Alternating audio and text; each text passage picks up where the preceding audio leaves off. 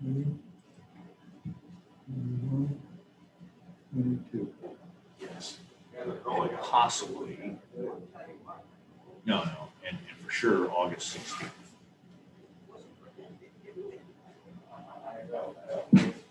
Okay. Yeah.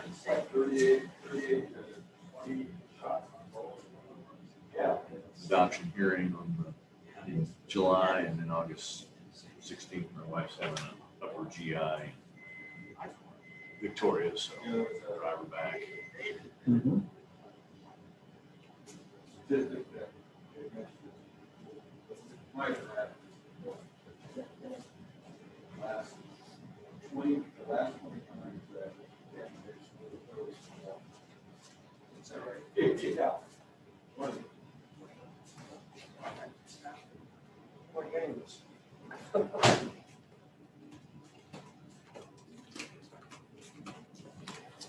One person.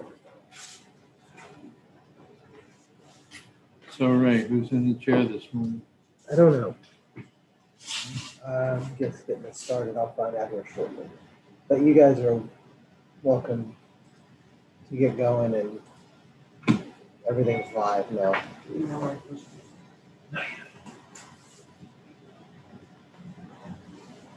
Everything's live, you say? Everything's live, yeah. Okay. Call to order the appraisal county, or the appraisal review board for Aransas County. It is July the 1st, 2021 at 8:21. Do we have a quorum? Yes, sir, Mr. Chairman, we do. We have a quorum. We're open for protest.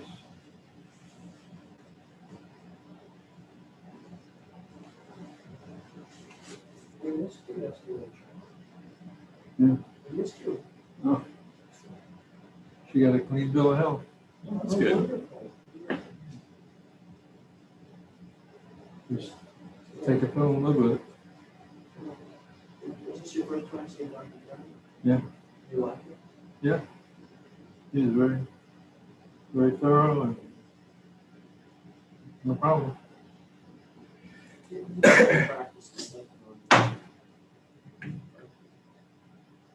No, he said, no problem. He lowered the bar. Bruce was worried about it. It dropped below 115. What did you say about He doesn't worry about it till it drops below 80. That's what the rest told me. Just to get down to 90s, she'll go home. Yeah. So, Well, our first case this morning will be 1575.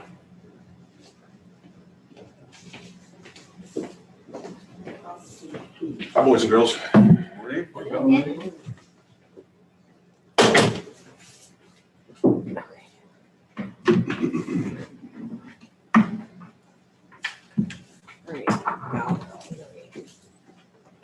I guess you can bring him back. Okay, I'm gonna wait. I believe Mike is doing the hearings this morning, so I'll get him Okay. What's settled. the It is 67178. All right. You know what, I'm gonna show you something too. Kathy was using This is chair easier for me. yesterday. Okay. Because I use this thing, Mhm. I just like to write and I'm listening, so can you? Sure, but if you're ever in a crunch, you Uh-huh. need to know which one's next. Under that monitor, 1575 on page 2. two, it says ARB hearings, and it'll be like the next case. Okay, And 671.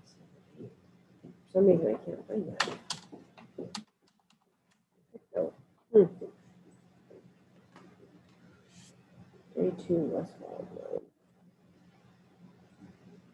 That's fine.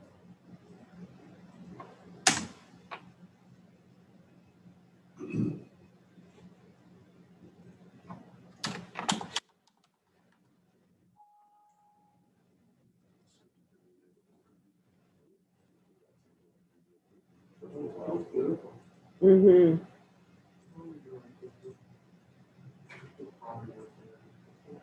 Where? Can't explain how to get there. North of 188. West of the bypass. East of the bypass. Right, the first case number is 1575. Ready? Go around the front of it, and it's right over here. This is roast post break.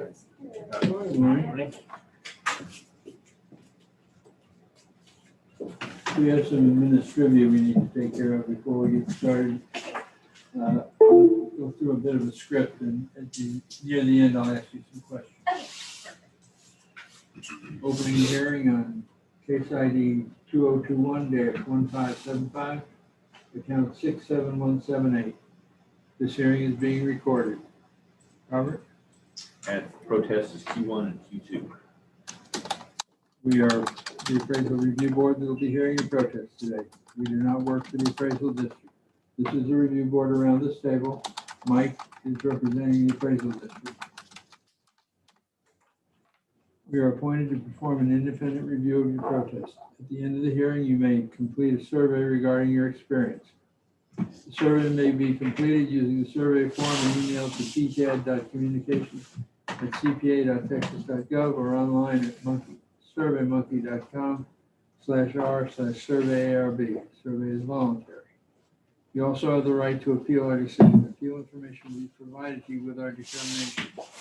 At the end of the hearing, a document will be created stating what the result was of the hearing, and it will also include instructions as to what you can do if you don't agree with us. In accordance with Tax Code Section 4145H, all written material that has not been provided must be provided at this time. This is very important. Have you turned in all of your evidence? Yes. Do we all need copies or she No. said it? It's okay, as long as you turn it in, it'll be up on the screen. ARB members who are considering the protest have not communicated with anyone about the protest and are signing affidavits to that effect. I, Charles Powers, do solemnly swear that I have not communicated with another person in violation of Tax Code Section 4166F. I, Robert Dayton, do solemnly swear that I have not communicated with another person in violation of Tax Code Section 41.66F. I, Kathy Hoffman, do solemnly swear that I have not communicated with a person in violation of Tax Code Section 41.66. I, Bill Duck, do solemnly swear that I have not communicated with another person in violation of Tax Code Section 41.66F. I, Scott Wagner, do solemnly swear that I have not communicated with another person in violation of Tax Code Section 41.66F. All testimony from all witnesses must be given under oath. I, Brooke River, do solemnly swear or affirm that the testimony I shall present to the appraisal review board is true and correct. Thank you. My name is Michael Soto. I do solemnly swear and affirm the testimony I shall present to the appraisal review board for the Aransas County Appraisal District is true and correct.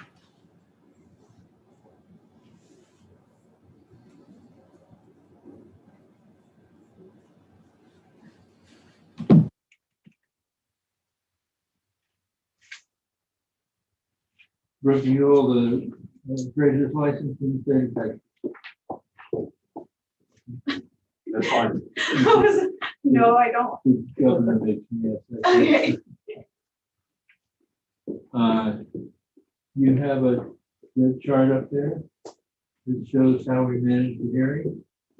You have a choice, whether Mike goes first or you do. I'll go first. Okay. You have 5 minutes. I'm a little nervous. It's all right. First, I would like to thank you all for your time. Appreciate all of you giving me the opportunity to try to work with all of you to correct the value of my home. My name is Brooke River, and I live at 32 West Wildwood Drive. The first home comparison I want to do is with 2234 Coastal Wildwood Drive. And it shows right here. The picture's a little dark, but I can kind of explain it. It's an old picture, so the road leading to their home is now paved, and he has this huge circle drive and that long drive, and the shop on that side is also. This house sits on 3.5 acres, and we only sit on 2.2. He has a huge cement drive, circle drive, and the home. The home, garage, and porches combined comes out to be 3,249 square foot. And ours is 3,742. So that's only 493 square foot difference. But obviously his driveway is much larger. And they also have a 2,000 square foot shop, which which it shows right there also, with the driveway being that also. They're appraised at 456, and that's a huge difference for me. I think ours is 469. Where you can see he had a lot better amenities. He has the shop, the huge circle drive, and when he goes on his back porch, he has nothing. He has no houses. He has just nature. And I don't know if she has like the next page or whatever, but you can see the road that I live on. Lots of potholes. You can see that's the way to his road. They started paving it on that way. Mine curves around this way. That's what we live on. The second home I'm comparing to is 210 Coastal Wildwood Drive, which I can see through my back porch. Their property value is $431,520, comparing to ours at $469,940. The difference of our homes are 143 square foot when you add all the garages and porches, and a 0.2 difference on acreage, with only 1 year difference of being built. And they also have very nice paved road where, like I said, West Wildwood does not. From the back of our home, you can see 5 different houses as if you were to go in there backwards and see beautiful trees with no light. And the last one I'm comparing to is my next door neighbor.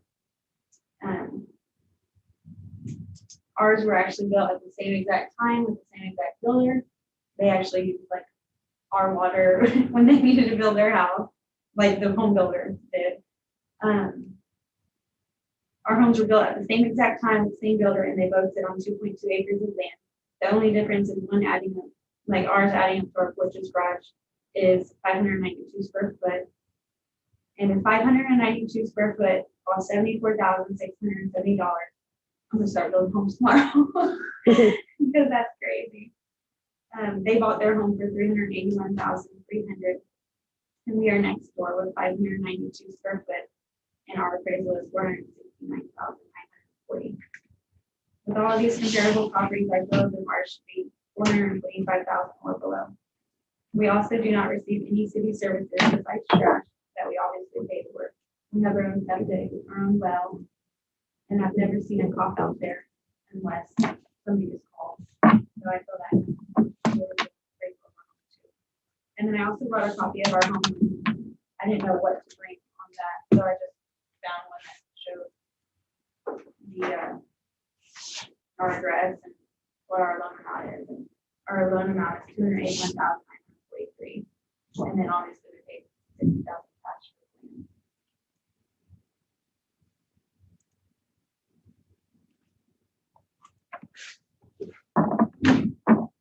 Anything else? You'll have more time later. Okay, Mike, you have 2 minutes for cross-examination and 5 minutes for your presentation. Yeah, in cross-examination, I can bring up a property card for each of her examples. Just generally speaking, you don't do comparisons with all the garage porches and everything and add all those square footage together, because the level of intensity or the level of value for it may drastically different for that of a porch or that of a garage. So it's not a standard methodology. Typically what you do is you compare a main area to a main area, and then you know that all of the other contributory values in that main area. So I'd be glad to look at any of these if you would like. So the first one, I guess 234 Wildwood.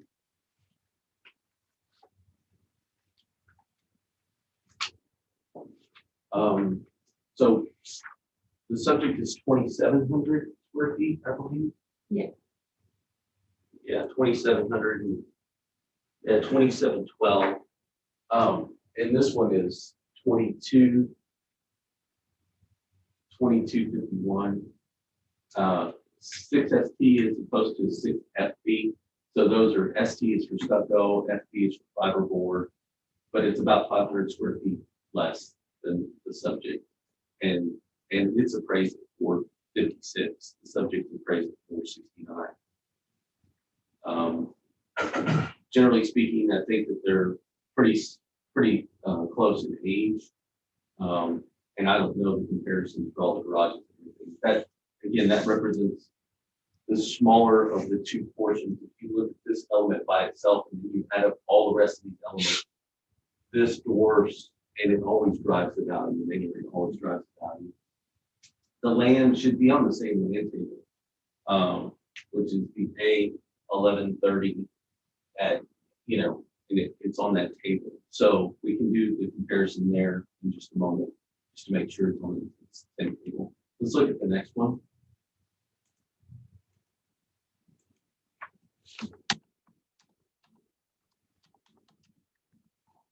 And again, these are just the comps that you brought up. Again, this is about 3,000 square feet less than the subject. So it's less value. 3,000. I'm sorry, 300. You're 2,700 change, 2,400 change. 300. I'm sorry. It looks like it's on that same land table. So it just has less land. So it's more comparable to what the subject is, 2 point something. But it appears to be on the same land table and it just has less value. It has less square footage than the subject, so it's going to have less value within the same class. These are not the same class. The subject is the 6ST. This is the 6B, which is brick veneer. They're comparable. I mean, but it's like I said, 300 square feet less. So it is less valuable. Go to the next one.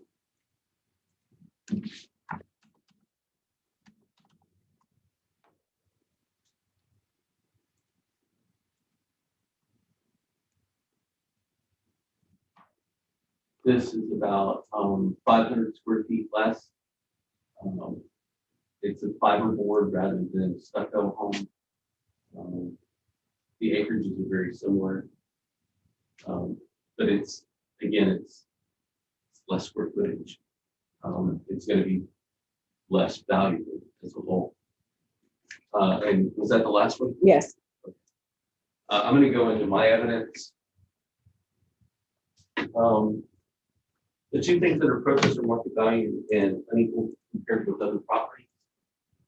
And we currently have, last year's market value was 415. This year's market value is 469.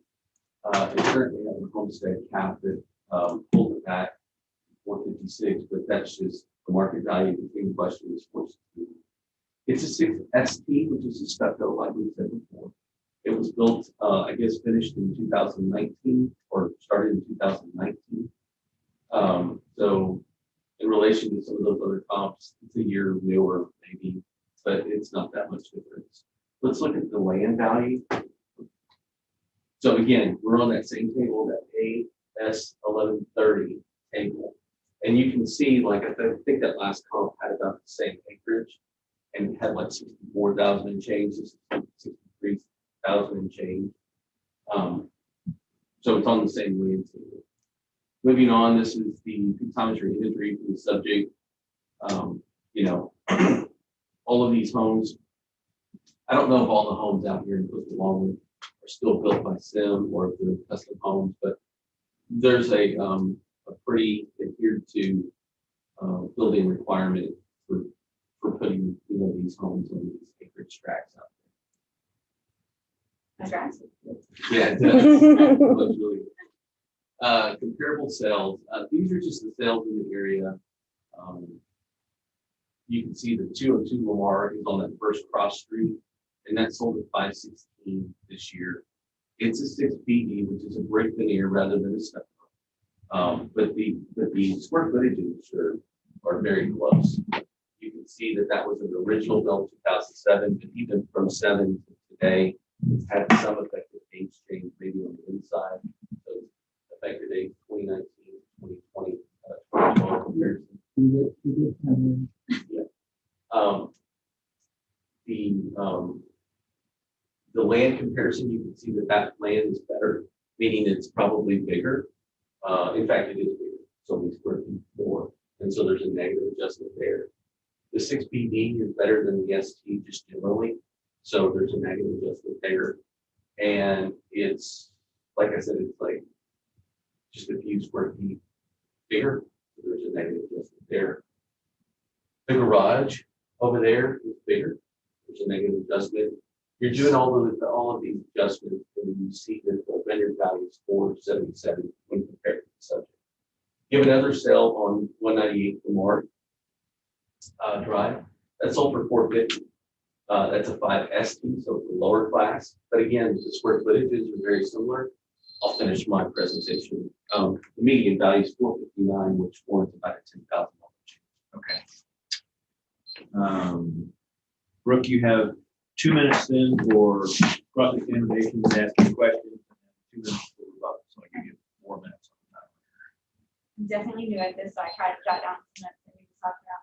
Yes, I understand about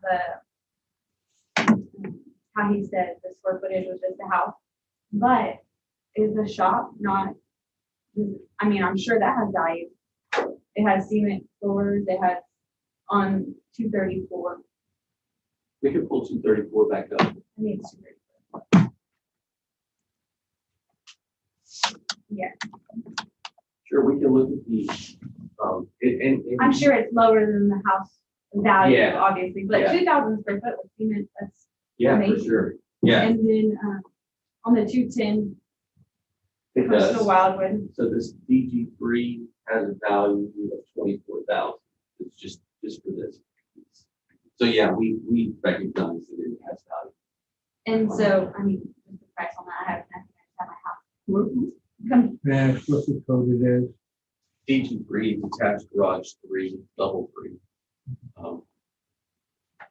It may be a warehouse average, Yeah. which would go higher, but In the HOA, it has to match the house exactly, it has to code exactly with it, whatever the house made, it has to do that. yeah, it's probably what's DG, it's a detached garage rather than a warehouse. You've seen some of those this year with the warehouse.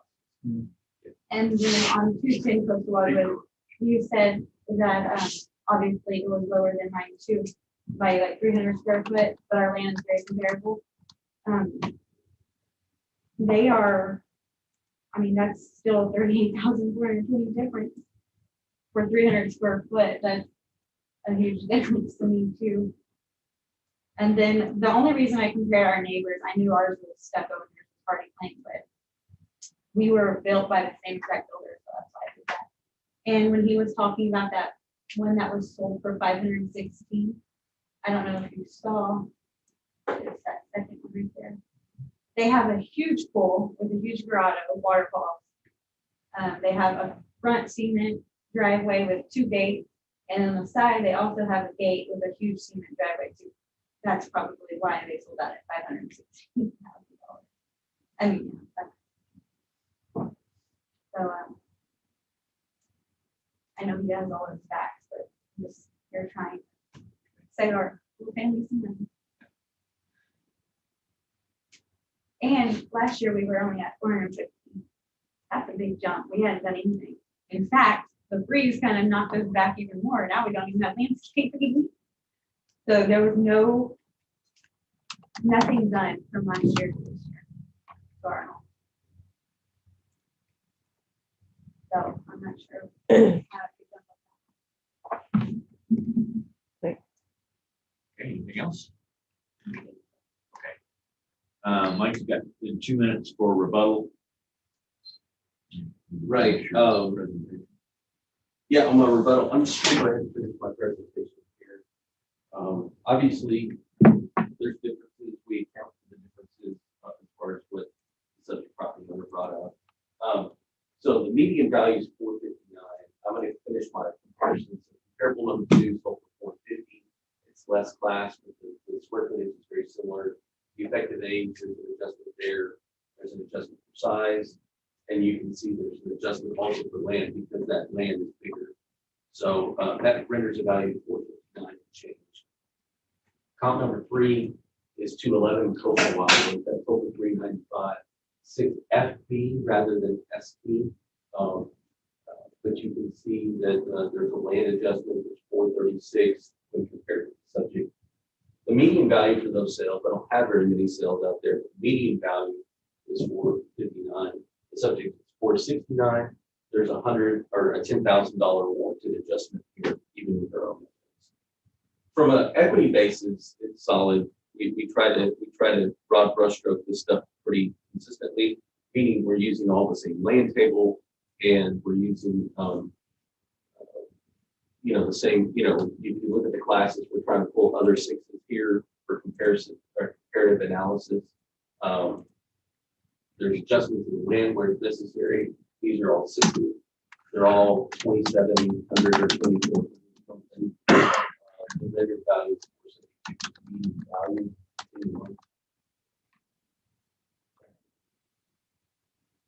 This is, the last one's vendor's value 482. You can see that one's 465, but it has better land, but it's less class and it's a little bit bigger. So it renders value 42. The median value is 472. There's two things under protest: market value and equity. From an equity position, we're solid. From a market value position, there's a $10,000. Okay. So we'll go to closing. Brooke, you got 1 minute to tell us any final thoughts. What he said about the Lamar home, that turquoise house that he was talking about. Obviously, it's younger. I mean, ours is a lot younger, but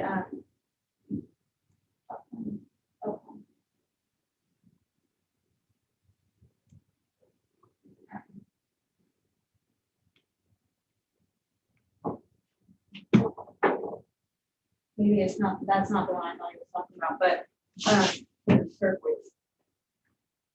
But anyways, the 41 West Wildwood, I'll say, is they're building a 2,000 square foot shop also that's air conditioned. It's bigger. It has a huge pond, waterfront, bigger cement drive they just put in. Probably And I'm just here trying my hardest because I know what my house is worth. I pay for it, or I'm paying on it. So it's sad whenever you taken advantage of when you're not in the seller's market. Okay, Mike, got a minute? Yeah, the subject property owner didn't do anything. The market did something. The market moved in a pretty big way out there. And I say a big way, it didn't.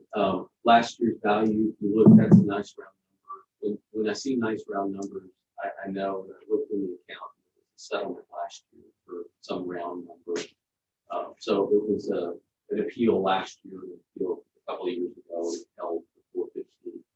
So now we're just using market condition. The buyer, the subject property owner didn't do it. It's just the market. The best I can prove is 459. As far as the driveways and stuff like that, I've never been able to do a paired sales analysis to attribute what that's worth. I just don't have the data. I know it exists. I know it's a real thing. I just don't know how to attribute the value for driveways. I don't. I don't have it. That's why we don't assess it. I can tell you that how much mine costs, and then y'all can go from there. Yeah, I On what you can see, like my comparable one, 210 with the shop and the circle drive. Mine was 25,000, and I wouldn't even want to know what it was. And they're 2,000 square foot shop of cement. Okay, so now it's our time to deliberate. When did you move into this? Thanksgiving of 2019. Did you build it? Ma'am, Did you build it? yes. We probably shouldn't have moved in, but I wanted to have Thanksgiving there. They still had time to touch up.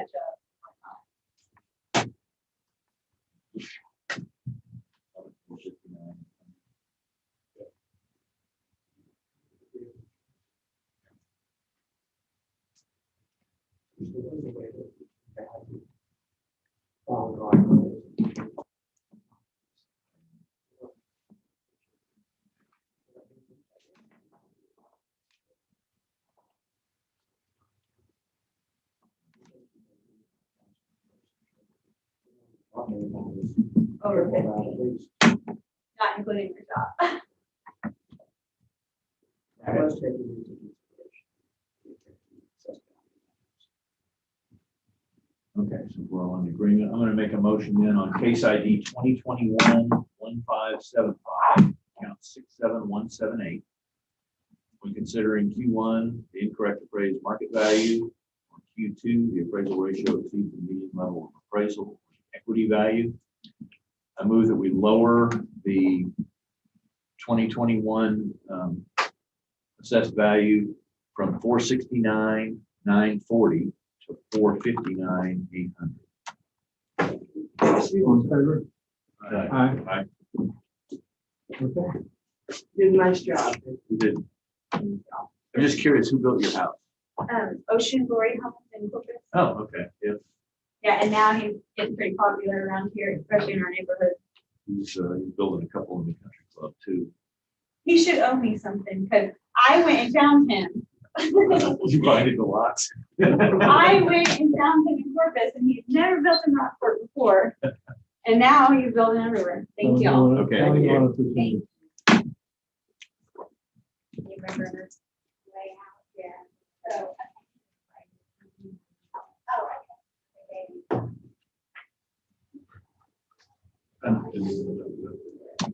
I didn't even.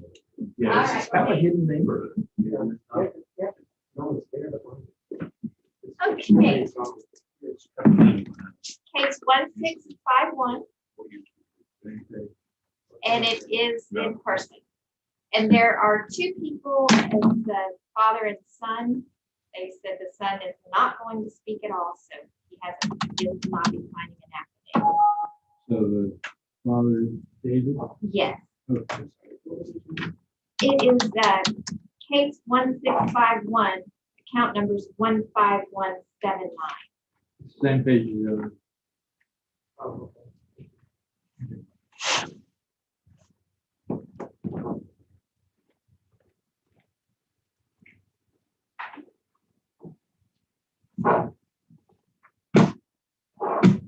You want me to get ready to bring him back as soon as We're ready, yeah. yesterday?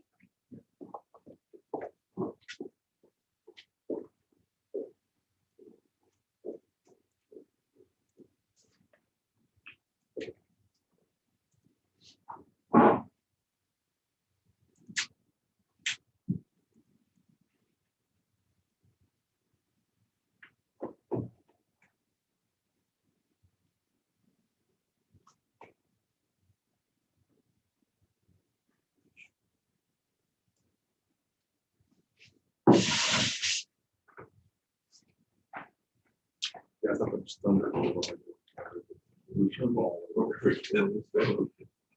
Oh, that's. Oh, I thought it was. I thought it was somebody on the roof.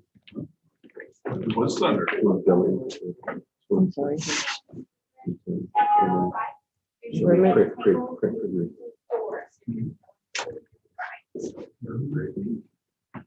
This is David Hayes Hey, guys. Good morning. and his son Chase. My son Chase, You'll go right over. getting a good education. There you go.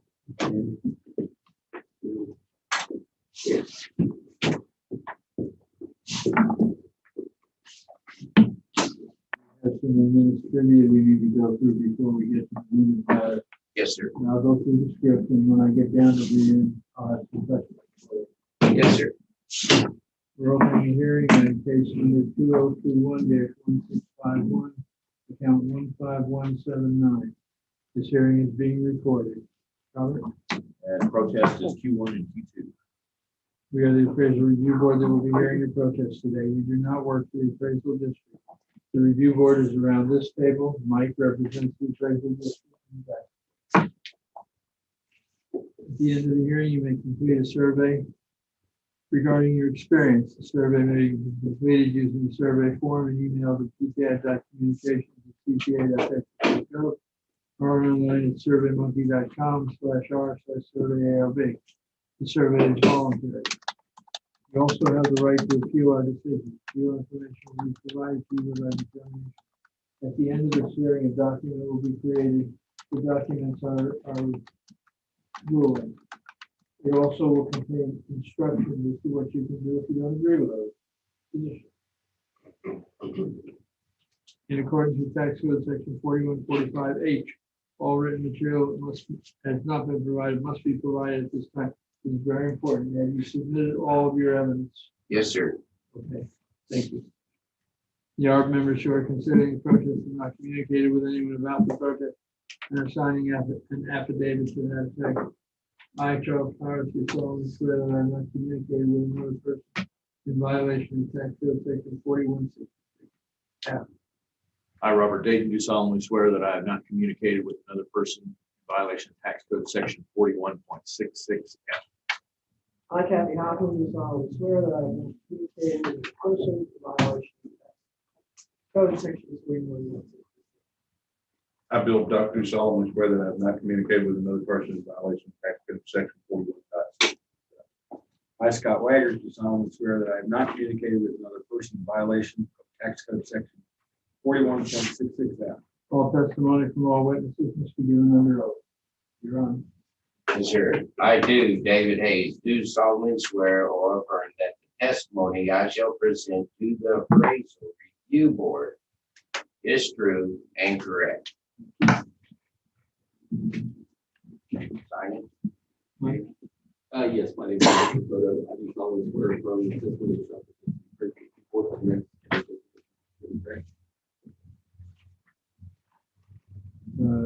David, do you hold a appraiser's license in the state of Texas? No, sir, I do not. The governor made me ask. I just do what I'm told.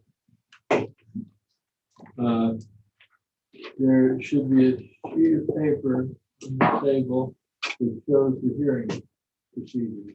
Yes, that one. That's what the procedure we're going to follow throughout the hearing. And you get to choose whether Mike speaks first or you speak first. Yes, sir. Which one did you choose? You? Okay. I'll be happy to. You have 5 minutes. When do I begin? Right now. Great. Okay, simple. Okay, Would you like the light on? I'm sorry, guys. My eyes are. That's okay. No problem. Thank you. Look, I've been in Rockport 40 years, in business in Rockport, owned property in Rockport, and it's the first time I've ever been up here. Thank you. But here's the way I see it. My improvements. We all went through a hard time hurricane, as we all know. 2021, it shows 329. 2020, it shows 143. It shows the improvements was an increase of $185,000. Okay. Now, as you see on your information here, I have pictures of the house in the working stages now. Okay. Now, August 2017, no success with TWIA, hired attorney Kevin Baker. From this time, all we could do was mitigate our damages, clean up, and most of our damage was outside. We had boathouse destroyed, garage destroyed, chimney knocked down, some siding on the house. 60 foot of our bulkhead we're probably having to still replace on that. Finally, Kevin Baker settled with TWIA in August 2019. Inside of the house was lived in the entire time after the hurricane. We've never moved out of the house, and we live quite good. My engineer filed a permit in Aransas County for construction. March of 2020 construction was to begin, and we all know about COVID. Lost my contractor out of Houston. So that put us a little bit behind in 2020. Then, excuse me, and our house today now under construction. One of the questions I have, the comps say that in 2020 we were 50%, 100% in 2021. We're just now beginning construction pretty much. This is what your comps say. Picture in the comp is very old, like about 10 years old plus age. We have the pictures of the new comps right here. One of my big issues was I met Mr. Soto here just a few months ago because I get a letter in the mail and it says, according to our records, because of the property damage to Hurricane Harvey, your home was rendered uninhabitable or unusable. So my taxes went up, but I get a letter that says this. So that is one of your letters that I use as one of my deals saying, and it's really an insult. I own my home, so I'm not having to fight with the mortgage company. But if I did have a mortgage company, that would have been a big issue right here. And one of my questions, I met with Mr. Soto and I says, Mr. Soto, how do you come to that conclusion? And somebody made a mistake here. This was during our meeting. And he raised his hand up and said, I made the decision. I said, how did you base that decision on this? Okay, now I'm going back to it here. Where I live in the resort area, the land value, I would expect the land value to go up, but it says improvements. But my improvements didn't go up. They actually come down.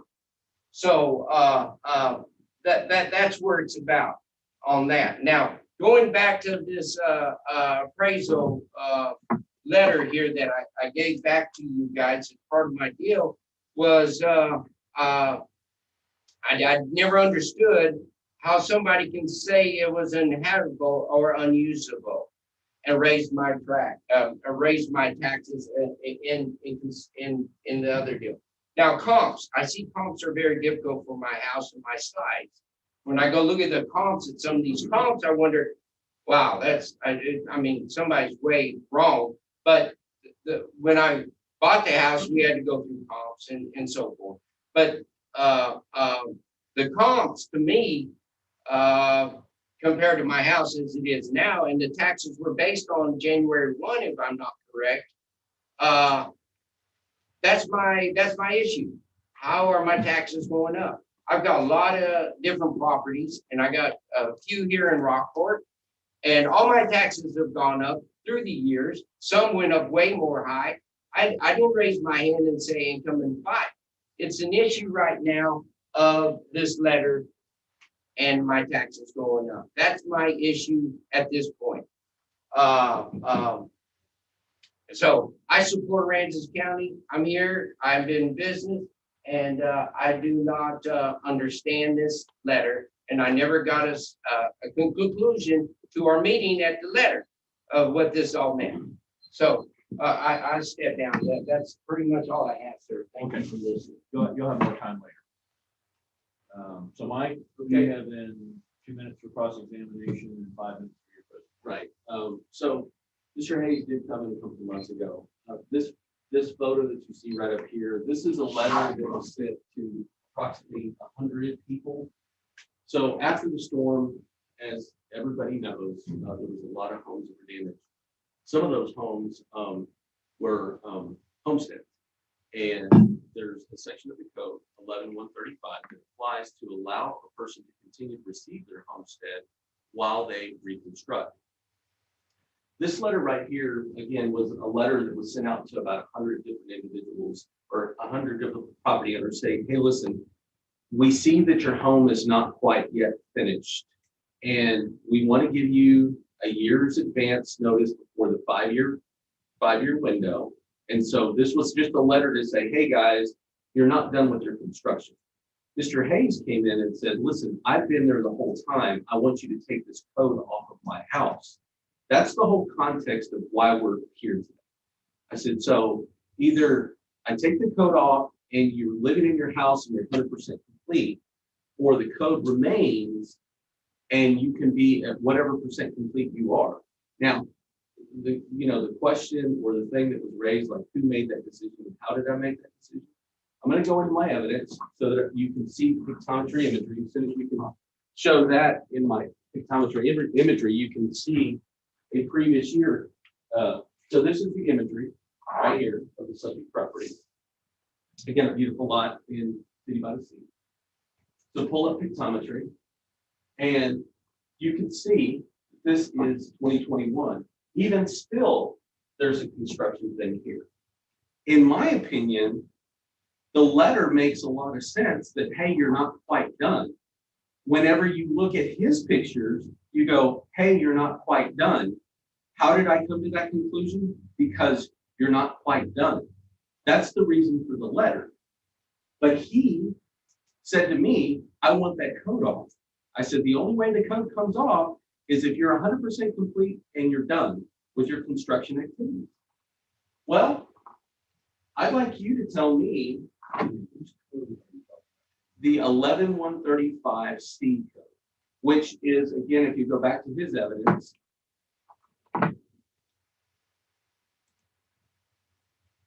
per property tax code 11135 protects you for your homestead rights if you are unable to live on your homestead property. Now, I will read the section of the code. 11135, a qualified residential structure for which a property owner receives the exemption under 1113 is rendered uninhabitable or unusable by casualty, wind, or water damage. The owner may continue to receive the exemption for the structure in the land and used in the residential occupancy of structures while the owner constructs and replacement qualified residential structure on the land if the owner does not establish a principal residence for which the owner receives, there's not a different principal residence for which the owner receives the exemption under 1135 during the period that he intends to return and occupy the structure as the owner's principal residence. This is basically the law that says my house was blown away and I get to build it back and I get to have the homestead exemption in place. He has the homestead exemption, has had it the whole time. Last year I had it at 50% complete. And this year I was going to go at 50% complete, but when I sent out this letter, the guy comes in and says, I want this code off. And I said, no. I said, I think you're 50% complete. Go back to the pictometry. I think the guy's not done. This is January 20, even January 20. And if you ask the question, change one of these, go back to the storm, and then do the year after the storm, the year after the storm. Yeah, go to the storm. This is what it looked like. I mean, debris out here, trucks and construction going on, roof that you can see. It's damaged as far as I'm concerned. So you need to hear in a public meeting that I want it to go to whatever percent completeness it is. But this is my proof that this property still is under that section of the code 11135. Mr. Hayes was upset that there was a code on his property that he may lose his exemption in a future year. That's where all of this is coming from. So this is in 17, move to 18. This is 18. This is 18. Construction trailers, still things going on. As far as I'm concerned, he's not done. Move forward to 19.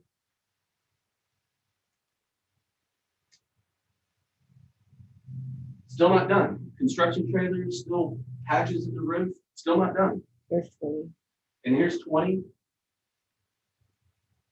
Construction trailer stuff, patches, still not done.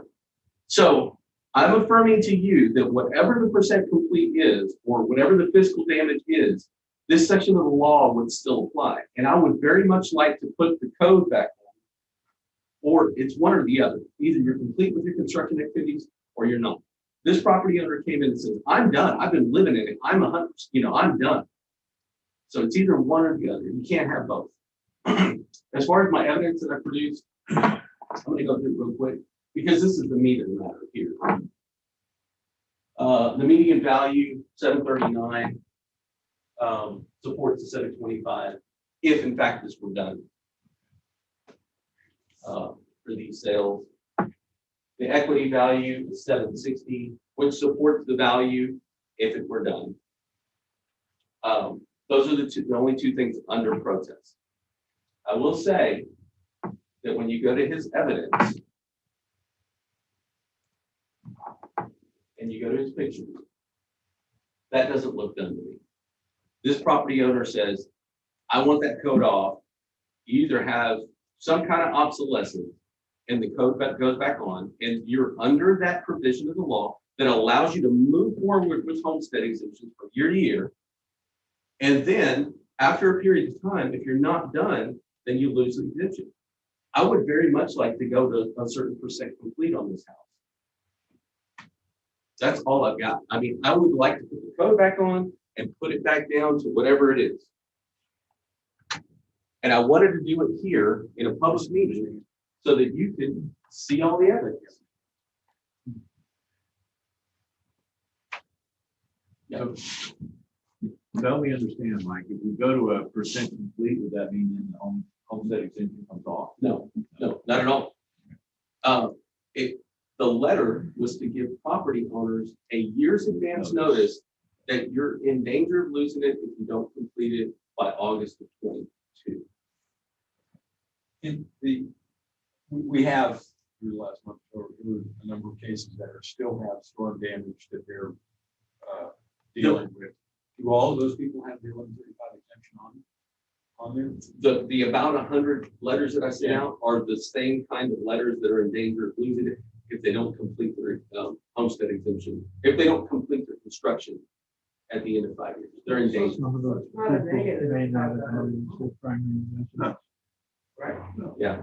I'm sorry, Captain. what did you It's say? not a negative to have that exemption. It's telling you. Protection. You still have. It's yes. Set incomplete. The 11135 is not, the 11135 is not an exemption. It's a code that says that this person has received an exemption because their property was damaged by wind or water. I presented evidence, even the subject property owner presented evidence that his home was damaged by casualty wind or water. And so I applied the code right. This gentleman came in, a couple of months ago and said, I want that code open. And I said, the only way it comes on is if you're complete. Well, I've been living there, it's complete. Yes, thank you very much. I would like to go back into the code. Because the subject property owner claimed, and now we're here today. That's why it shows it 100%. I saw. Again, back to my question is that, Quick question. Quick. Will you be done a year from August with construction in a perfect world? In a perfect world without COVID, in a perfect world, you know, A year from- it should be done. But do I get a rebuttal with all this? Yeah, yeah, of course, of course. Okay. I'm just Because it's not making no sense here, and we are under oath. And I would never tell anybody it was done when it looks like this, and you drive by and look at it. so again, back to my question, that any of the storm damaged properties that are in the process of repair, that we have reacted to percent completeness, those properties have 1135, 11.135 codes on them, assuming that they're homesteaded or rented. Okay, I'm fine, thanks. So does that mean that if you don't complete it by August 2022, you lose your previous exemption? You lose the exemption for the years For of those question. years. For the years of question. Now, I will tell you as a generality, when we did it the first year and we sent the letters out like, hey, you've got damage, we're putting you under this 11135 so that you can continue to receive your homestead exemption. I think that number was about 17 people that were there. I think it was a large amount. So over the years, when people are done, we put 11135 done. And that says this used to be a property like this, and now they're complete and they've satisfied the requirement, they're good. There's about 100 people or 100 properties that are left. This subject property owner is one of those. I know I got one of So those. you have 2 minutes for cross-examination, 2 minutes for rebuttal, so I'll give you 4 minutes on First of all, why would I lose my homestead? That's not the issue right now. I live in the house, I own the house. It don't matter. The point I have right now is my taxes went up. You're saying right now I'm at all. Look at my house. Do you understand why the taxes went up? Improvements. It's what it No, no, says. that they went up because the code was removed. That was why the taxes went up. Oh, so my homestead code was removed. No, the homestead, it's not the homestead.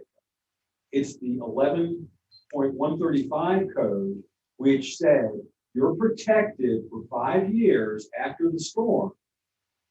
However, you should be complete within 5 years. If you don't complete within 5, tell me if I'm wrong. If you don't complete within 5 years, then at that point, you might lose your homestead. I understand. See, I never understood that. Okay, So I'm sorry. there's something out there that says, if I go and say I'm complete, okay, now we go back to normal. I didn't know there was an F. I'm confused here. But the point is, I am not complete. Right. And will I be complete? If God's on my side, which he is, I will be complete. So the request to remove that code is what removed your protection that protected you through August of 2022 to say, I'm working on completing, and it may not be totally clear. I won't disagree with you that, Yeah, it says right here, your home was rendered uninhabitable or unusable. I think that's kind of boilerplate stuff on all of those I storm understand. damage properties. I'm not into trade. I'm reading what I see. I understand. And I know that I live there and it's quite nice. Now, with everything I'm hearing about removing codes or whatever the case is, this was my trade. I would know how to answer these questions. I am one of you guys. And I see my taxes go up. I see my house didn't go up.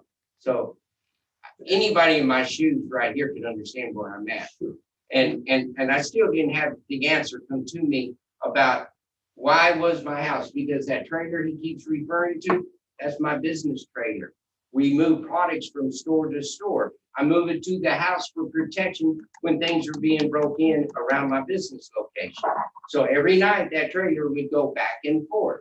The dumpster, it was quite empty.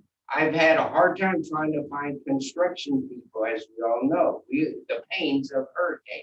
Now, hearing about being tore up, yes, you can see my garage, you can see but none of that really makes any difference. It's a homesteaded house.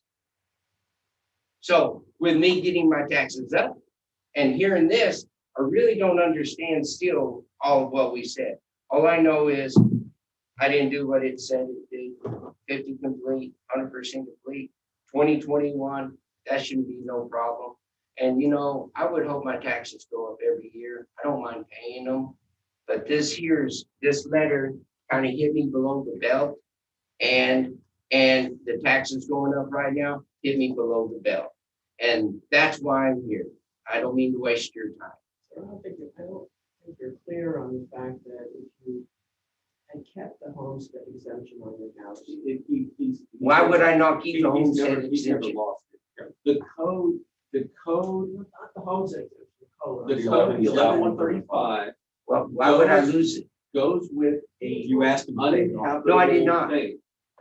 You did not, you declined to have the code applied to your property. I wouldn't have done No. it. I'm advocating, I hope that you understand, I'm advocating that we should put a percent completeness that's congruent with the house and put the 11135 continuance on, like he's continuing to try to repair his house.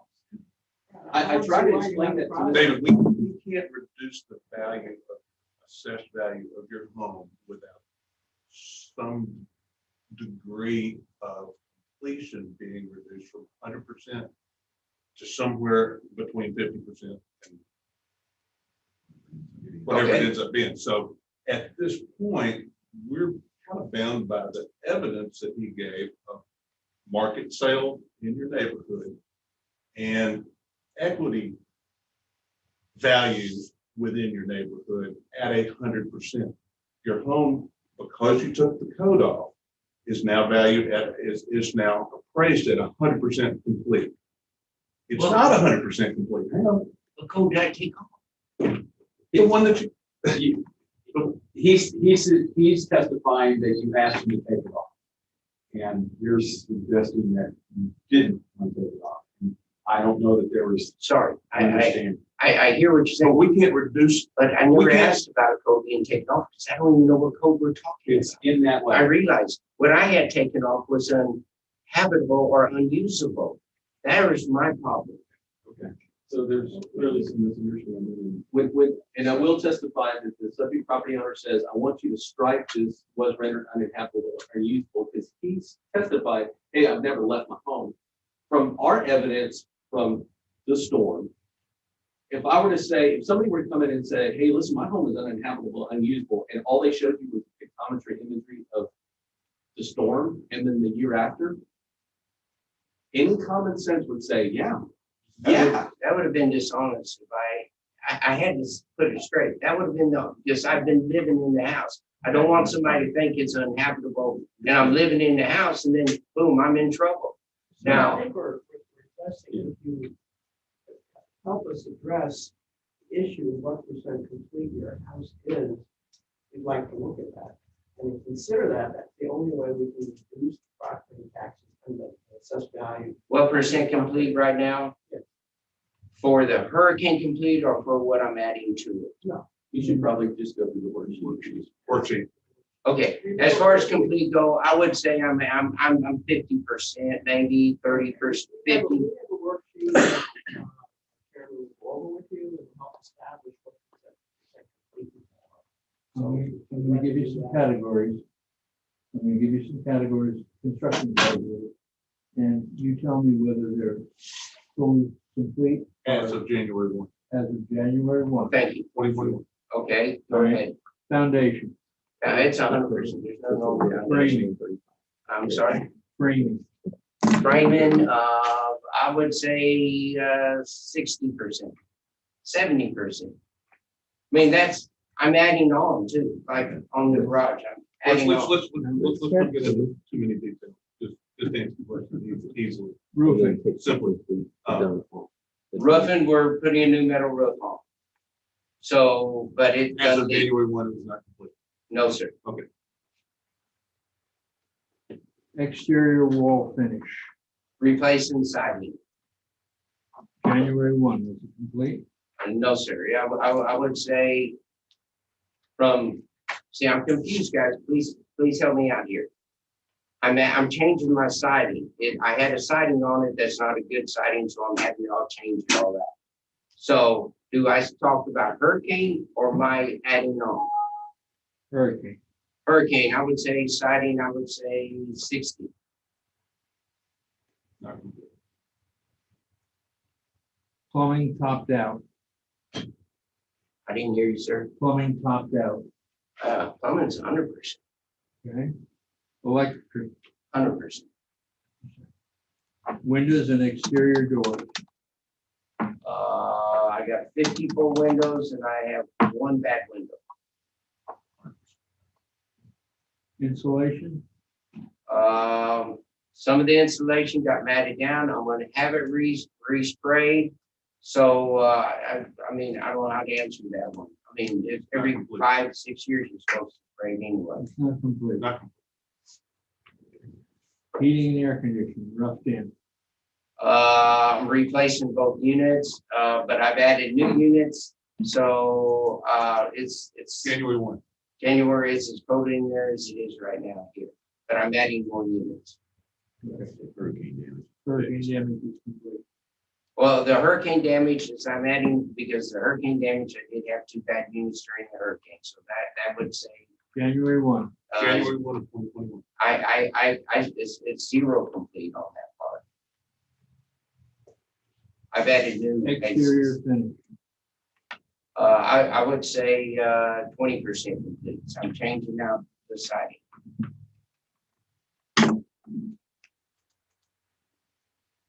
sheet rock, There's no damage to sheetrock.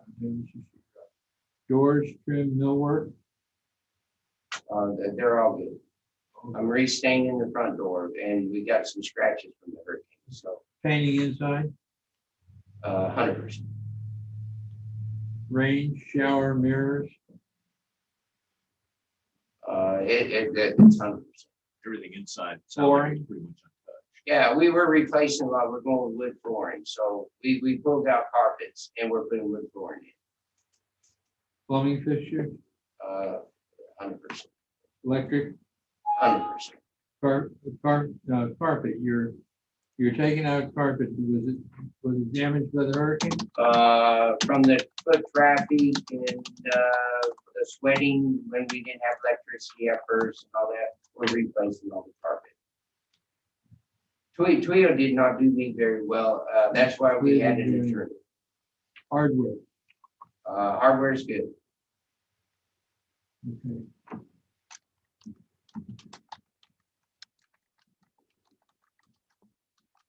I get 24.5% incomplete, So that's like 75. 75%.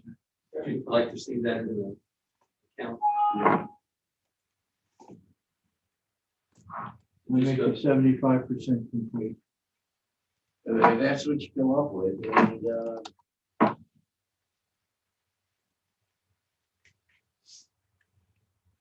but Now, wait a minute, we're gonna see what that means in terms of What's the number? 642,760. 42,760 Yes, as compared to 725. 725.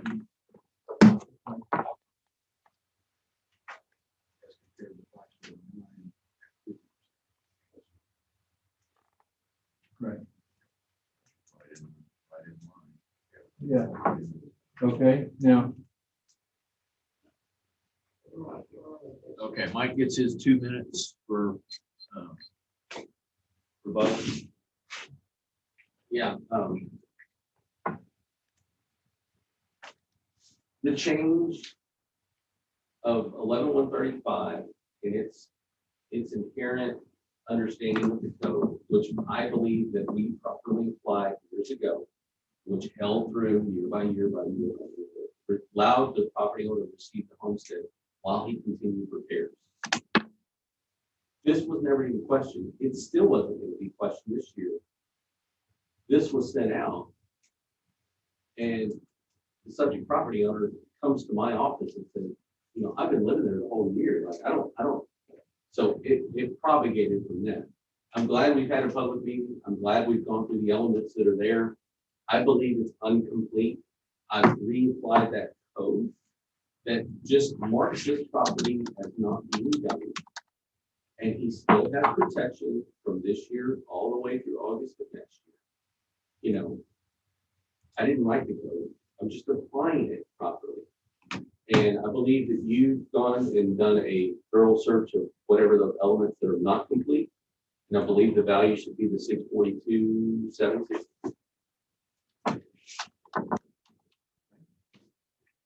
So you have 1 minute to close. Any final thoughts you want to tell us? I'm spinning.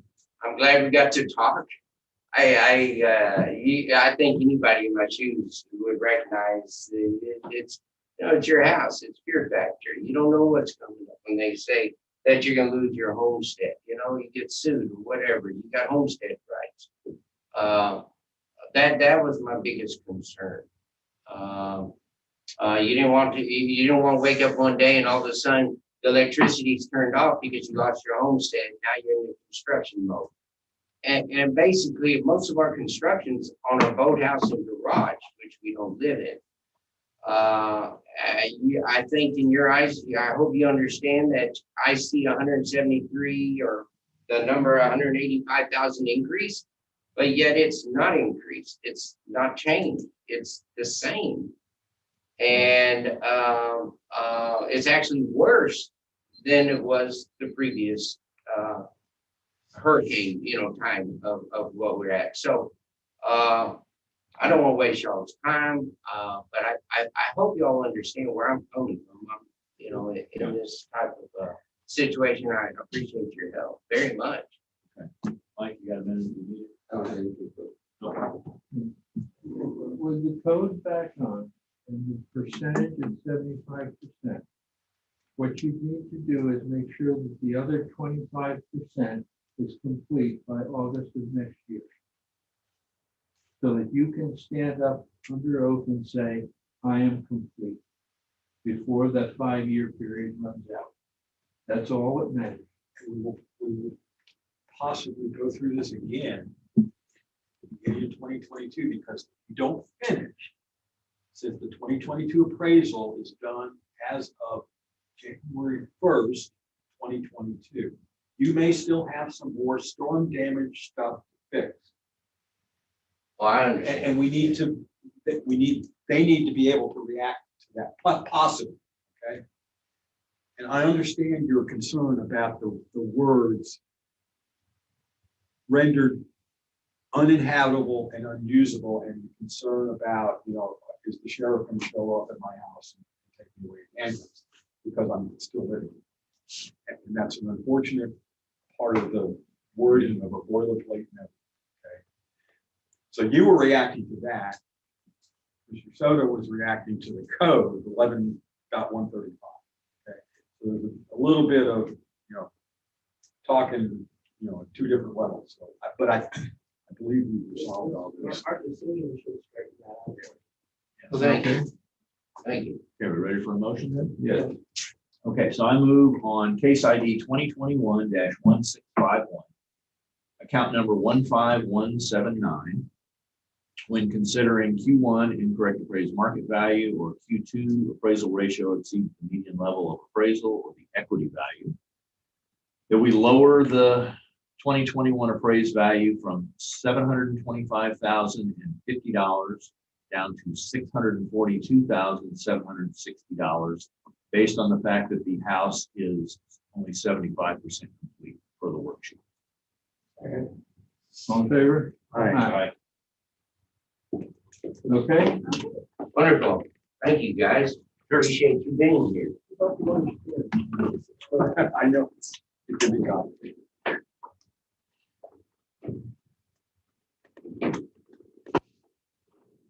Have a wonderful day. Okay, thank you.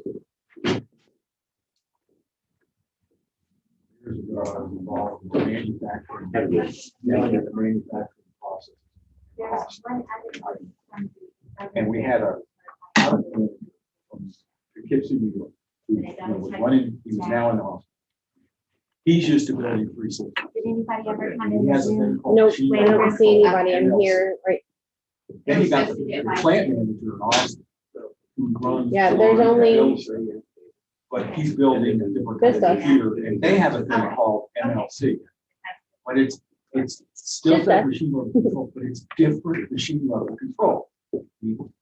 The stuff in New York is keeping track of the serial number of the resistors, right? And the thing in Austin is, what kind of features does it have a top on it? That kind of stuff. And so I'm in a meeting and the plant manager is yelling, "I want MLC." And the other guy's yelling, "You got MLC," right? And they're going back and forth, saying the same thing. It's like what they each understood. I know, and yeah. It's not. Parallel universe. Yeah.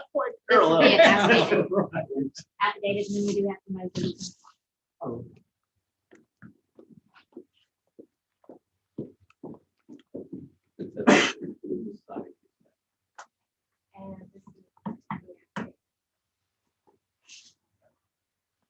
You taking a quick one? I guess so.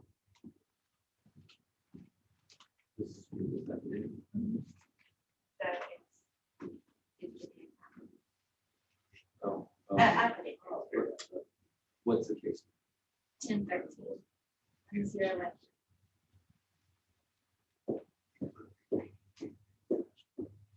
That's the next one. Yeah, 101.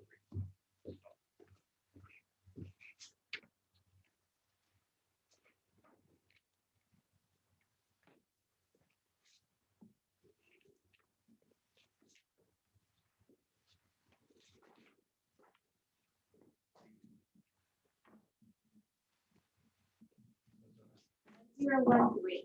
It's supposed to be a Zoom.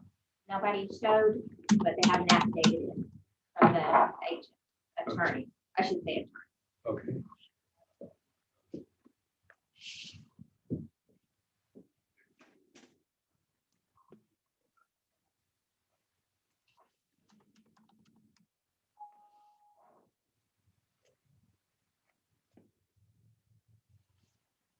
And we've got somebody with 2 accounts in the waiting room already for the 10 o'clock. Okay, the affidavit was what number? Case 1013 on the 830 docket.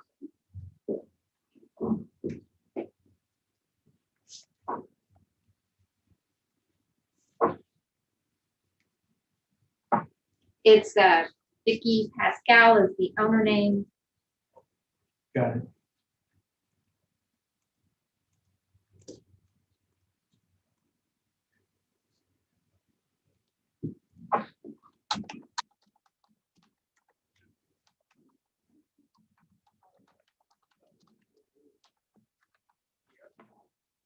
An affidavit. Thank you.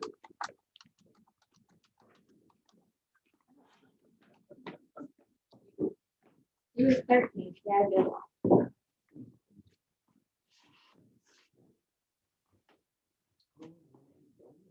I am, I hate you. You see good donut. Is that a Dale? It is. That's Dale, but Yeah. those are the best ones. Yeah. Find those in Alec. Yeah, they're 25% off. Which one we do? 1013. 81. 830. 8:30. It was supposed to be by Zoom. So professional.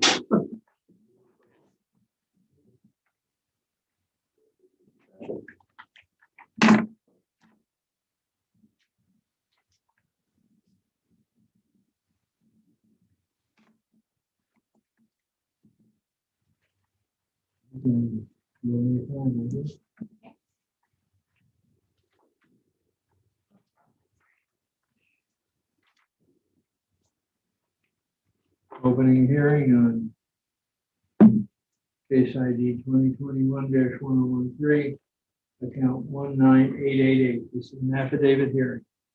This hearing is being recorded.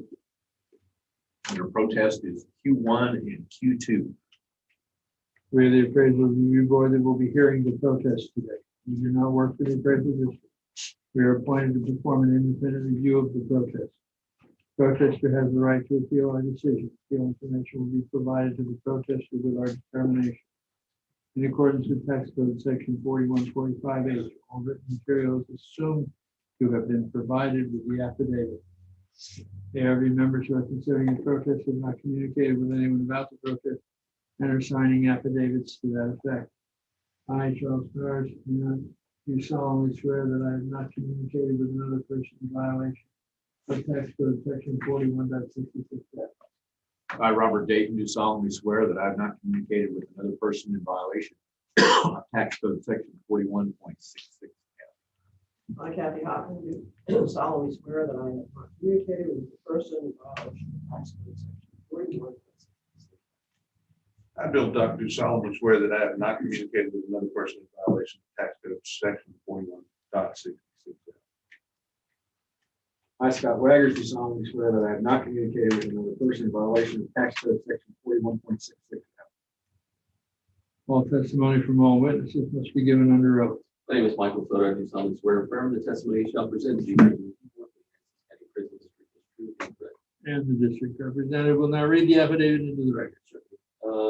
Affidavit William G. No, appraisal review board hearing affidavit forming the undersigned authority on this state personally appeared William G. No, the law office, William No, the attorney of Peter for J. Pascal, the property owner who being duly sworn oath on his oath states as follows. 1, my name is William G. No. I am more than 18 years of age. I've never been convicted of felony of personal knowledge of facts stated herein, and they are true and correct knowledge.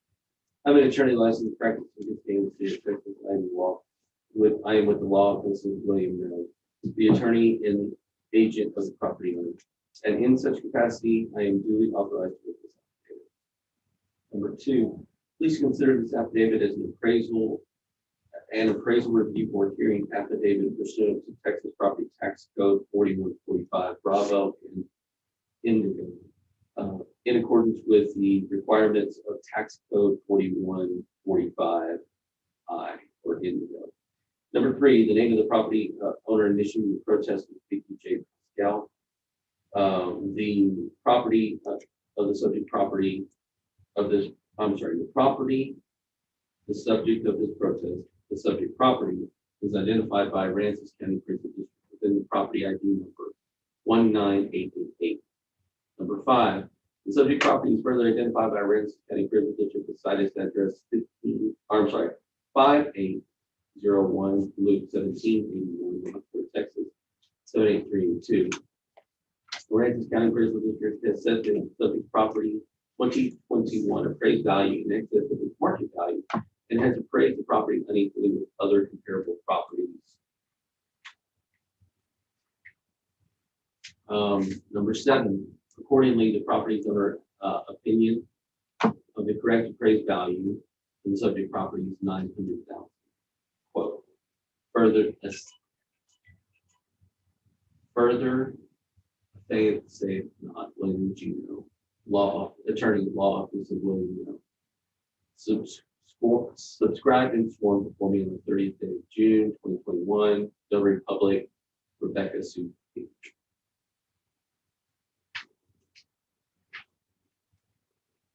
It's 2:30.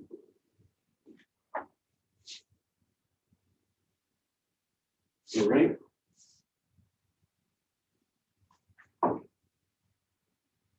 We've got Q1 and Q2 market value unequal. Okay. I'm going to go into my evidence. Subject property is a small oval / RV park on 1781. You can see that, again, Luke 1781. You can see that it has 2 big elements of value. One is the land value, and the reason for the land value being so high is you can see that it's 992 because it's 8 acres on it. It's not like a RV park in the middle of town that has lower land value.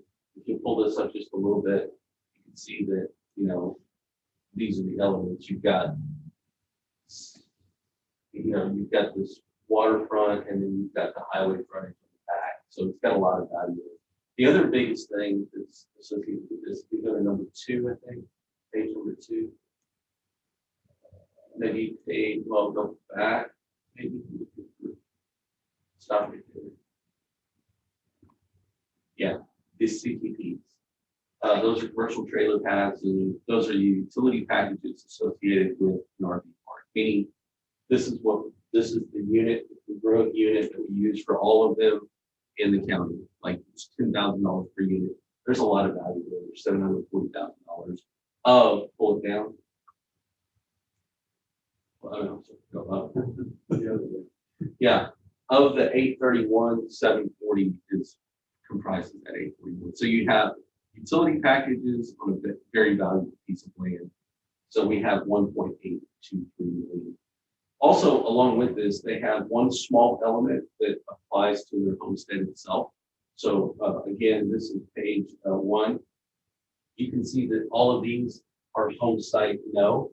That's all the commercial part of it. And then you go to the second part of it, and you have one mobile home right here that only has $31,000 worth of value.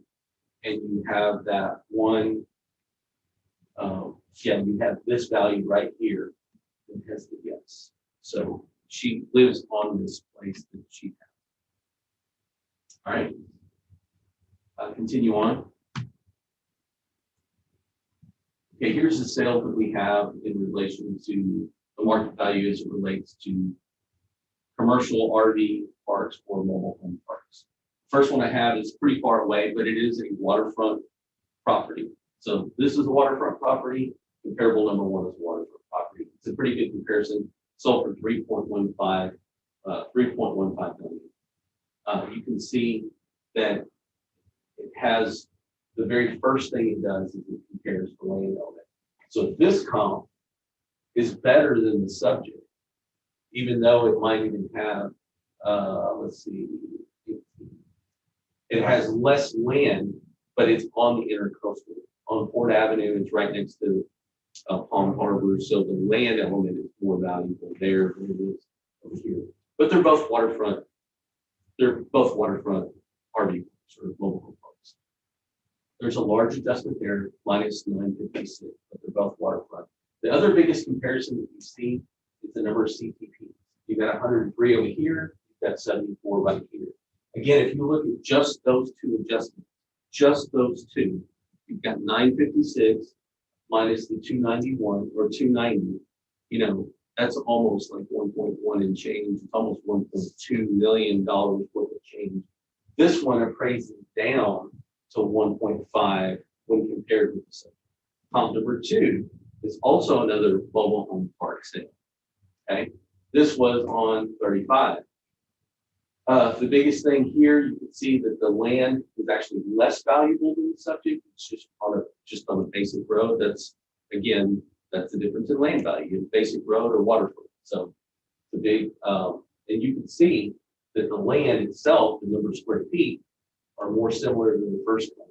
You know, it's 3,100 or 31,000 or 385 versus 310,000 square feet. So it's even more similar, but that land's not as valuable.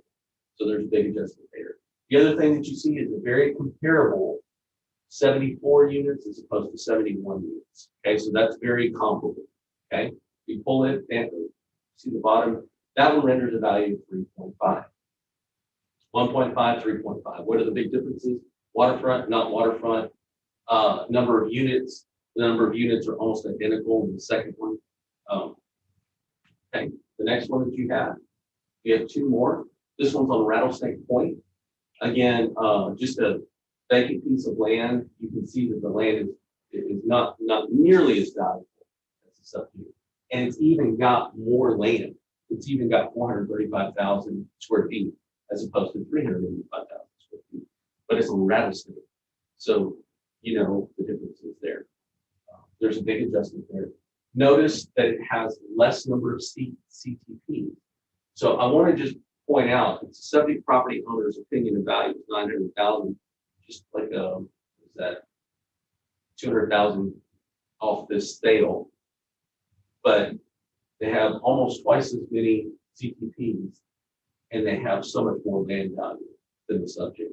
This one renders a value, can you pull it down just a little bit, of 1.891. And the last sale that we have, pull it back up. This is in Lamar. This is 221 Palmetto Street. And this one sold for $864,000. Now, what are the differences? Again, less land square footage, less land value by a large degree. This is a regular lot. I mean, meaning regular acreage. It's not waterfront in any capacity. The number of CTPs are very comparable. We have 74 versus 61. There is an adjustment for the number of CTPs. That one, pull it down. That one has 1.840. And so you can see that the median value of those four sales is 1.865, and the subject property is appraised at 1.823. So from a market value standpoint, it's supported. Now we're going to go on to equity. From an equity, we don't quite get there. And the reason we don't is because if you're just looking at this, the median value for equity purposes is 1.75. But if you look at the congruency of 1.8 and 1.78, they're pretty close. These are not necessarily sales, they're just other properties.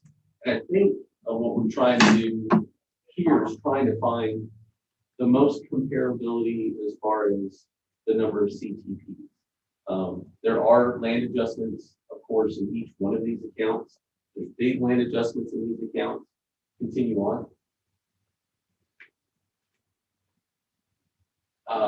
Again, big land adjustments here as well.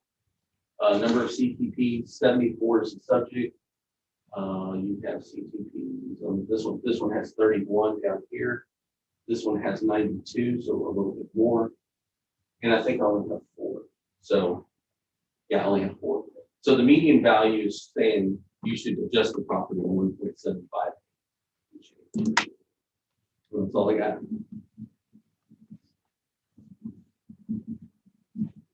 I have a question. If we not value other RV parks and Commercial, not commercial RV parks. Commercial RV parks are on a sales comparison approach because we have sales. For income-based properties, and there is an income component to this. We just don't know like the intricacy, and the biggest reliable thing of value is other mobile home parks. Like, what does that one sell for? What does that one sell for? And then what's the most congruent thing? In our analysis, it's been the number of units, like the number of CTPs.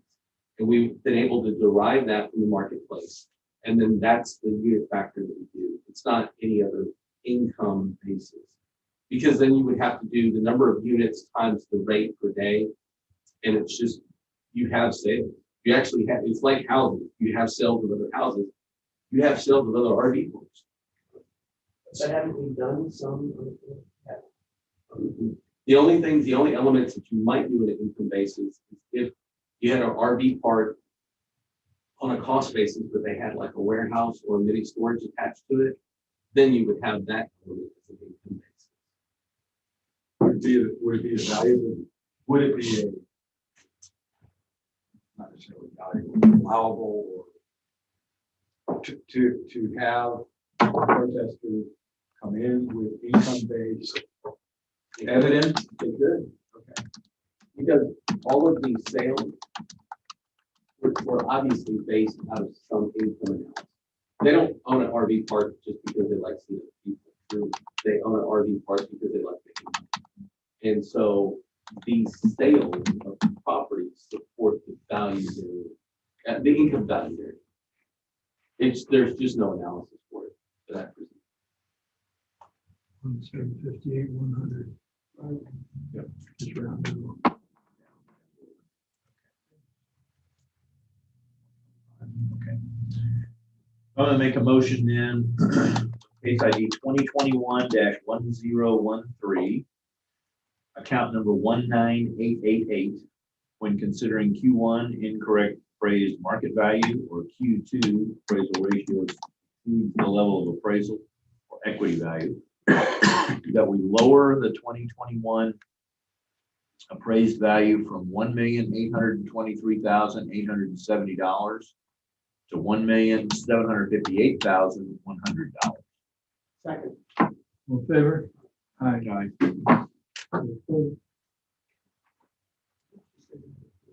Yeah, we already did this in the clock, so. We can get started.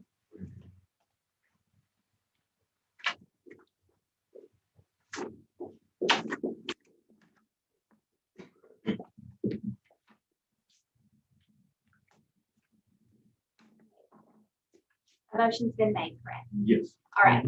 The next two accounts are on the 10 o'clock docket.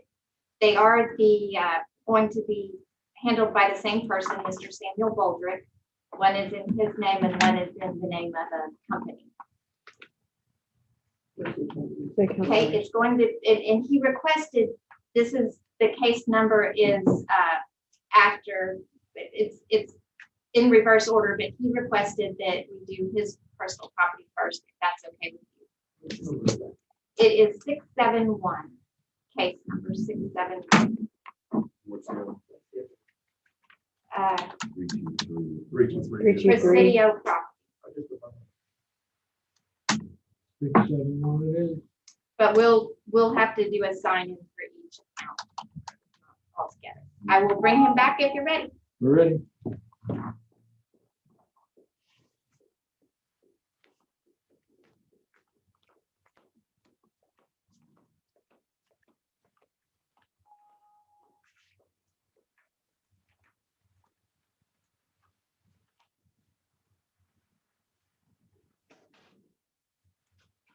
You'll see that there's another hurricane result. Besides the one they just named? Elsa. Yeah, that's the one I heard last night. Next demon goal? Yeah, it's not threatening us though, right? It's stopped. It's gonna go. Yeah. Yeah, it's gonna mess up their This is recovery Samuel efforts. Baldrick. Good morning. Morning. Hello, how are you doing? Over here. No, right over there. Oh, here we go. Sorry.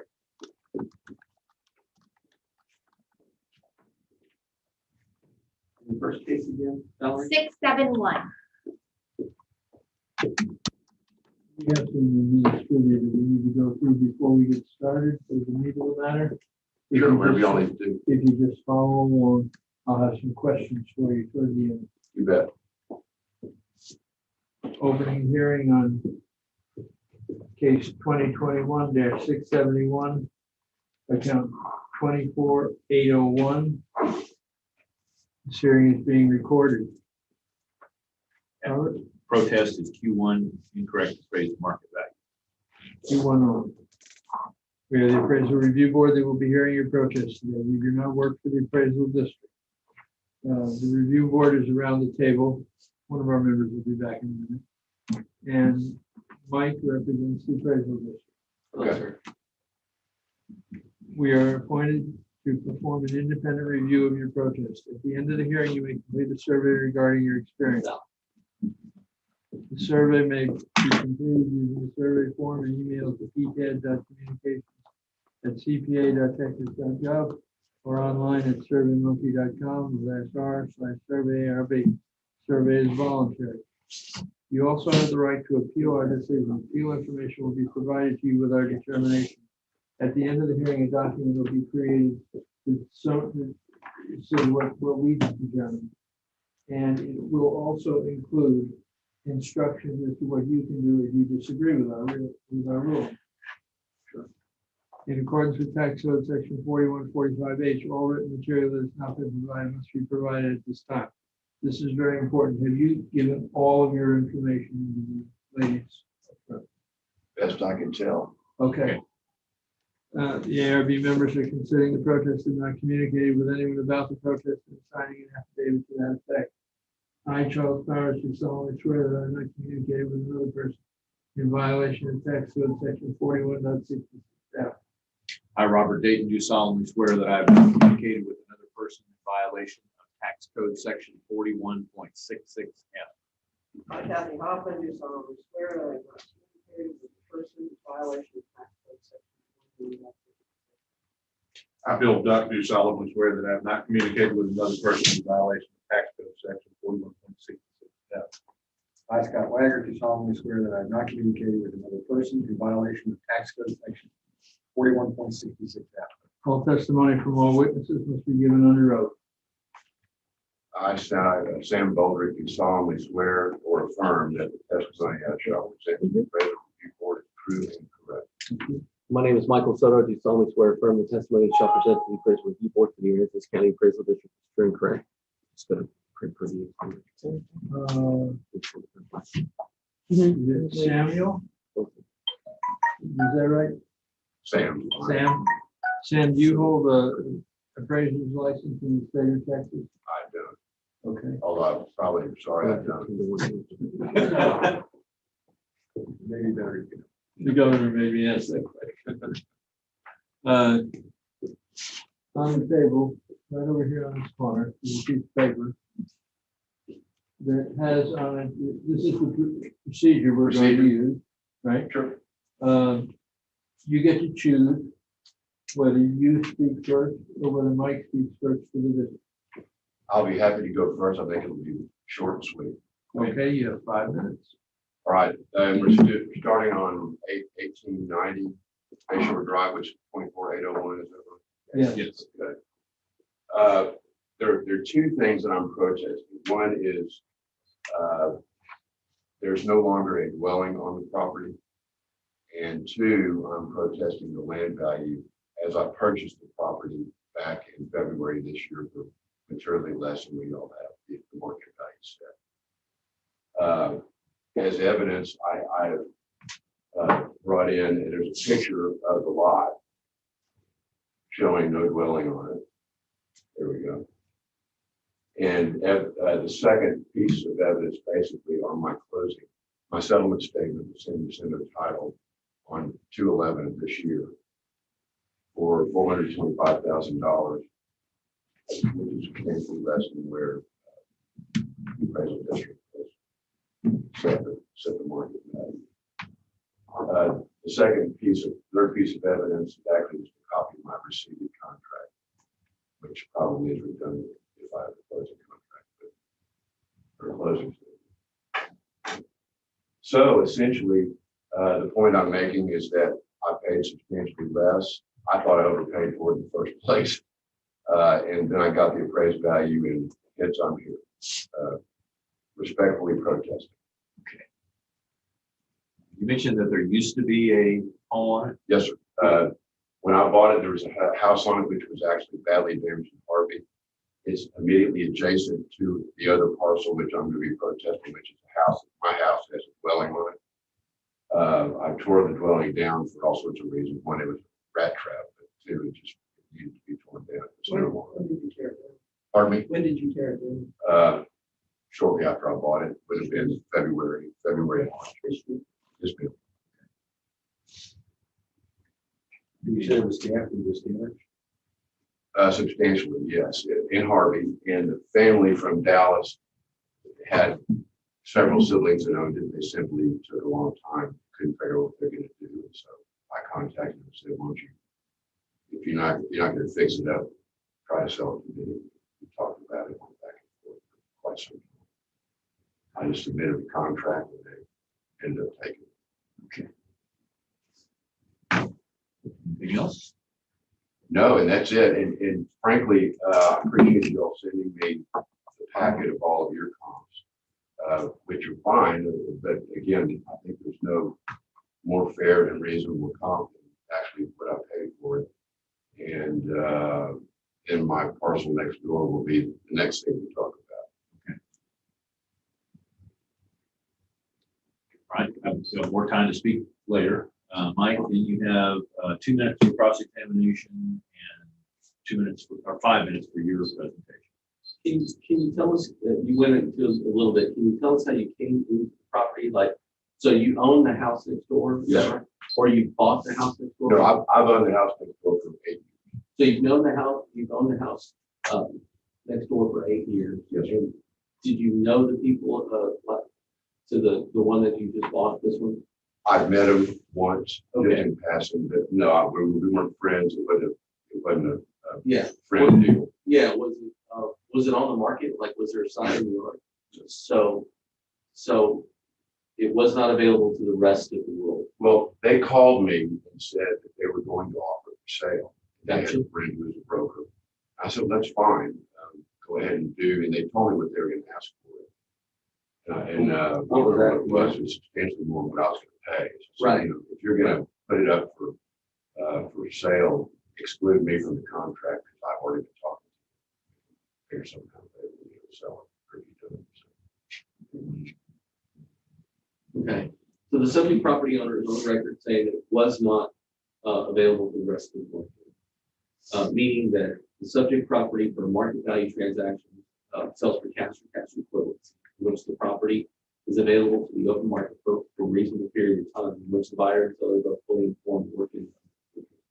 Now, all of those facets, the check boxes are there, with the exception of available to the market for a reasonable period of time. It looks like there was some phone calls, "Hey, this is about to go on the market," and the people just wanted to unload it. Obviously, the buyer and the seller saw no value associated with the structure itself. Is that a fair statement? Correct. So now we're just talking about a land sale. But now we're talking about a land sale was not exposed to the hot Rockport market in its fullest extent. I will say that that's important. Is the subject property sale relevant to the subject? It always is. Whether it's higher, whether it's lower, it's always relevant. But you must consider all of the factors for market value. And I'm going to go into my evidence and show you the reason why. We don't know with that. Very first one, we don't know the purchase price. House was 50% complete. That's all we got. And then the next one, you actually see that it's 50% complete. So we don't know the state or condition. We just know that it's not. This is my property right here. Yeah, he's going through. Oh, I'm sorry. Pardon me. 1890, right? Yes, sir. That's what we're doing. Yeah, that's what I'm talking about. So this was there. And then on the next page, this is the house you tore down, right? Yes, sir. Go to the next page. Go ahead. This is the house you tore down. Right there. Yes, sir. And so it looks like it could be rebuilt. You know, the roof is in good standing, but apparently the subject property owner and the sellers, and yeah, I don't think it's worth very much or anything at all. They just didn't. So going on to my next. So I have to build a grid with this as 50% complete. All of these are adjusted. These are all sales on base. Well, these first two on base shore. The second one is just vacant land. And you can see that this is vacant land And we can look at this analysis because all of the vacant land on Bay Shore, it's Bay Shore at that 3,200, that sold for 430, and we can look at the number of front feet that it is. You can see the difference in the square footage of the land, but it's done on a front foot basis. So we can look at that other vacant land sale for comparative analysis. I don't know, I'd have to investigate if that was on the open market as well. I have it as on the open market. Compared by land sale. This one was not exposed to the open market, that's a difference. But this is what I see, and I see that it could be a house. On January 1st, it was a house. So I'm putting it at 50% complete. The rendered median market value is 723. First sale was at 890. The second sale is just a vacant land sale for comparative analysis. The third sale is another vacant land sale, and you can look at the differences and the similarities with that price per front foot. We can analyze those to the nth degree. You can say it should be X number of dollars per front foot. You do have another marker now that we didn't have before, which is the subject property owner's own sale. And by all accounts, it was a land sale. The median value that I showed, 723, to support the value that was there on the first. We all recognize that the house doesn't have any value by the testimony given by the property owner. Moving forward, I think both things are in protest equal. Yes, yeah. The equity. No, sorry, they're not, just Q1. So Q1 is the only thing that's presented. Let me tell you why it's important that this is exposed to the market. We're going to go to the sales ratio report and stop at the first page. This is in Key Allegro, right? And there's 31 pages worth of sales. Go all the way to the bottom. There's 103 total sales in this area this year. That's why it's important to say, if you're selling a piece of property, put it out on the, expose it to the whole market. Why? Because you have increased competition, and therefore you have increased value when you're a seller in the marketplace. This property was not exposed in a similar fashion. That I have 103 other sales. I'm 99% on all my other stuff. So it should be considered. Is the subject property sale relevant? Yes, to some degree. Is this not 103 other properties relevant? Yes, to some degree. Are the two vacant land sales on the same side of the street relevant? Yes, of course. You should look at all of that. For the record, the subject property land value that we have currently is $558,000.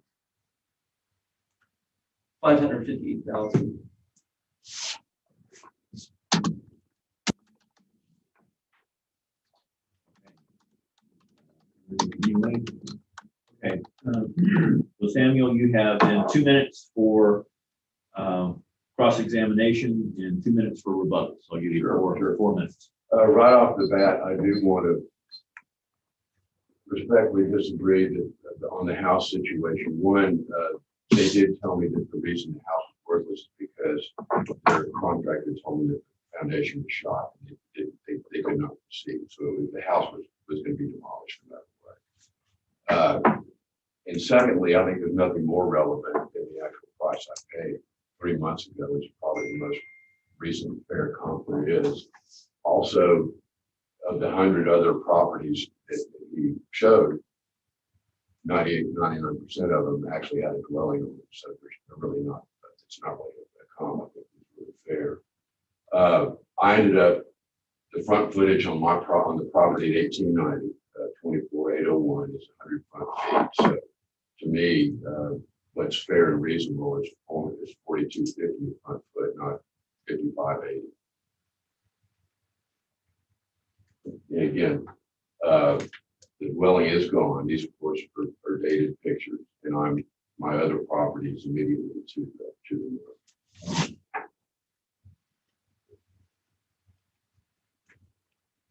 And I don't really have any more than that. Okay, that's fine. For sure. You asked a little more time later. In the interest of time, I'm just going to be quiet. Okay. Mike, you got 2 minutes for rebuttal. Yeah, I'm gonna go into my comps and determine how many front feet I've got even.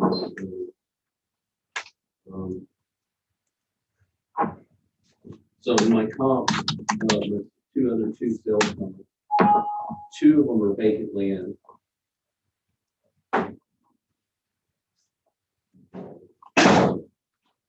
Just to show the land value. So comp number 2. It's up there. Oh, So your unit prices there, those front foots, yeah, the effective front is 75.5.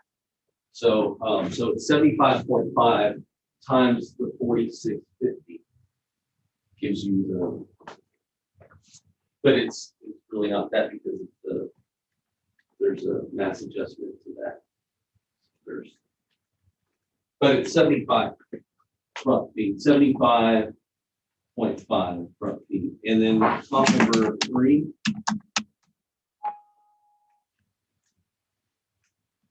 And that was 421, right? 421,000, I think. Sir, you mean mine? No, I don't, no, I got it. 121,000. 24609 is effective front is 75. This is 75 even.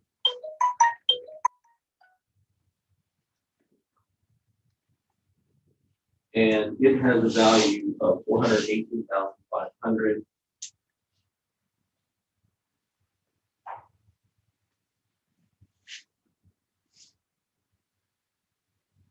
And notice that in both comp number 2 and comp number 3, my land value supported because comp number 1 sold for 430 and we have 421 on it. And comp number 2, the sale price was 419 and we have 418.5. So both of my land values are supported in both other market values. just for reference, what was the front footage on the subject property? 100. And all of these are on a front footage land table of 4650. 4650, that's what 4650 times the 125%. So I think it's because the land value is 558, I believe the effective price per front foot is like 555 feet. Because it's 4650 times the 125. Okay. This is, I don't know on this page yet, but this is property next door. Yeah, it's going to be. Here's also the same size. Yes, ma'am. Yeah, and they're adjacent and they both have 100. Okay, Mike, you got 1 minute. He's got his. You got, that's right. You go first. So you got 1 minute to close. Sure. Any final thoughts? Well, I'm just going to say that the two comps that you show certainly quite a bit less than what the 2021 appraised value is. 4650 again. I paid 4250 4 months ago. I just don't think it would be fair to tax me and pay more than what I pay. There's no better comp. All right, Mike, you've got a minute.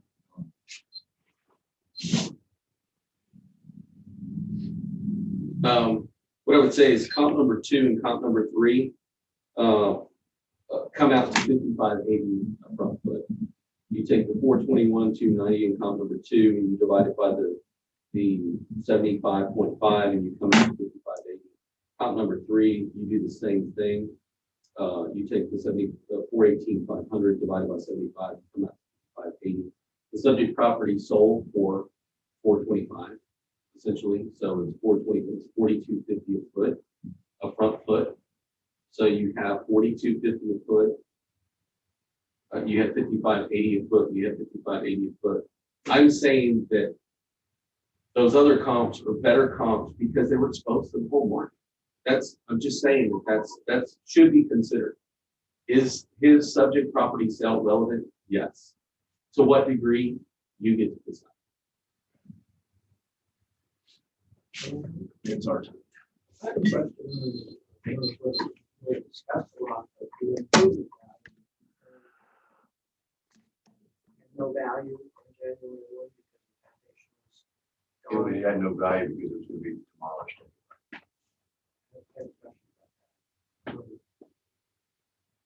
I think we probably should be, I understand not being exposed to the entire market, but I think it's when paid for is definitely relevant, so maybe someone clean might be. I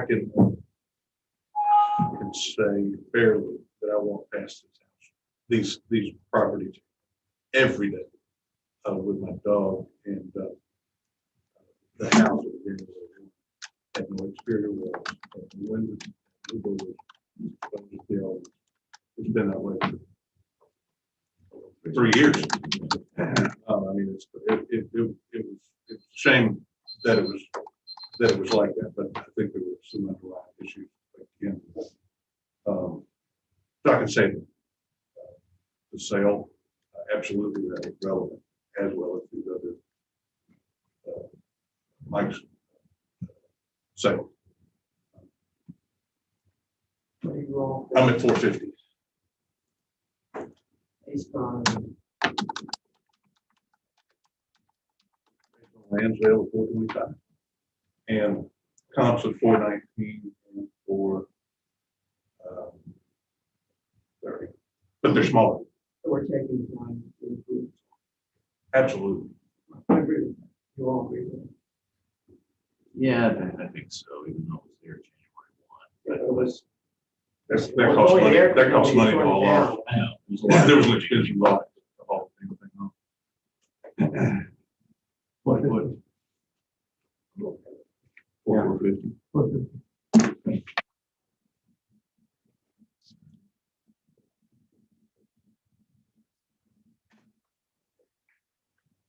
I'm gonna make a motion then on case 2021-671. Account number 24801, considering Q1 incorrect appraised market value, that we lower the 2021 assessed value from $722,300 to $450,000. All in favor? Aye. Got it? Thank you very much. The next case number is 323. Presidio property. Okay. Opening hearing on case 2021-323, account 24800. All right, Protest is Q1. that's it. Maybe we verify. Yes, Q1. Mike, Q1 only, yes.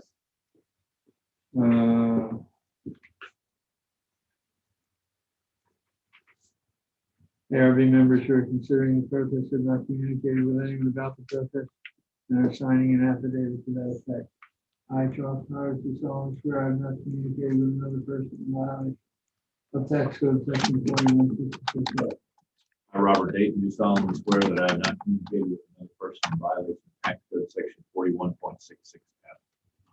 I, Kathy Hoffman, do solemnly swear that I have communicated with the person in violation of tax code section. Doc, do solemnly swear that I have not communicated with another person in violation of tax code section 41.66. Scott Wagner, do solemnly swear that I have not communicated with another person in violation of tax code section 41.66. All testimony from all witnesses must be given under oath. I, Sam Baldrick, do solemnly swear or affirm that testimony I shall present to the review board is true and correct. Thank you. Same place, so produce only swear or affirm that testimony shall present to the appraisal review board to the appraisal. Would you like to go first or Mike? I'll be happy to go first. This should be open and shut. Pardon me, I didn't fill it out. Okay, that I can do that. Okay. I'll just write it down. My whole case or my whole premise here is that we just established a $450,000 $4,500 per foot value for adjacent property, which was established very recently. And so I'm respectfully asking that the appraisal district lower my land value $450,000 to 558. Since it's a effectively similar size lot, it's a residential lot. It's in a residential neighborhood, and it's immediately adjacent.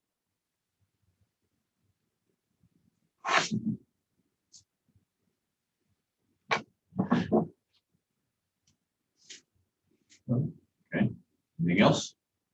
That was good. Okay. If you all, I'll throw myself at the feet of the court. Mike still has his opportunity to cross-examine and present his evidence. Sure. Yeah, the last case, I think it was said like 3 or 4 or 5 or 6 times that the subject property sale was relevant. I said it's always relevant.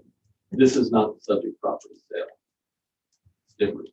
Why? Because it's exposed to the rest of the market. So in that analysis, what we did is we established a never known before data point of 4250 of front foot, right? And then we have other 2 known data points at 5580. Even if you look at the median value of all of those sales, that would give you a value of 5136 a front foot. Applied to the subject property would render a value for the land at the very least of $513,600 at the very least, because this is not the subject property that was sold. It's next to the subject property that was sold. So it's not the subject. It's just one data point that's next door, and then you have to consider others. So I'm going to make my case. This is the house, not just a vacant piece of land, or not a house that was torn down that makes it a vacant piece of land. Subject property currently has a value of $939,000. You see the 6SS minus. Continue on. The next page is econometry imagery. We just talked about this one. Now we're talking about this one. So the house with land on it. He just paid $425 by some testimony for that one. Here are other sales in and about the subject property owners area. This is a house. This is a house. This is a house. This renders a value of 909. This one on Bay Shore. So this is on Bay Shore. This is on Bay Shore. They're both on the same side of the street. This one's over 890. What are the differences? 1,900 square feet, 2,800 square feet. This is older. This is newer. You can look at the differences in the valuation of the land. It probably has less front footage over here. On this one renders value of 945. Number 2, next page. Curlew and Curlew, these are other 6 and 7s. They're trying to get within the same range of square footage. That one sold for $975. That one sold for $975. These are recent setups. These produce value of 1.032 and 915 respectively. The median value is 930. Even in our own evidence, this would be about $9,000 adjustment here. This is the only thing under protest, but I think everything revolves around what is that price per front foot. So let's say before today, we didn't know about the 4250 a front foot. Had we known, maybe it would have influenced our overall land payment. Maybe. But then you say you've got one at 4250 and you've got this one at 5580. You've got this one at 5580. So where would we really be? We might be somewhere closer to the 5136 front foot, which is the median value of all of the land sales that we have on that side of the street. Does that sound reasonable? Yes, it sounds reasonable. It sounds logical. It sounds like what it should do. Let me say, in a comparative analysis between the 3 data points we have, which is the subject property's next door neighbor, which is his sale, which he testified that there was no value to the structure. So it's a land sale. What's the difference between that one and these other 2? Well, the obvious difference is this is $100 a foot for the subject, or I would say the one next door to the subject. And then these two are $75 or 75 per feet. So there's that. What's the other difference? Not exposed to the market, exposed to the market, exposed to the market. Is there a difference? Yes, there should be. But even if you went to the median value, the land value should be 513 and change. That's all I got. I don't have anything further. I too throw myself upon the court. Mr. Mulder, thank you. You presented really good cases. Well, appreciate it. Thanks. Okay, if you need it, you got 2 minutes. Sure. It's for any rebuttal. I'll just respectfully say that obviously, what I'm not. Actually, I'm sorry. I told you, you got 1 minute to close. Got it. 1 minute to close. I'm not protesting the appraisal on the dwelling. I'm simply protesting the appraisal on the land value. And we, to me, the fair and reasonable comp is an adjacent property which is like sized. And very recently was in a transaction, and y'all were nice enough to agree with me that that's a fair comp, and so I think an adjacent property and adjacent recent transaction should be considered very, very important.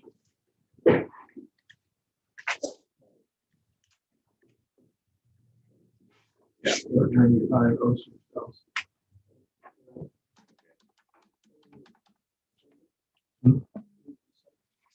895,060. The improvements same as they are, 381,260, and change the land to 513,800. I'm at 831,260. How do you get that? 450,000 plus 381,260. I disagree with that a little bit. I think having the open market aspect of the properties is important. I think in this case, we had that, we shown that. Randall just showed that. So his situation was unusual and not being exposed. These have been, and so the values are probably more accurate. Yeah, even accepting an adjustment in the front foot rate, there is also a 125% neighborhood adjustment, which didn't get applied to that. Per se, it was close. I'm more taking the 513 and the value. That's where I am too. 895,060. Okay. I'm going to make a motion on case ID 2021-323, account number 24800. Q1, incorrect appraised market value. Move that we lower the 2021 appraised value from $939,290 to $895,060. I'm sorry to interject, the math for 513,600 plus 381,260 is 894. 86. Right. That's what I got. I'm sorry. So, yeah, I'm sorry to interject. It's just trying to. You saved me $1,000. So what was the number? 894. 894, 866.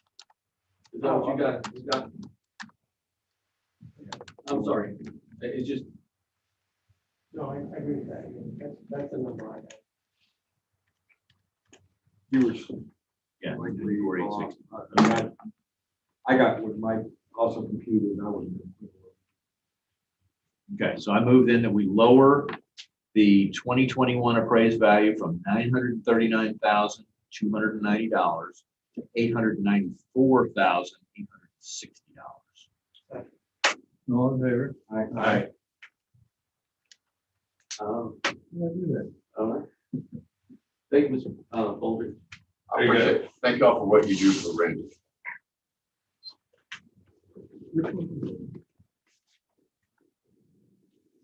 Have a good day. Thanks again.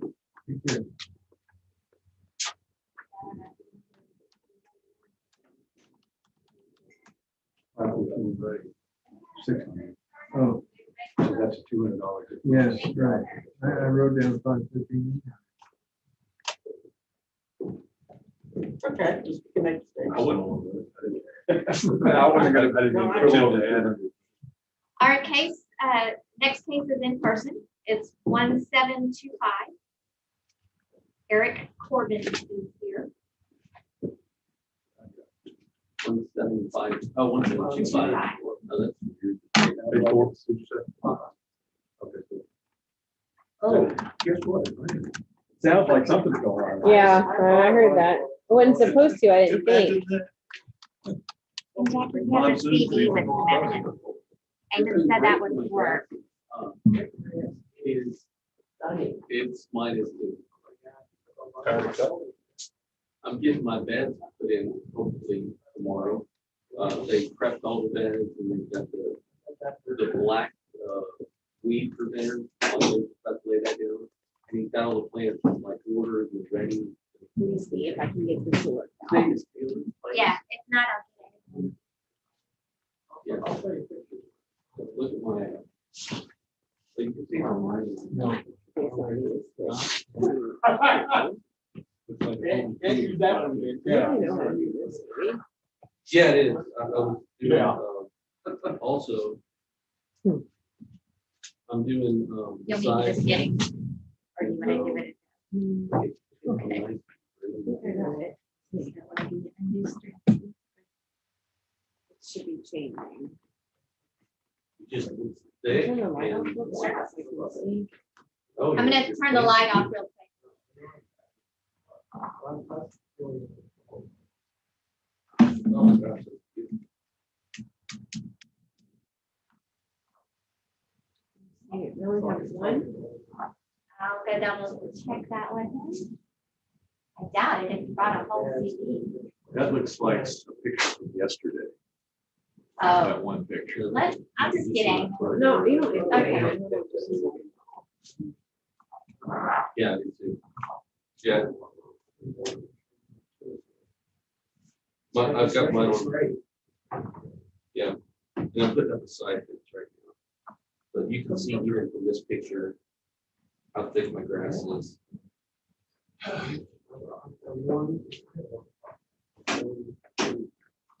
Oh, well, you did better than me. I've got some stuff. They put some pretty emergent pictures in.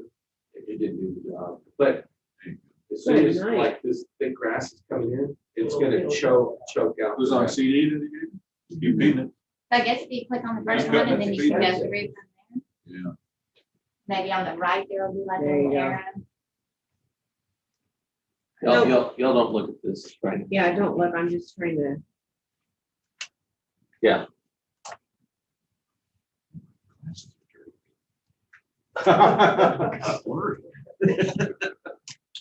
Yeah, it's just taking a. Ooh. But this is a USB, right? No, it says C. CD. Okay, yeah, Okay, I can yeah. just. It's just gonna take a while, it's not, Go through Click right through now. it fast. Yeah, go through them right now. Pull the screen over to the left. If you can, pull it to where they can't see it, and then just you cycle can't, through them. you can't, it's not gonna go on this screen. Okay. Well, then just y'all don't load it. And It's just, okay. y'all just cycle through it one time, and that way it's kind of pre-prepped. What was the number of this case down? This is case 1725. Eric Okay. Corbin, sorry. Going away, yeah. Oh my gosh, really? I'm pretty sure that is not the case. Stuck those in my pocket. I've needed them all morning. Forgot Yeah, I don't know. forgot that I couldn't see. It's pretty strong too.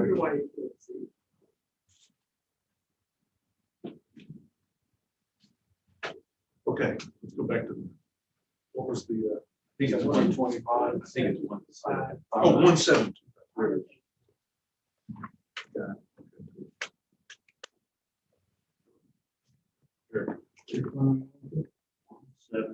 Bottom of page Got 4. Eric Corbin. Where's that? Right. Need a motion. Yeah, well, I was over behind. I don't, do you think I should? Jackie's going through the picture. Oh, okay. Can I go ahead and bring you one? Yeah, sure. Okay, all right. Eric Corbin. Just don't look up there and it'll be fine. Okay, that's nothing. I just wanted to make sure. All right. Hearings open.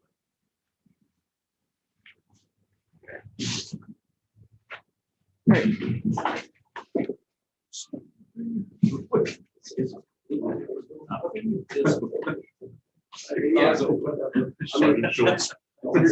excellent observation. Oh, it's like you haven't discussed it. And that's your. And that's your. This is Eric Corbin. Got it. You'll go right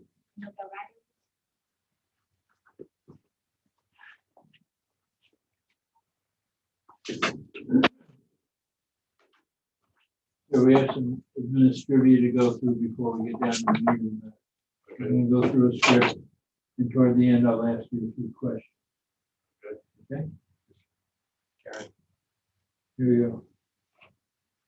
Opening hearing on case ID 2021-1725, account 26940. This hearing is being recorded. Robert? Under protest is Q1 incorrect appraisal. Q1. Q1.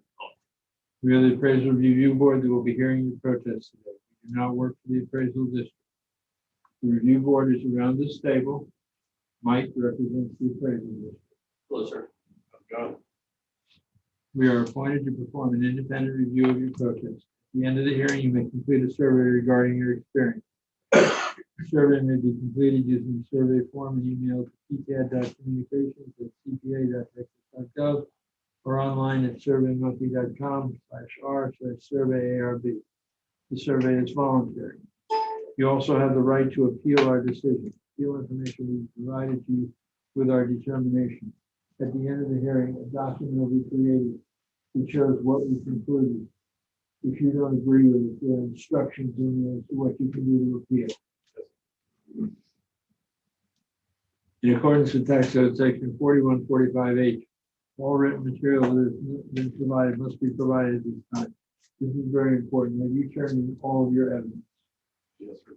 Very good. About my knowledge. Very good.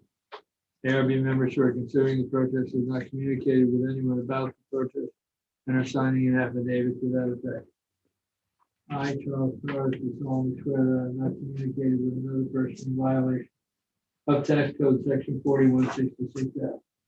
I, Robert Dayton, do solemnly swear that I have not communicated with another person in violation of tax code section 41.66. I, Kathy Hoffman, do solemnly swear that I will communicate with the person in violation of tax code section 41. I, Bill Duff, do solemnly swear that I have not communicated with another person in violation of tax code section 41.66. I, Scott Wagner, do solemnly swear that I have not communicated with another person in violation of tax code section 41.667. All testimony from all witnesses must be given under oath. I, Eric Corbin, do solemnly swear or affirm that testimony I shall present to the appraisal review board is true and correct. My name is Michael Soto. I do solemnly swear or affirm that the testimony shall present to the review board is correct. Do you hold an appraiser's license? Yes, Say sir. the text. Yes, sir. Okay. The sheet of paper to your left on the table is the procedure that we're going to use for the hearing. What? Okay. Okay? Yes, sir. And you get to choose whether the district speaks first or you speak first. You can speak first. Okay? Is there time for questions, Steve? Yes. Explanations? Yes, sir. Thank you. Okay, the subject property is a mobile home with land looks like it's on 12/21. We currently have a valuation of 89,260.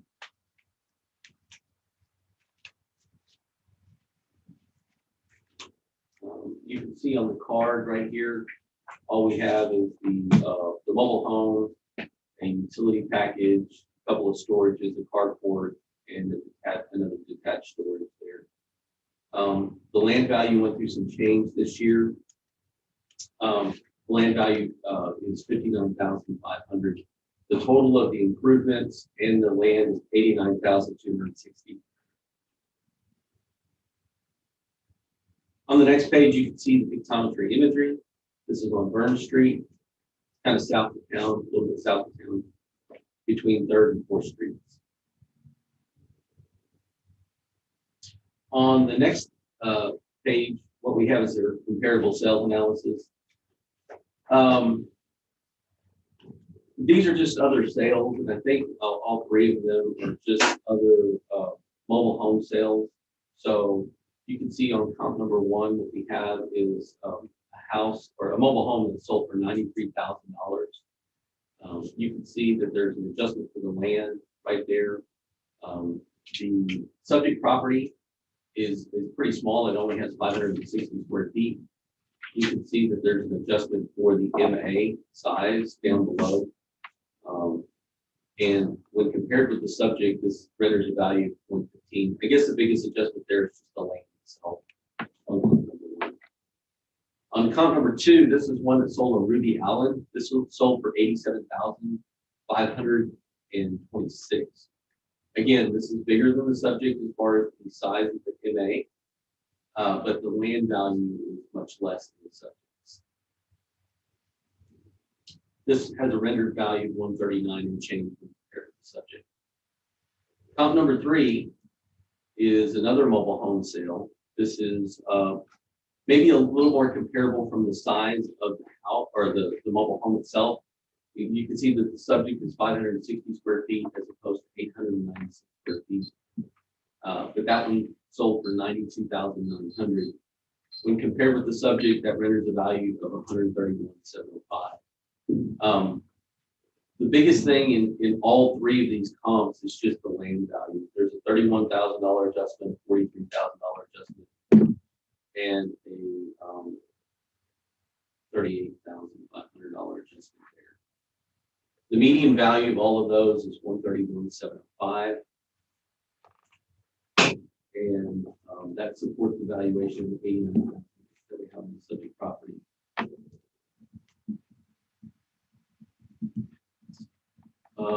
Equity is not under protest. I have the dimensions of the land at 14,000 square feet, 425. That produces the land value of 59.5. Furthermore, I think that there was a neighborhood adjustment, because if we're looking at the overall valuation of both the land and the improvements went up. And so it wasn't anything that I can tell, because none of these are new elements except the storage. There's one storage that was added, but that's only like $2,640 worth of storage. But everything else is just a market value push. Moving forward, the sales comparison or sales ratio report.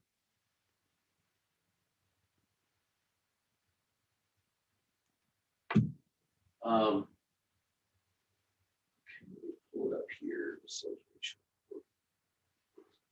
ratio. You can see in the sales ratio report, this is the area that it's pulling from is the South Central Rockport, and we have 16 pages worth of sales.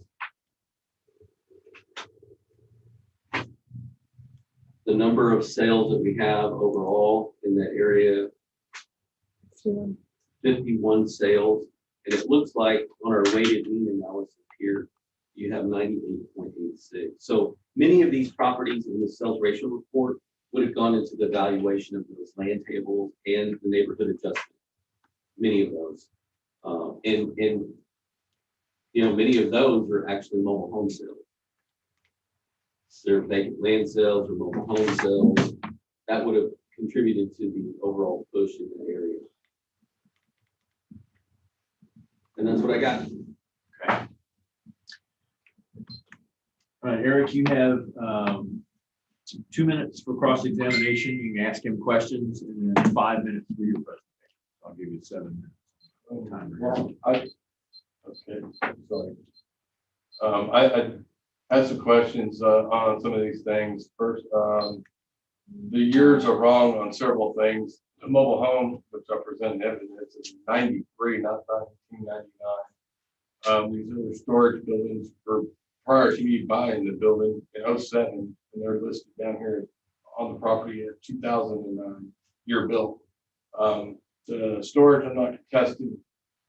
The carport, however, that's an issue for me because it's overpriced, more than I paid for it, and it's rusted away. I have pictures on that one. Let me a couple things here. On the property, the more square footage you have, the cheaper taxes are. That's what I've noticed when I've looked at other appraisals in other places. And I know my neighbor, he's just got a little piece of property. His lot value is the same as my lot value. And then over here, that I'm looking, these are just things I'm finding. I'm not, on those properties that Mike's talking about, the square footage is not even comparable on it to me, even close. Even at 800 to a 500 square foot home. I mean, that's almost nearly half. But I'm not protesting the land. I'm protesting the trailer house, carport. They're in very bad shape. I have the pictures that go with that. See, there's notes I made where I'm having issues. Besides the carport, the taxes for since 2016, it states in here that it's been 107% increase, which if you're going on your appraised value, that's 300% plus in my book, because it went from $25,000 or close to 300% to $89,000 in a matter of 3 years, pretty much. Where I got my increase was 2019, my taxes. My property value doubled, and then last year it was a ride, and this year doubled again from that current price where it doubled. So I just yeah, I didn't know you showing the pictures. Yeah, wherever you'd like to start, sir. Start at the beginning. But yeah, these are current. I just took 2 days ago. The siding was gone on this house. I bought this house after Hurricane Harvey and been in repair. And you know, the siding underneath the vinyl siding is all rotted. You can see right there, that's what's underneath the vinyl siding. This mobile home, it's got damage in that water damage inside. There's more water damage from Harvey on, you know, the kitchen. The price is on this mobile home to me is just it's way out of line, and it's this junk, and they depreciate. You can't borrow money from a bank against a mobile home like this. You know, they're going to sell that for a lot of value. A real estate agent, you know, would. Obviously, there's the carport that's tore up from Harvey, and then there's rust in the inside further on. That's just where it's all bad. There's the rust in it. That's in the center of the carport, where it's already, you know, rusting and water's dripping through. That's just the old chicken coop we have back there. It's another building that's on the property. It's gone. I didn't think that's not mine. I just verified, but that's what sits next to me. So that's not increasing the property value there. This is one of the sheds on the property. It's like that all the way around now. That was on the property when I first bought the property. No telling how long we've been there prior to that. I don't know why these are out of focus. But anyways, there's no underpinning on the trailer, nothing like that. It's, taking pictures of the road leading to my house. Oh, that's terrible. There you go. I think it just has to. This is goes straight to my house on, 4th Street. And our roads are never repaired, you know, it's just like potholes everywhere. And, you know, I was instructed, you know, to take pictures and stuff like this through the appraisal district to show why I, you know, have issues, but it's usually, you know, bad roads are bad roads. They're not fixing them. You know, that's all my argument. I don't have really anything else to add to this. You know, I didn't get a package of evidence that I didn't even know until the other day. A friend of mine had told me from the appraisal district that showed me the comps and stuff. I just got this today before we come to this meeting. I was looking through trying to make some notes off of this, but I mean, I was just looking at the comps on here. They don't compare in my mind to what I have, and that's, I guess.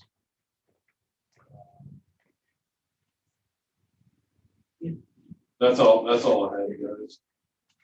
Honestly, that's why I can sum it up. I'm not protesting the lot value. I am the improvement, however. They're all old, except for the shed. I don't have a problem with what they actually for the shed. I don't argue that. But the other sheds, I'm not even gonna argue them because they're low enough in the tax value. It's the mobile home that's my biggest issue is all appraisal. That's or tax increase, whatever you want to call it. That's my only issue. Is the mobile. Oh, and the carport. Because I think the carport is valued more than that the shed is. And I paid less than $2,000 for that thing. Right, close to $2,000 when I bought that shed. Right. You know, she wrote out Harvey, and this took some damage, and it's leaking. And I'll rest my case. Okay. Perfect time. Thank you all. 8 seconds. Okay. Mike, you've got 2 minutes then for cross-examination and 2 minutes for rebuttal if you need. So my cross time, I just want to use that to try to come to the understanding of what's dangerous. Every property owner presented great evidence that we should change the physical characteristics of it. Not per se complete, but it's more just physical damage with the mobile home and some physical obsolescence for the cardboard. So I'd like to go ahead and make those changes. Yeah, 1993, right. So let's do that first. With your permission, just like to change the MA 1993, the effective result of 1993 as well. Apply, recalculate. So that's just as if it were just 1993, just whole, but it's not. So it's got some kind of physical obsolescence right here. And we'll just hit the override. And I'm thinking it's 50 or less. It's probably in the 40 or 35 range. So if I threw a 35, that means you only have 35% good. Like if it were 100%, we're saying we're pulling that all the way back to 65 off because it's kind of jacked up. Do you agree? Yes, sir. Okay. So then hit recalculate. You guys send them. Yeah. Then the other thing that we have is the carport. So that's the CPT. And although it had some rust spots, it's not as damaged as the house or the mobile home. And so if you go into that one, throw the functional was for height because it's a real high one, but there's physical obsolescence, so hit the override there. And I'm gonna say that's like 50 or 60. I mean, 50 is fine. And hit recalculate. And was there any other items on your property that you think are diminished? Well, chicken coop, y'all are charging me $10 for it. I'm not gonna nitpick that. And then the other building, because I used it, and the other shed that took pictures of the bottom. I think you got that at $160.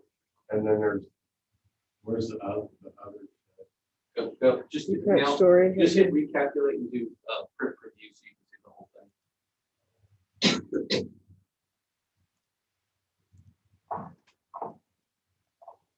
So we started off at 89 and now we're at 74 overall and change. And pull it over a little bit. I can't, this won't let you. Okay, don't make it big, make it little. And then pull it back this way a little bit. Okay, thank you. Please, I'm having to do this. There you go. Okay. So the storage, is there. Yes, sir. That's the new one. Then the main area we took down, we took it only the 35% basically good. So it's only saying that it's only 16% overall good because of the years and everything else. And then the carport, we took the 50% here. And that only leaves like 11,000. Now, all of that is adjusted just to the neighborhood market. I have to do this, have to. So that number is now 14,780.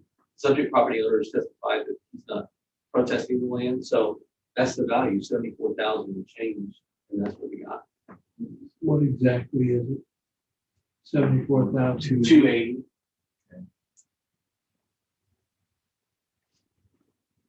I'll write it down.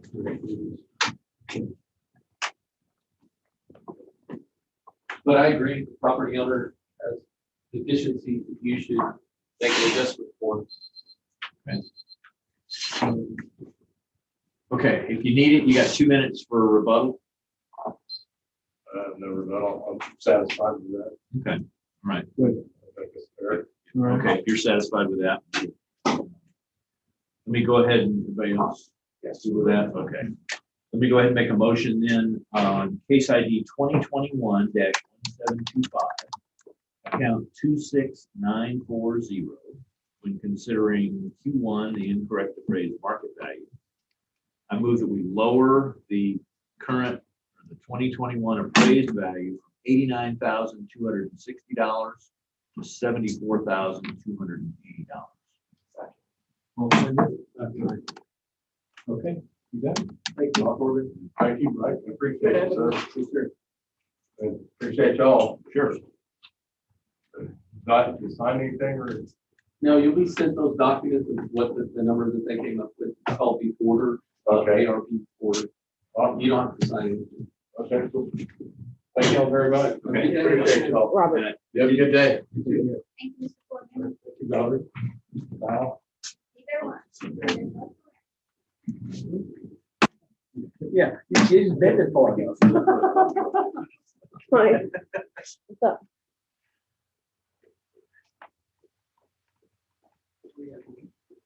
Don't know. We do have 4 more hearings on the 10 o'clock docket. This is a phone hearing and it is case number 721. Going to be Doug Eustace, he's an agent.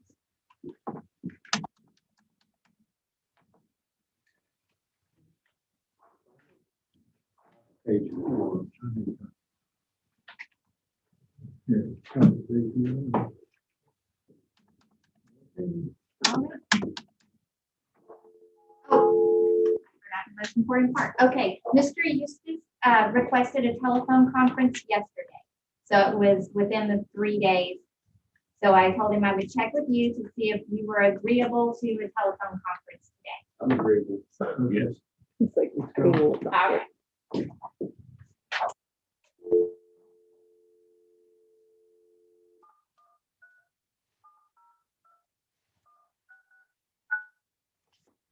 Doug Eustace.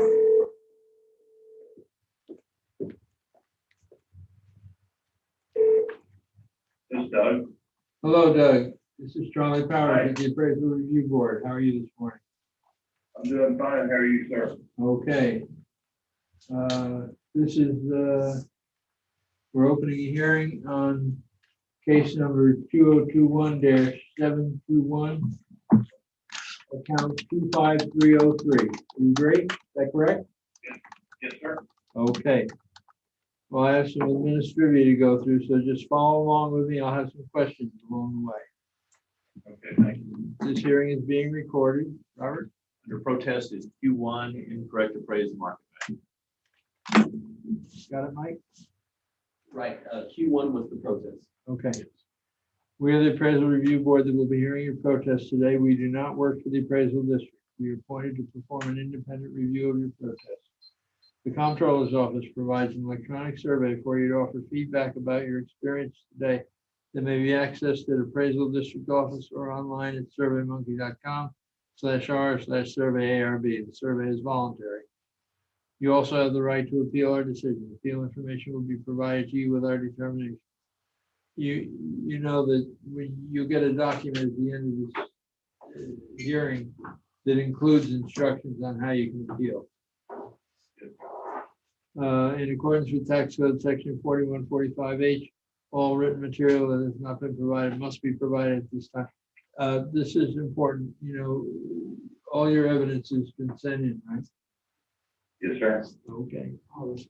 ARB members who are considering the protest have not communicated with anyone about the protest and are signing affidavits to that effect. I, Charles Powers, do solemnly swear that I have not communicated with another person in violation of tax code section 4166F. I, Robert Dayton, do solemnly swear that I have not communicated with another person in violation of tax code section 41.66F. I, Captain Hopkins, solemnly swear that I have not communicated with the person in violation of tax code section 41.66. I, Bill Duff, do solemnly swear that I have not communicated with another person in violation of tax code section 41.66. I, Scott Wagner, do solemnly swear that I have not communicated with another person in violation of tax code section 41.66F. All testimony from all witnesses must be given under oath. Doug, I'm assuming that you're under oath for the duration of this hearing as a result of you signing the affidavit. Do you understand? Yes, sir. Thank you. My name is Michael Soto. I do solemnly swear affirm the testimony shall present to the appraisal review board for the United States Appraisal District. Doug, do you hold a license as an appraiser in the state of Texas? No, sir. Okay. Do you have access to, or do you have in your hand the hearing procedure times chart, which was sent out with the package? Yes, sir. Excellent. Then you can see at the top that you get to choose. Does Mike speak first for the district, or do you speak first? I will let Mike go first. All right, Mike. Okay, the only thing under protest is market value Q1. I know that the property owner's affidavit of evidence indicates more than that, but submitted after the protest. So the protest is Q1. The subject property is currently appraised at $1.795 million. It's at 23 Finisterre. You can see that it is a 7 ST plus, which is a stucco. We have classes from 1 to 7. 7 is an excellent home. This is an excellent home. It was recently built and started construction in 2018. I believe it was completed last year. I think it was completed last year. You can see that we have a structure value $883,000 and change, and land value of $912 and change for a total of $1.795. Moving on to the next page, you can see the pictometry imagery of the subject of Finisterre. The unique thing about Finisterre is it enjoys both, the southern and easterly bay views, but it also has the canal to the back, and so it has a really nice duality there. Moving on to comp sales, these are sales that would have occurred in the subject property owner's area, meaning that they're going to be in Key Allegro. These are sales in Key Allegro. The very first sale is on 8 Albatross. You can see that the subject is a 7 ST plus, and so is the comp. Comp is a 7 ST plus. The subject is 3,529 square feet. The subject is 3,529. The comp is 3,077. That one sold for $1.363 million in March of this year. When you compare the comp to the subject, you can see the differences both in the effective age. It's smaller than the subject. It's older than the subject.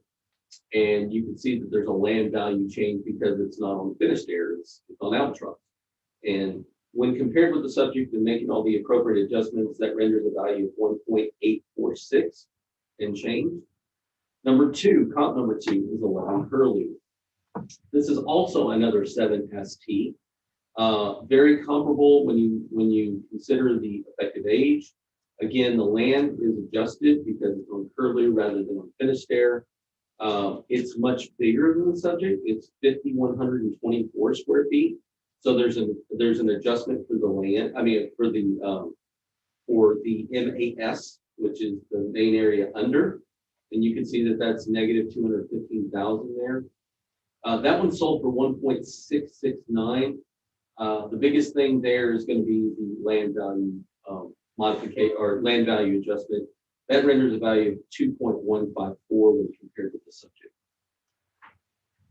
Comp number 3 is on Blue Heron. That sold for 1.5 million. That's a 7SS, which is a standard siding home, 7SS plus, sold for 1.5 million.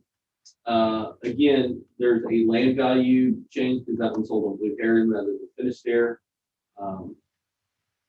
You can see that the sizes of the houses are very comparable, 3,500 and change to 3,700 and change. The effective ages are close. That renders a value of 1.813 when compared to the subject. And comp number 4 sold for 1.76 million. That's also a 7ST. It's a little bit bigger than the subject, a little bit older than the subject. This one's a pretty good comp from the standpoint that if you look at the land values, they're very similar, 912 versus 825. So the adjustment's not quite as large there. And that one sold for 1.76. The subject is currently appraised at 1.95. And you would say, okay, well, what's the difference? Well, there's a land adjustment difference, and the comp is a little bit bigger, and that one renders a value 1.891 when compared with the subject. The median value of all those sales is 1.846, which supports the value of the 1.795640 that we have on the subject property. The last sale is on Albatross. This is also another 7ST, and it sold for 1.394 million. It's bigger than the subject. Again, it's one more that proves the market value. Okay. So Doug, you've got 2 minutes for cross-examination. You want to ask my questions, and 5 minutes for your presentation. So I'll give you 7 minutes on the timer. Okay, I will go ahead and proceed with my testimony, and then I might have a question for Mike. The sales that he discussed, I did have one question for Mike. They sent me both comp and equity and sales grid. So you saying he didn't protest the equity? Is that what you're saying? It was an online appeal, sir, and the only thing that was checked on the online appeal was market value. Okay. Well, Mr. Hancock hired a firm at the last second, probably this week. So I'm kind of getting into that at the end. Yes, but sir. I'll go ahead and provide my testimony and see if I can do some good here. The owners the property is located at 23 Tennis there. Last year, valued at 1.715. This year is 1.795. The owners are thinking of value at 1,700,000 even. He purchased this property back in January of 2017. As all of you know, that it was later destroyed in August of 17 by Harvey. The owner at the time demolished the home and tried to rebuild another home. Now, some of the evidence I included, and it's not very good, but it's what he sent me. But he said the square footage of this home is actually 3,361 versus the 3,500 that the district has. According to the owner, he built this home right at 700,000, and the house itself has minimal upgrades. The overall construction is good, average, it has concrete floors. They out to rest and if you please consider the 3361 square footage. That he says his property is. The owner actually purchased this, and when he purchased it back in 2017, he purchased it for $860,000. And back then, the land was at right at $900,000. So I don't know if he purchased it as a tear down, but evidently Harvey took care of that either way. There's, the cells, all the cells provided by the district are the initial cell prices should support close to what we want. The adjustments on all the cells are huge, especially cells 1 and 2. They're right at $500,000 adjustment, and then they go down. We're looking, I don't know if I can bring this up, but looking at the neighbors on Finisterre, we have several properties that they're all in age a little bit older than what Mr. Hancock did. Mr. Hancock built his, but I'm sure most of those homes on Finisterre suffered some significant hurricane damage, and therefore they were rebuilt or remodeled extensively. But there's one at ID 25299. It's approximately 3,300 square feet, and it's on the roll. It's 1,259,000. I think the evidence will allow for an adjustment down to 1.7 million even. And that really concludes my testimony. I have no really further questions for the district. Won't conclude my testimony. Okay. All right. You'll have some more time later if you need it. So, Mike, then you got 2 minutes for cross-examination and 2 minutes for rebuttal if you need it. Right. Tell me your name again, sir. Doug Eustace. Yes, Mr. Eustace. Did you happen to have a conversation with Mr. Hancock to know whether the house plans were adhered to? Sometimes you build an initial set of plans and you do modifications, during the construction. Did you ask that question of the property owner? Not particularly like that. I asked him if there's any modifications from the plans regarding the condition or, the quality of the construction. And if he put any special upgrade, said no. So, but I did not have a question about the square footage. Or he modified the initial plans in regards to the size of the Okay. Well, all we have is the property owner's agents presented evidence, which was given to him by the property owner. I don't know. I mean, could it be 3361? It could be. Could it be something that we measured? It could be. But I don't mind going that if he's testifying that he's presenting the evidence from the property owner. If that's the case, then that's what it'll be, I guess, in perpetuity, 3361. We can go into the MA itself, and we can override this area of 3361 and hit recalculate, and then go cancel right here. And then go into a note right here. MA per owner's agent, today's date.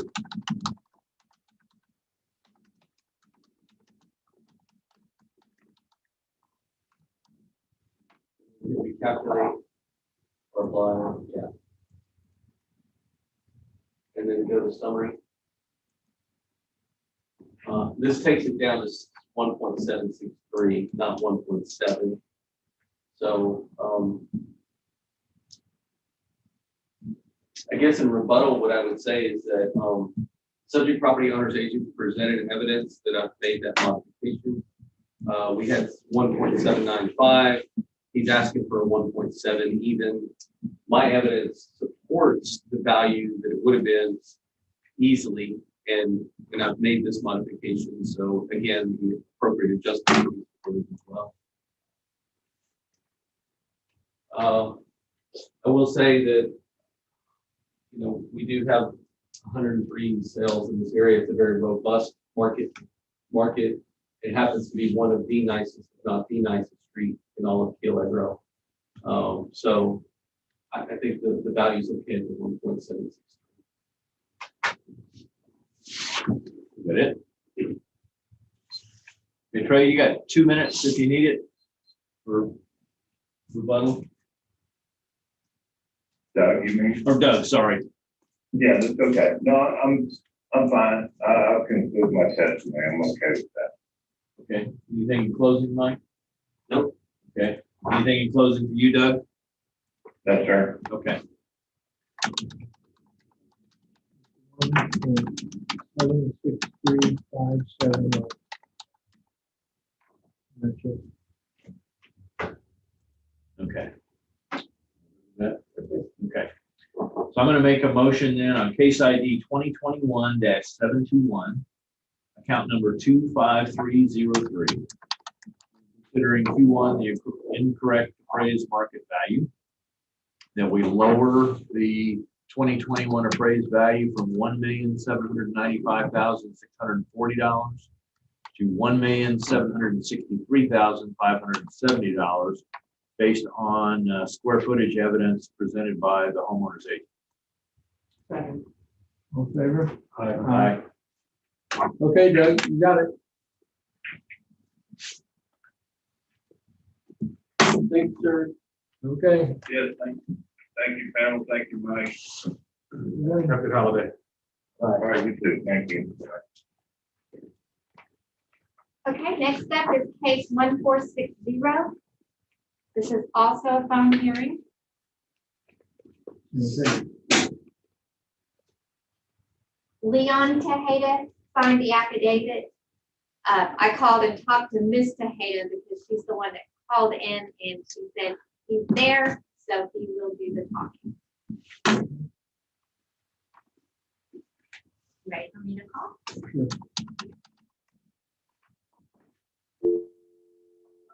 So this will be Leon Tejeda. Okay.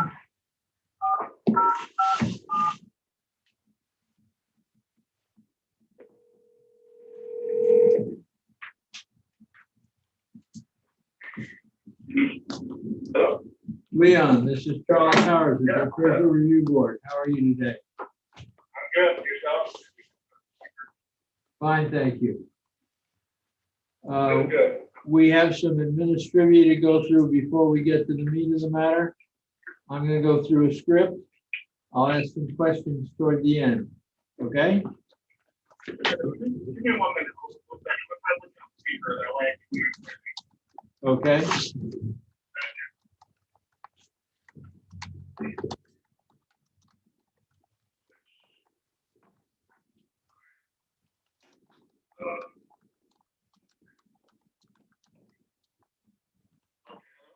Yes.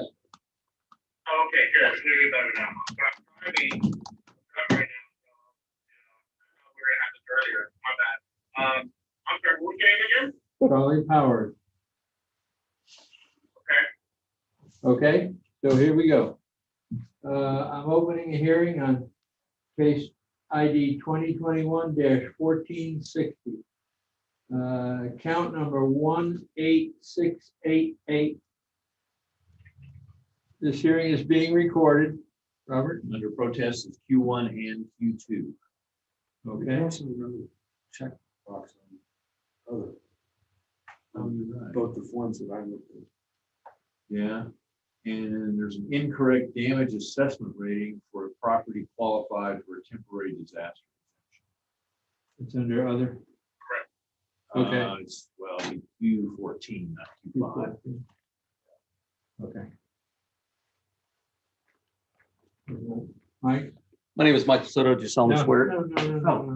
This is a Q1, Q2, plus a Q5, 14. Which is a disaster. Yeah. Okay. All Thank right. you for letting me know. All right.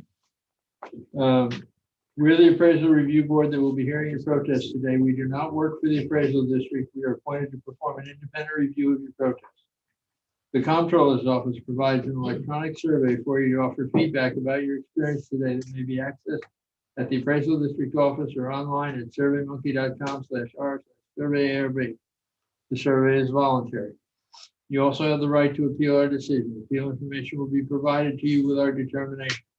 In accordance with tax code section 4145, all written material that has not been provided must be provided at this time. We have all your evidence, correct? Yeah, you Very good. ARB members who are considering the protest have not communicated with anyone about the protest and are signing an affidavit to that effect. I, Charles Powers, do solemnly swear that I have not communicated with another person in violation of tax code section 4166F. I, Robert Dayton, do solemnly swear that I have not communicated with another person in violation of tax code section 41.66F. I, Captain Hoffman, do solemnly swear that I have not communicated with a person in violation of tax code 41.66. I, Bill Duck, do solemnly swear that I have not communicated with another person in violation of tax code section 41.66F. I, Scott Wagner, do solemnly swear that I have not communicated with another person in violation of tax code section 41.66F. All testimony from all witnesses must be given under oath. Leon, I'm assuming you're under oath for the duration of this hearing as a result of you signing the affidavit. Do you understand? Yes. Thank you. My name is Michael Cotto. I do solemnly swear affirm the testimony of the Seaport of the Aransas County Appraisal District is true and correct.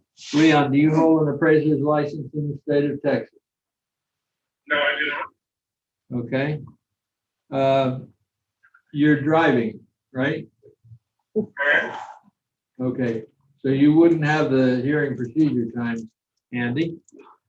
So we'll walk you through when it's your turn to speak. Right up front, you get to decide, do you want to speak first or do you want the district to speak first? I guess let me hear your part. I'll let y'all here speak first. You hear your side. Okay, Mike. Okay, Mike. So Mike, you Q1 might want to yeah. step over here. Yeah. This is not all that good. So Q1 and Q2 or Q1 is market value, Q2 is unequal appraisal. Those are the claims. The Q3 has to be with the disaster exemption. That part of the law associated with the disaster exemption has to do with the structure value and the aftermath after a declared disaster. I will affirm that the subject property is currently just a vacant piece of land and therefore it would not apply, first of all. And secondly, I do not have a disaster exemption application on file for the subject. So that takes care of the last checkbox. As far as the market value, the subject property was a sale this last year. Is the subject property sale relevant? It's always relevant, whether it's higher or lower or sideways. The subject property sold for $58,499. We have $58,460 on the subject. Continue on. This is over on Every Island Drive. You can see that this is the subject property right here. This is Coconut Bay is the area. This is the subject property, and it sold for 58 and change last year. Okay, so what are the applicable sales in this area? I don't have just one, I have a couple. The subject property sold for $58,499. And that's at 448 Diggory Island Drive. But I also have 394 Diggory Island Road. And that sold for $132,500. Now, the difference between those two is the economy of size. You can see that you have 58,000, you have 7,400 square feet as opposed to 3 times that. And you can see that I have 790 a foot as opposed to 608 a square foot. Continue on. I actually have another set. I actually have another sale out there, and it sold for $205,000, but it's a house sale. And it's on 14,000 square feet, so you can look at the abstracted price per square foot of that sale of 621. If you look at that and you look at the value that's abstracted from that, that supports our value of 58,499. Continue on. How are we doing with equity there? The equity, you can see that not only was this sale affected, but everything along Egery Island was affected as a result of the sales that we just went over. Okay, so what do I mean by that? The subject is 58,460. 602 Egery Island, you can see the similarity in the size right here, 6,900 square feet. It's a little less square feet and it's a little less value. 446 Egery Island Drive, it's a little bigger square feet and it's a little more value. And the next one is 412 Egery Island. That one's approximately almost twice the size, but you can see there's an economy of size because it's not quite twice the value. 58 times 2 would be like 116 or something like that. And this is only 93. So there's an economy of size. Go back to the card. So the card is going to be this SFT 1725. And whatever that unit price is, you can look at that table and you can look at any of those properties on that table. We currently have 7,400 square feet as far as the dimension. What you're probably going to hear is like, that's true with all waterfront properties, especially along Egery Island, is certain amounts of erosion. And what you'll probably hear from the property owners is, hey, my stuff is eroded, so it's not quite as good. Yeah, but it's still sold for 58,000. You know, so you know. I get what you're saying. That's not Hang on a second. Wait a minute. You'll get your turn. So what you'll probably hear from the property owners that it was bad or it continues to be bad. Again, the market for sale transaction, whether it's high or low, is always relevant. It's not it's not the only data point. There's other data points out here pointing to supporting the value that we went to as a part of a land table move out there. That's all I got. What you got? Okay. So Leon, right? Yes, sir. Okay, so you got 2 minutes for rebuttal or cross-examination to ask Mike any questions, and then you got 5 minutes for your presentation. So I'll give you 7 minutes on the time. Okay. All right. Well, the first question, I get what you're saying, is I feel that erosion is off the land based on the pricing you're asking for, or the appraisal or the sale value of that. Right. And it feels like if we had to get a survey again and it shows what's the land, would that make a difference? Well, so the implication, the answer would be the implication that you would have less square feet, right? Correct. Okay, and so then the question would be, how many square feet were those, and what did you pay for those? So were you not? And where was that? Yeah, were you not fully informed about the erosion before the sale?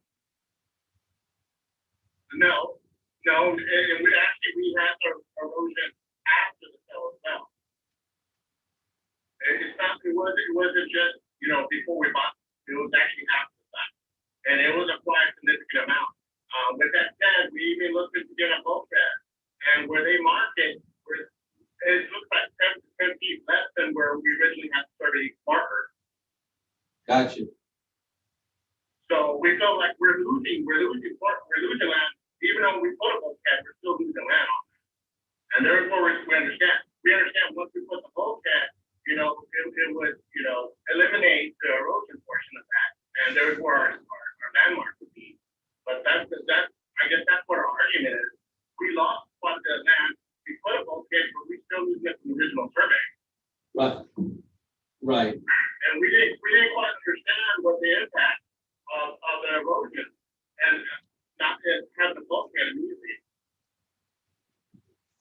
has those needs, it's like, if we don't put a bulkhead now, we're gonna continue losing more land as it goes.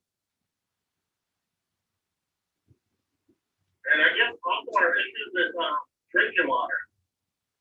I mean, is high in sodium? I don't know if that's really good drinking water, but that's one of our impacts.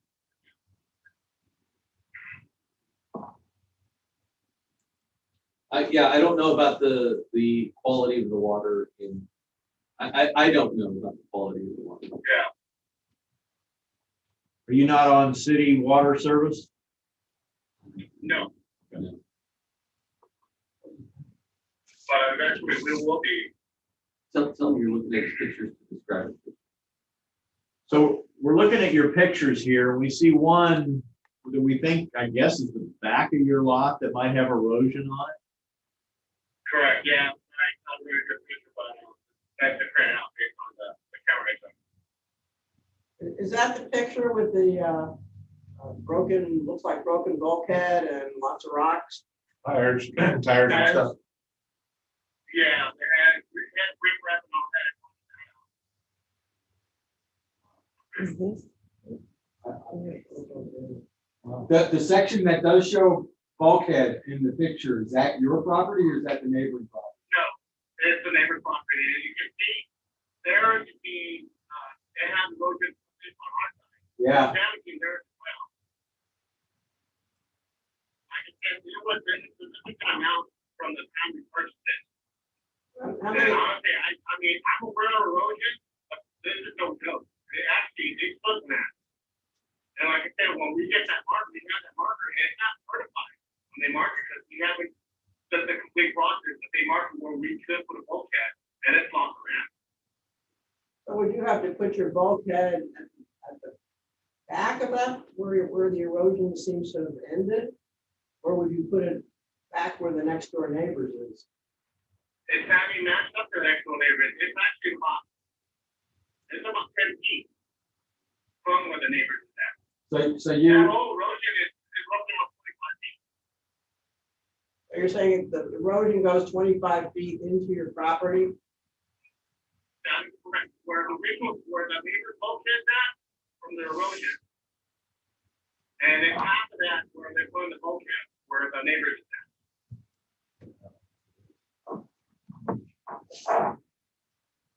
so are you gonna mitigate this by putting in a bulkhead? That's the idea. And are you looking at what, in line with where your neighbor's bulkhead is and filling in back of that, or how would you do that? No, it's actually, it's half of where the neighbors is at. They will know. You can see When they where- mark it, that's the farthest we can go. see where the Oh, I fence get it. is, see I where get the it. fence comes down. Or as far as the fence goes? Yeah, the fence that's coming down from the property. That's probably. Geo.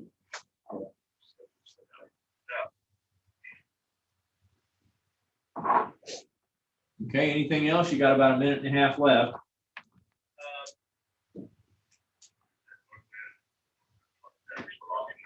Yeah, I just wanted, like I said, it's not the hurricane, because like I said, it's the north wind that's actually causing that with the currents. But like I said, I just want you to consider that. When did you buy the property?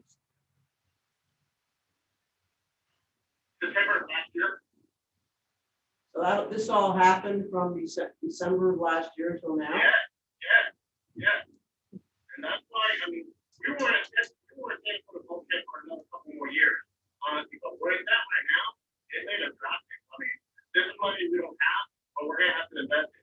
We're hoping to hold off a couple more years to put that bulkhead. But now, because we're at that, we have to do it. We look at the picture. At least. Okay, is that it? Yes, sir. Okay. Mike, if you need it, you got 2 minutes for cross and 2 minutes for rebuttal. I don't, The one on the right here, pull up the one on the right, just make it big. This one 17? Yeah, because that's like the worst. That's a really good resolution image. That's what I'm saying. Just make that 17 and then just make it one. This is the hurricane. Just, So okay. why don't I just have to get on the other side? It won't let me do that. That's what I got. Okay. Let me change it again. The resolution from the hurricane was really, really good. And so this was the bulkhead that you were looking at, the neighbor's bulkhead, and he's saying that this is washing right here. If you want us to measure that and give you the number of square feet that is, we can do that. Yeah. That's pretty awesome. Doesn't look much. We'll go from here to like right in here, that's where this wash is. Again Okay, here? go right here. Okay. And then go to here, stop, no, right here. And then come this semicircle like this. Oh, sorry. Here? Yeah, right there. Semicircle to start doing points. Points. Points. No, turn. There? Keep going. Yeah. Go to the line. There you go. Click it. Go to that corner. Go to the corner. Yeah. Click it. Go to that midpoint. You can click it. Double click. So. Yeah, it's 14 acre. It's not square feet. I didn't look at what it was said on. Sorry. It's 4/10 of an acre. It's 0.4 or 0.04. 0.04. Sorry. 0.04 times 43,560. That equals 1,742 square feet. And we have 7,400. So divided by 7,400, that represents, that's not right. That represents 23% of that whole value. That's not 23% of that whole parcel. Oh, 23% of the parcel? 1,700 of 7,400. That's measure the whole parcel. Get in the square feet. I am. Right. Because that doesn't that looks like more like 10 or 12% at the most. It doesn't represent 23%. So we're measuring your property. Or you can't see it. Just measure the whole property.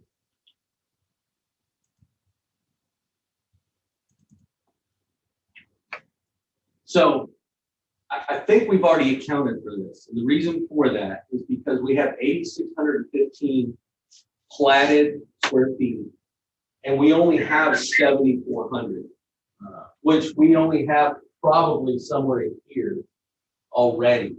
Does that make sense? So we had 8,600 and we just measured approximately 1,700. So that's what, 1,100 or something like that? We've already taken into consideration. I think we have. We only have 7,400. 6,900.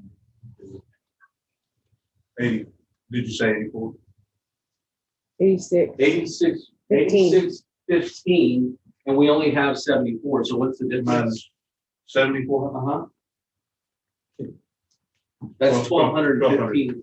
Yeah, could we also look at current pictures? Because I know it's a little blurry, but this is from 2017.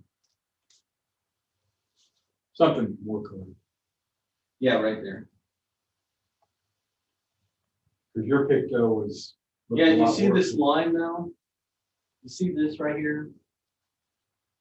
Sometimes the pictometry doesn't, notice how much more in the water it is? It's not right. That's shifted. That's not right. It's just when I looked at your image and your evidence, it looked, and maybe it's just shadows and stuff, but it looked like there Go was straight down. a lot more. Go straight down and go to Seems last to go year. a lot further I didn't know. Go to last year. Yeah. Yeah. Go to, yeah, that one right there. It's not a great photo, but go to the previous year. to 18? I'm sorry, we were talking about the optometry. Okay. Yeah, right, that's. Now, he's gotta go back. Yeah, that looks more like 27%. We go here to here. You know, if you measured that, you can look at that. But again, I'm just gonna say this is Here? not to this point, so I think the whole thing is off. No, that's too much. It's at this point right here where the beach is. That's where the beach. But that dark area falls off pretty significant. Yeah, That's yeah, I like a think big old deep drop.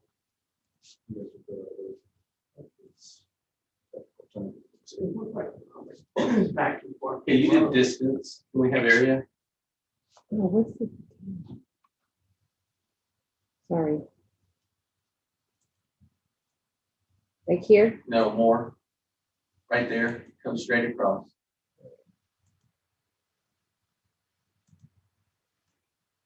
Yeah. Are you still there, The son? first measurement was 1,700 and change, this is 1,800 and change. You know, we measured the whole parcel and it's 8,600. And this is 1,800, you know. So we've only got 7,400 square feet of like land. Yeah. So we've already accounted.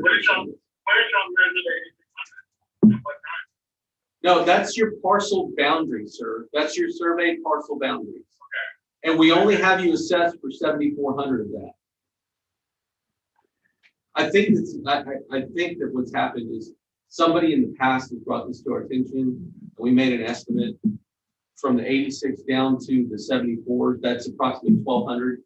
If you wanted to throw another 600 at this square feet. If my math is accurate this time, it goes down to 6751. I got 6736. It's about the same thing. That's taking the 8615 minus the 1864 from here. Takes us down instead of 7,000 to 6751. That's fine. Still doesn't make it, I mean, yeah, that's fine. It's fine. Okay, 67, say the number again. 6751. Can we go into the account? And go into land and go into there. And then put it, see it says change per picto. Yeah. Do this right here, do hash.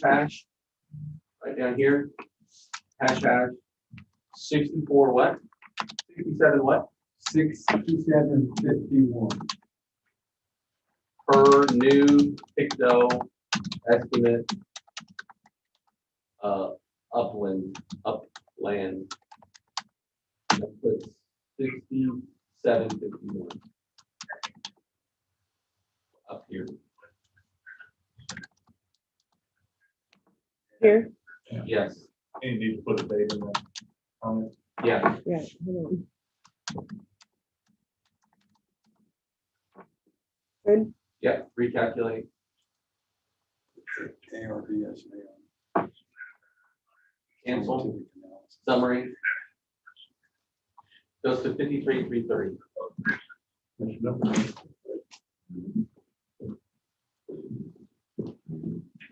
Zero. Okay. What we've done, Leon, is we've remeasured and we've made changes to the account in the square footage. We've marked your lot down from 7,400 square feet to 6,851 square feet. 6,700. Yeah, 6,751. And the new value is 53,330. Are you okay with that? Yeah, I'm okay. I think that part here, that's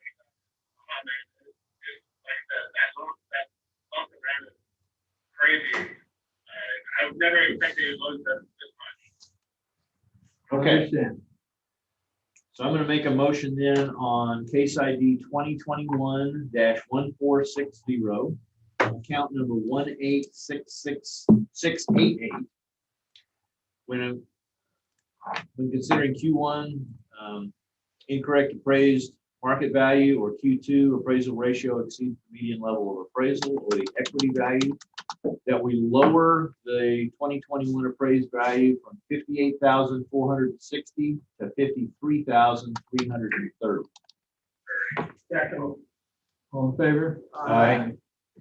Okay, Leon. Thank you. You're Okay, welcome. thank you. Take care. Great weekend. Drive careful. How you doing? Bye-bye. All right, the last two cases are the same people. It's the McCloskeys. They would like to start with the second case, if that's agreeable, which is number 1752. And it's case 1752. They want to start with that one. Yeah. No. Oh, right. Exactly. Yes. And I don't have them on one affidavit. I don't know if you want to swear in for both cases, 1751 and 1752, and sign the thing at the same time. All right, sounds good. Which one's first? 1752, Okay. 23 Riviera. And if you're ready, I'll go get them.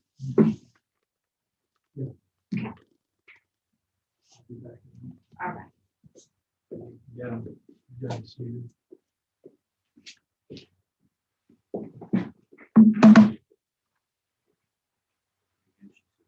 One 75.2. Yeah.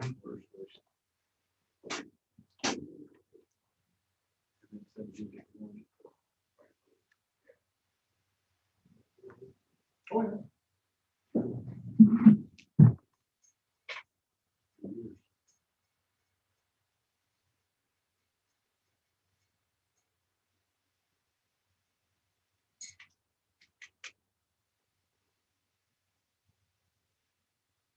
Still, after the street was every time.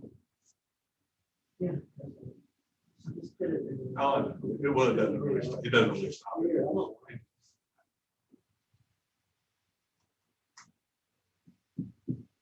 Low tech.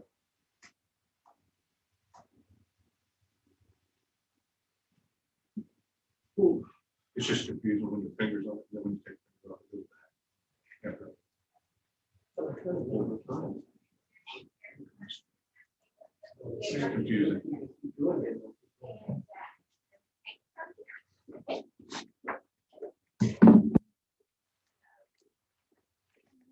Here, and the table is over there to the right.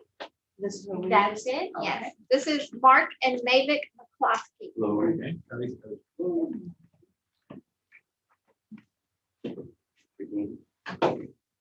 Yes, for you. Bowl over here, you know.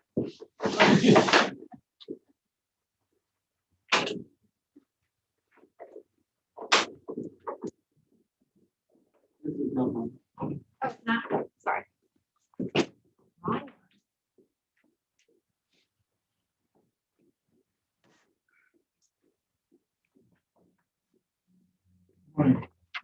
Morning. We have some administrative to go through before we get started. Okay. I'll go through the script. Toward the end, I'll have a few questions. Okay.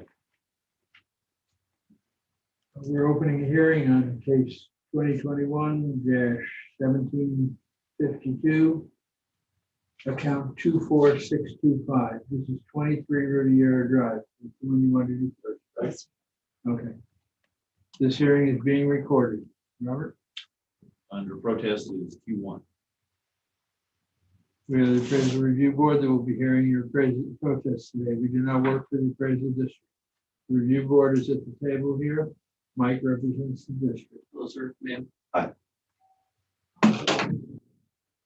We are appointed to perform an independent review of your protest. At the end of the hearing, you may complete a survey regarding your experience.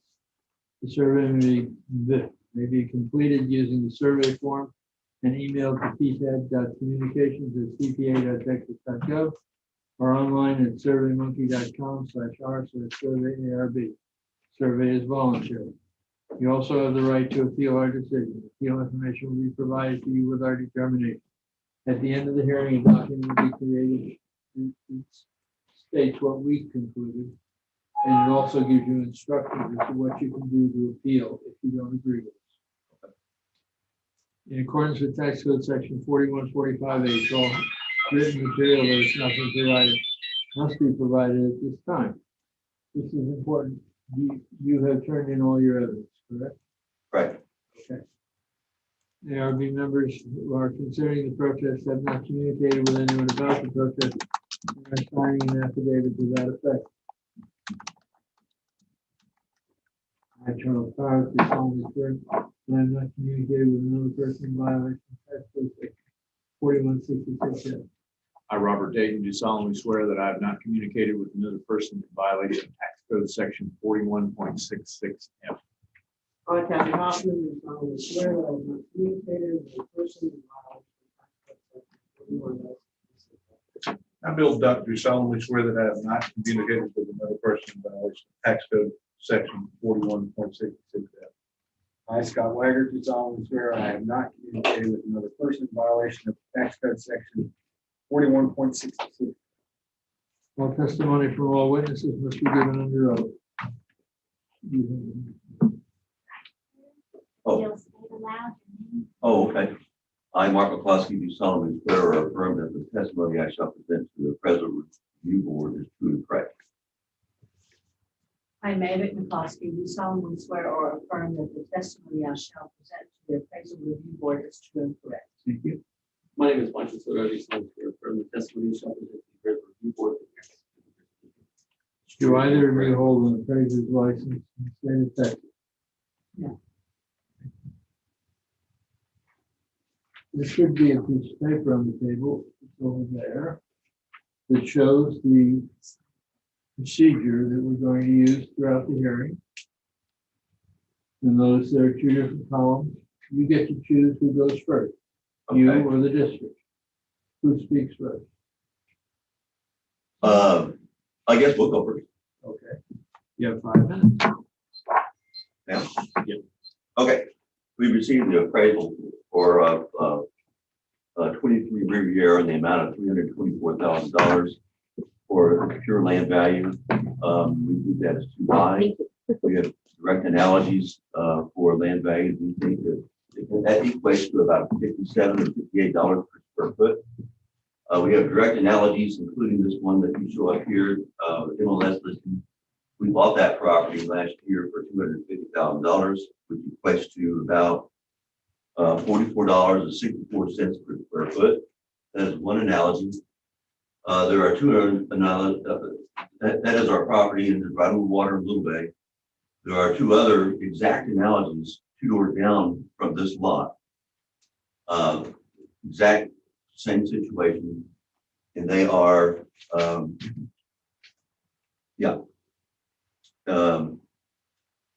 what are now 3 lots. There were 2 lots at the time at $45.84 per square foot, sold in January of this year. That's 27 Riviera. And the other one is 31 Riviera, exact same thing, $45.84 per square foot. So therefore, we think our evaluation is too high. In the information you provided to us, therefore we didn't bother to look at it, bring it ourselves, but in the packet you gave to us, there's something called a sales ratio report.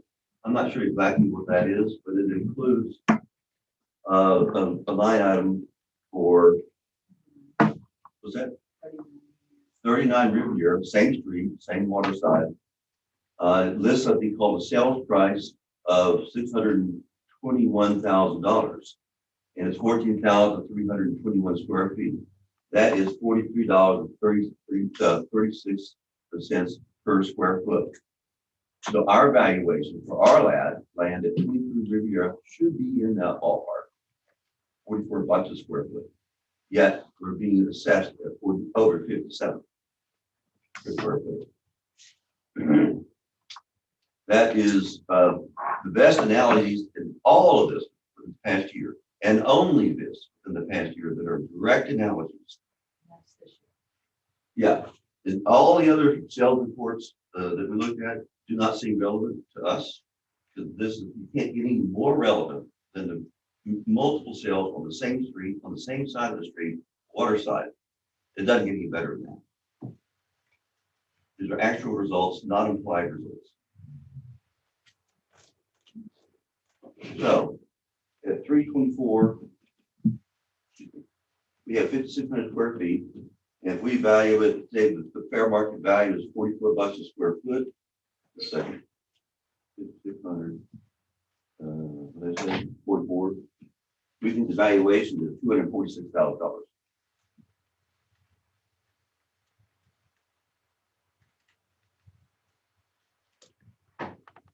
Well, can you repeat that? sir? Anything else, maybe? This, You want you to repeat that? Was the last thing you said? the last thing I said was, at 5,600 square feet, which is what this is, and if we say it's really worth $44 a square foot, which is, I didn't do the actual average of all those numbers I gave you, just say $44 a square foot, that's 246,000. Can't read my calculator. 46,400. Yeah, I think okay now. Anyway, that's really the sum total of our presentation. Maybe get something. So we have our purchase of 22 Riviera, subject of this hearing. The two lots, like 50 yards away, and another lot, 60, 70 yards away on the same street, all within the last year. We have, yeah, that's it. Okay, Mike, then you got 2 minutes for cross-examination and 2 minutes for, or 5 minutes then for your presentation. Okay, there was a couple of times that the subject property owner indicated that we had a value of 324. We do not. We have a value of 296,800. Again, several times, at least 2 times, indicated they had a value over $57 a foot. They do not. They're currently assessed at 53. So just wanted to make that clear. In relation to the subject property sale, you said you bought it for $250? Yes. Right. The last time I had the list on it was, the last time it was listed was $299, but you presented evidence in your evidence package. This is the last list price was $299, but they sold it for $250. Yes. And you're carrying, the owner finance is carrying this property. Yes.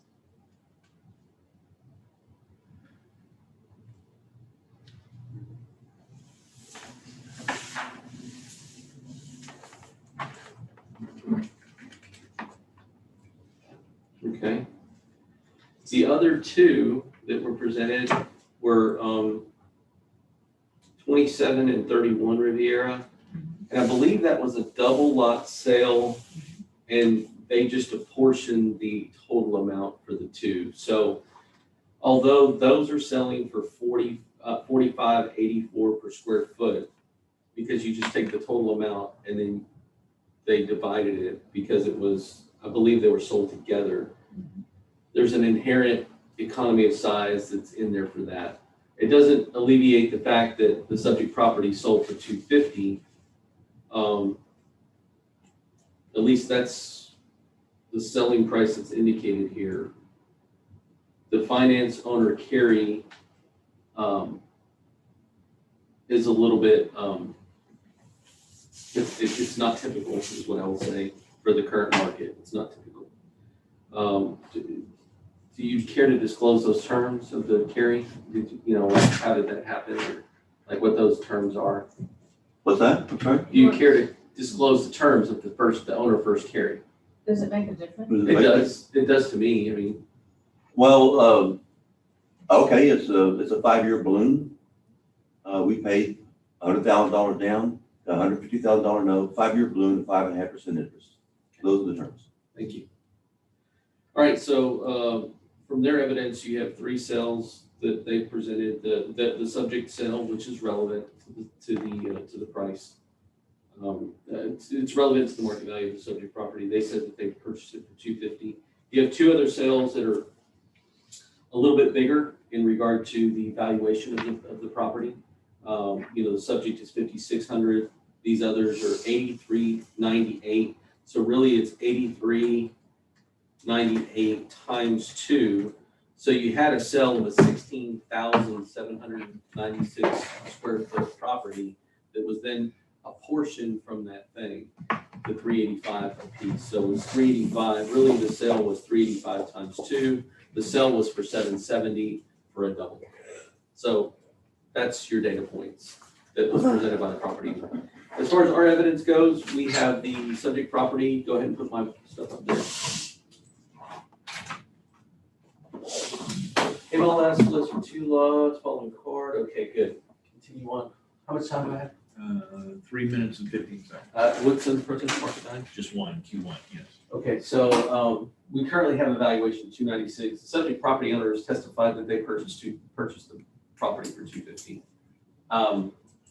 In my opinion, it's not worth any less than that. As far as the rounding down, you don't get to do it that way. The other two were bigger and they sold for more. They sold for 45,000 and change. Having said that, this is my grid. This is what I can support, is the 288 and change. And that's using the 23 Riviera value. And I had 269. So if they're under testimony today saying they bought it for 250, they bought it for 250.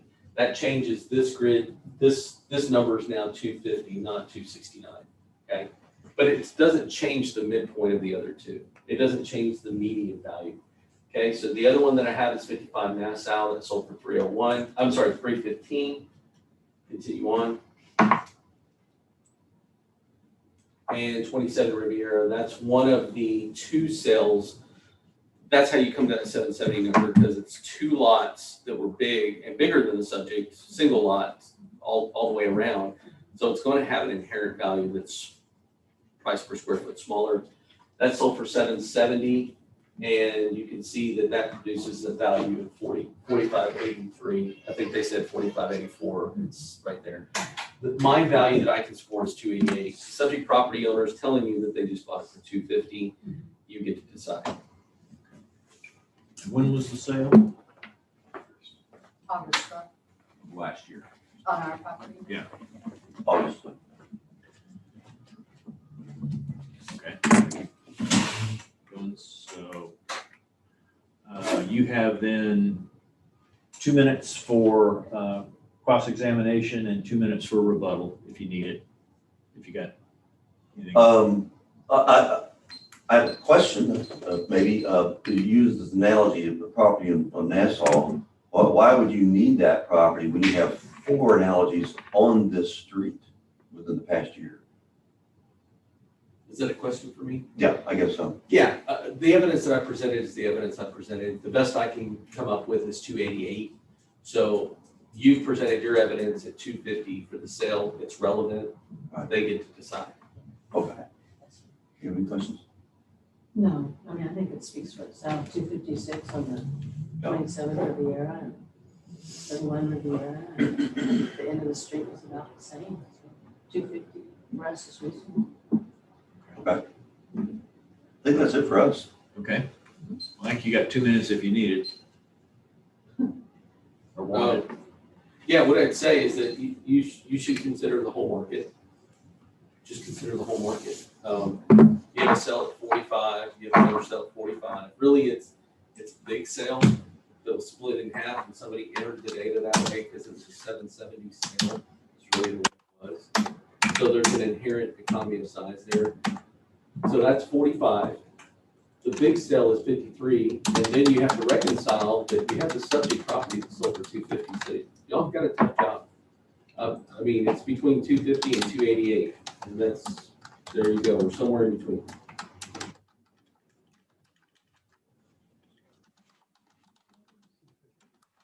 Yeah, 250.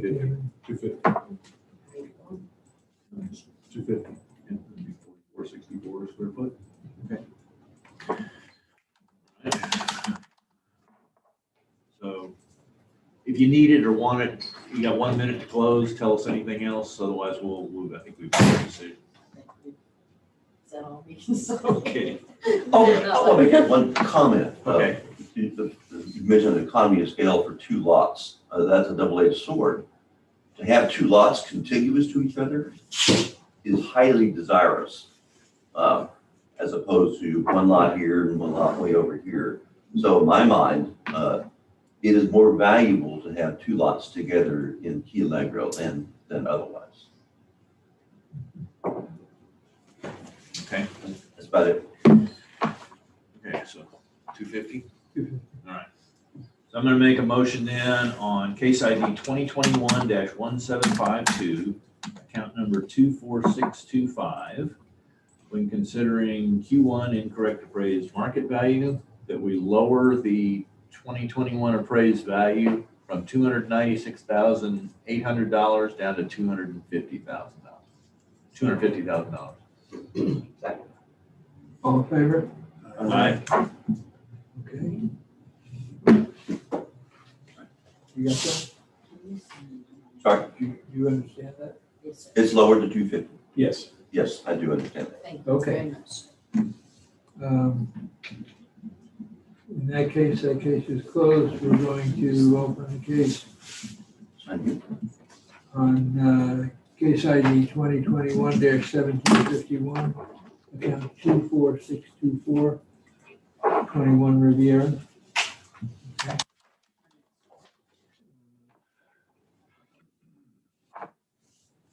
Protest is Q1 on. One only, Mike. Okay. All ARB members who are considering the protest have not communicated with anyone about the protest and are signing an affidavit to that effect. I, Charles Powers, do solemnly swear that I have not communicated with another person in violation of tax code section 4166F. I, Robert Dayton, do solemnly swear that I have not communicated with another person in violation of tax code section 4166F. I, Kathy Hopper, do solemnly swear that I have not communicated with a person in violation of tax code 41.66. Bill Duck, do solemnly swear that I have not communicated with another person in violation of tax code section 41.66F. Scott Leonard, do solemnly swear that I have not communicated with another person in violation of tax code section 41.66F. All testimony from all witnesses must be given under oath. Do it again. Go ahead and read. I, Mark McCloskey, do solemnly swear or affirm that the testimony I shall present to the appraisal review board is true and correct. I, Mavic McCloskey, do solemnly swear or affirm that the testimony I shall present to the appraisal review board is true and correct. Mike? Yes, my name is Michael Soto. I do solemnly swear or affirm the testimony I shall present to the appraisal review board, Billy Rains County Appraisal District is true and correct. Okay. Who would you like to go first? We'll go first. Okay. The appraisal presented to us for the land value at 21 Riviera at $324,800, similar to our last review. So it's the exact same issue, the land value. We have no quarrel with the improvement value because we have no idea. The house at January 1 was not livable, although they've assigned 75% to the improvements. So we're here only to discuss and protest the land value. There have been 4 other analogies on the same street, Riviera, all implying a property, a land value of that of $250,000.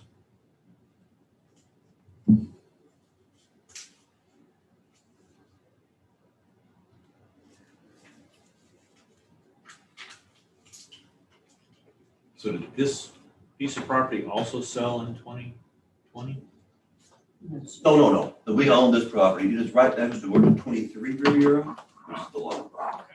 This one now, 21 has a house on it. It does now.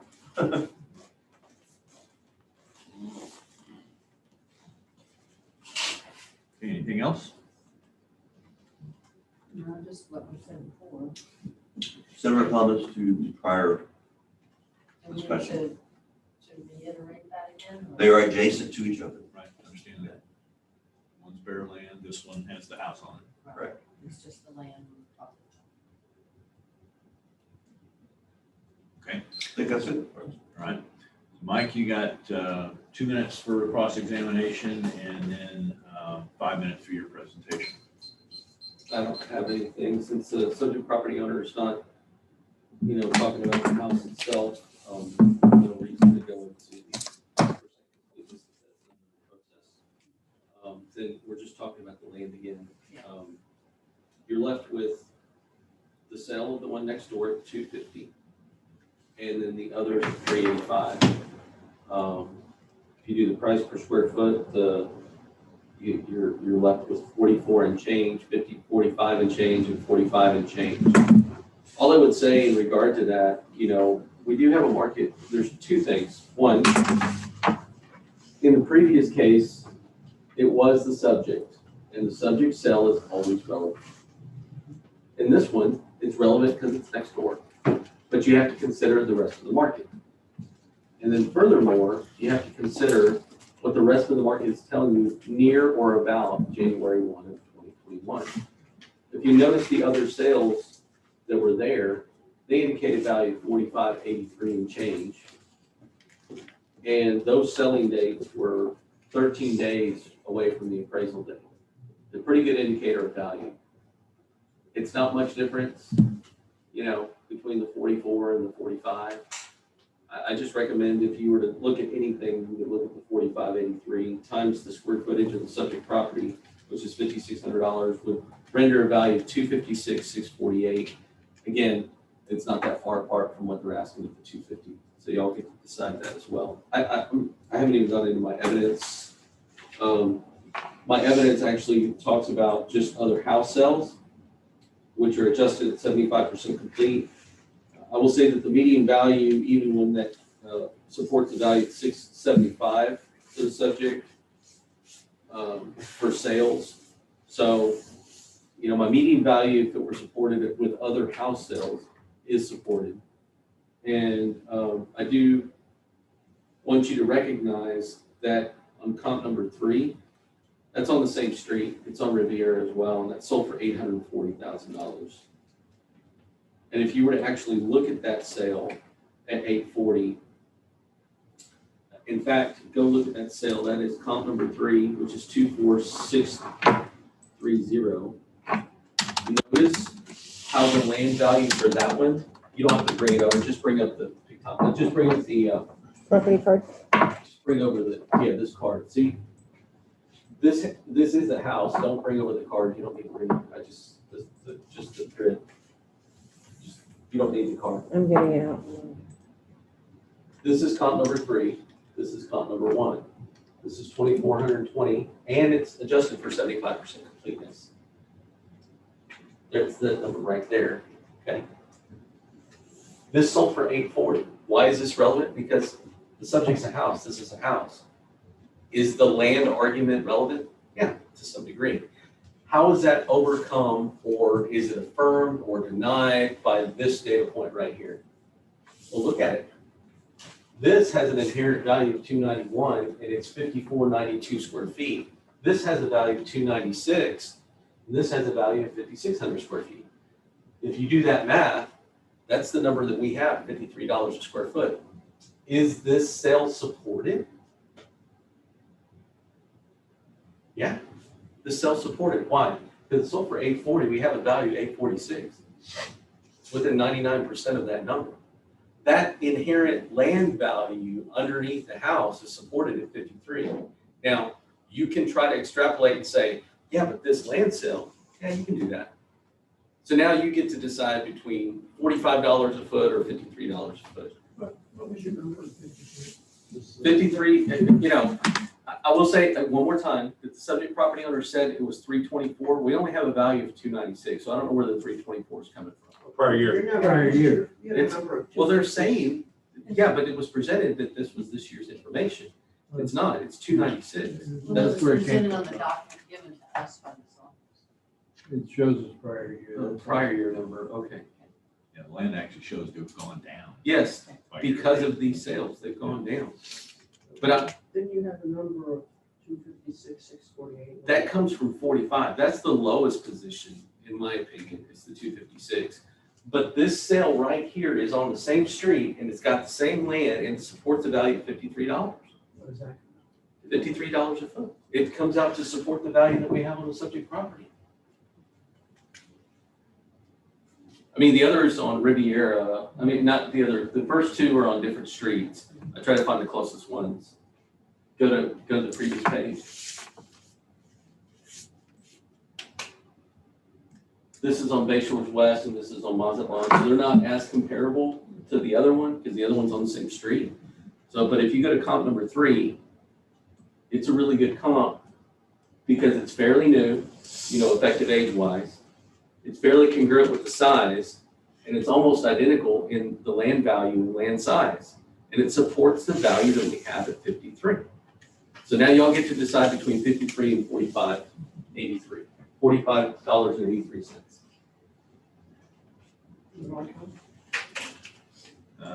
They've got 2 minutes.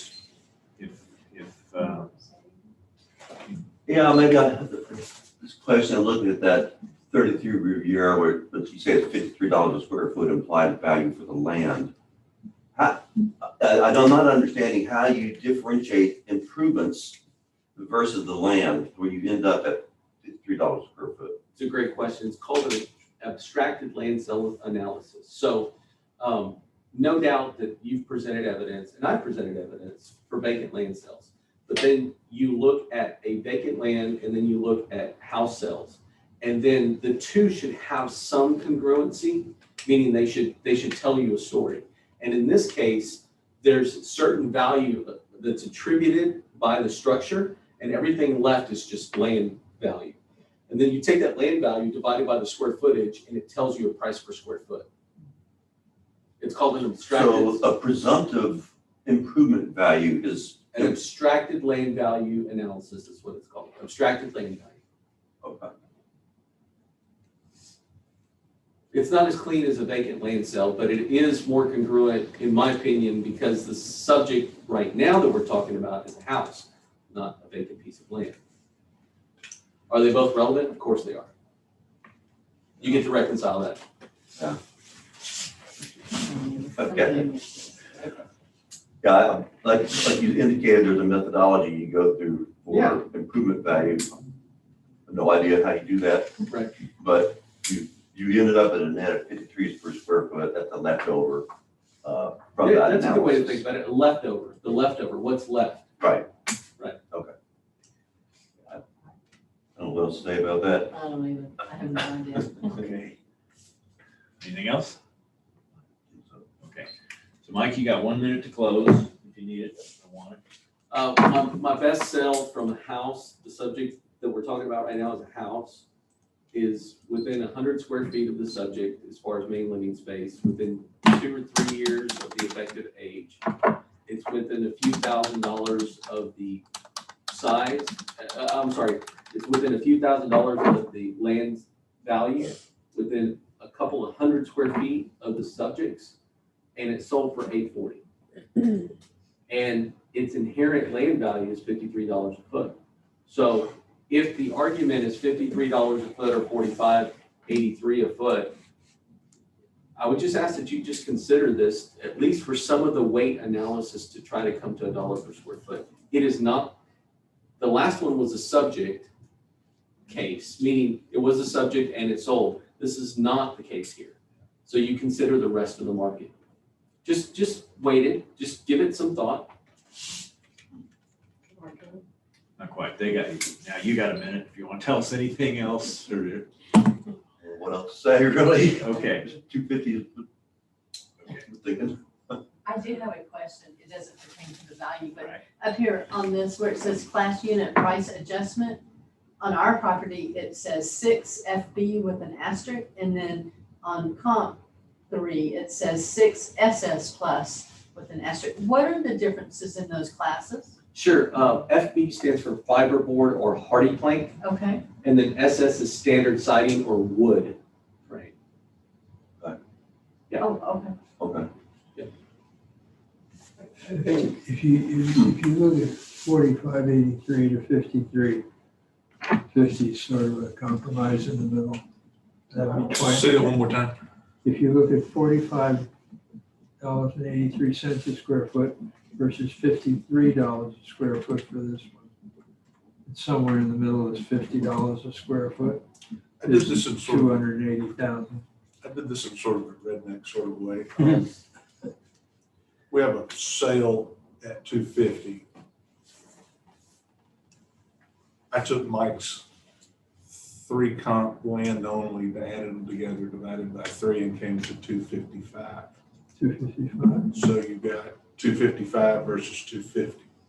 There's a happy medium in the middle.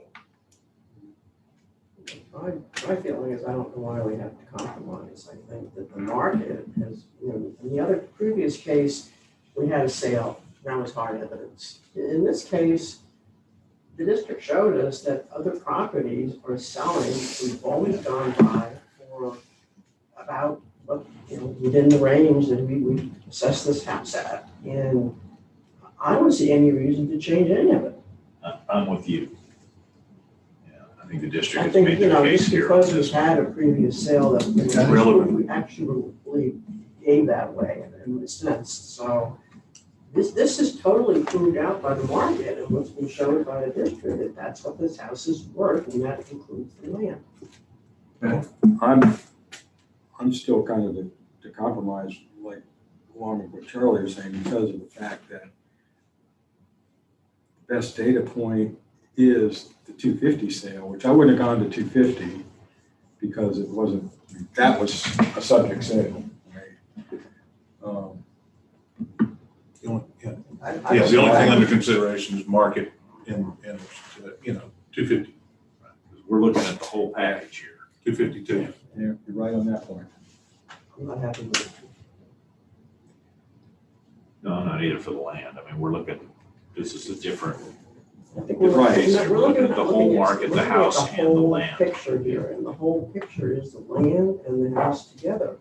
And the district has shown that anything. The house is, I don't know, have. we haven't really talked House is about under the house. construction. Doesn't We make didn't any talk difference. We're Yeah. talking about the entire value of the property. We're not just talking about the land. This is valued at $646,000, which is well within the range of other properties, like properties. Forget about the 250 for the other lot. That was just a one isolated sale that he hadn't been approved for. It doesn't mean that There were 4 it's worth the same value on this property. One of those was a larger, much larger lot that would have had an economy of scale. Yeah, you go into it, but those were originally 3 lots that got converted into 2 lots, and now they're split back out to 3 lots. So that's neither here nor there. It's just they all average out. I'm with Kathy on this one. I think the district has made their case on this If one. was to put this house on the market, it would do more than 646. Sure. It would be closer to what. January 1st was January 1st was under. I had 280. I had 280 based on a $50 per square foot. I kind of like that. And again, it's driven primarily from looking at the land only, not even thinking about any improvement value. And the fact that the lot right next door sold. You gotta go buy. Can't discount it. I know, I'm always not relevant. saying to discount it, I'm saying, that in the whole scheme of things, the other figures, and we're looking at an entire property, they're up. So you're at 250 something, we're at 288, and you're at 296. Right? I could go for 288, but I can't go for the 250. Not when you're looking at the whole package here. You've got a house and the whole market driving that. I'll come down to 650. Is that what it was, 650? 288, which 288. I don't know what the total becomes. yeah, it wasn't 650 was not even. Oh, I'm sorry, what was it? I didn't get that. 288 for the land, so You're thinking 288 plus, and Robert's doing that, I guess. Plus 637, 460.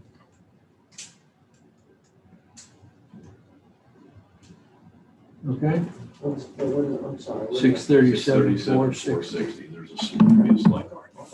Okay. 647? Six.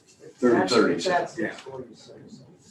Okay, so I'm gonna make a motion then on case ID 2021-1751, account number 24624. When considering Q1, the incorrect appraised market value, that we lower the 2021 appraised value from $646,260 to $637,460. All in favor? Aye. Opposed? Let the record show, 4 ayes, 1 nay. We're done. That's it. Happy weekend.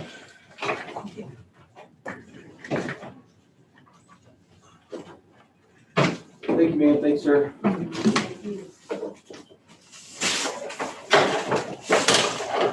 I have to put it there because my shorts are falling down. Well, what else we got? Yeah. That's on 30, need your back. Is that a? It's got a lot of. That's all. Thank you very much.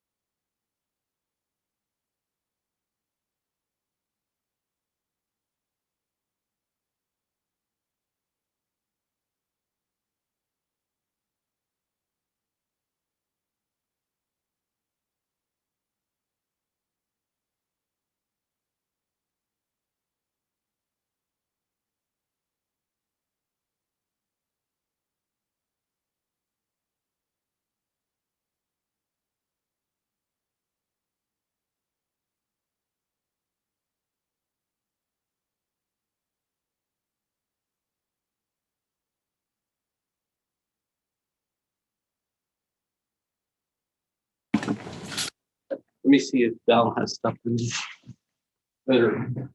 So we're rolling now, by the way, guys. Okay, thank you.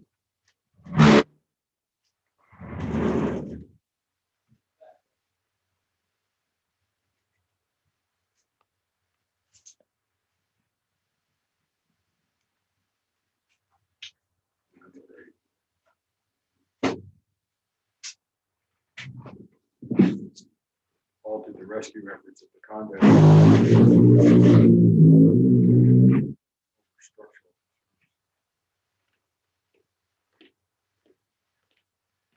You want to be down there on that file? I saw an article yesterday in the paper about back in April, the HOA went to the owners and said, how about a $15 million assessment to fix this? Of course, as you can imagine, the homeowners, what? Right. You know, start asking questions. It's like, A herd. Is that like a covey? or a gaggle. A gaggle?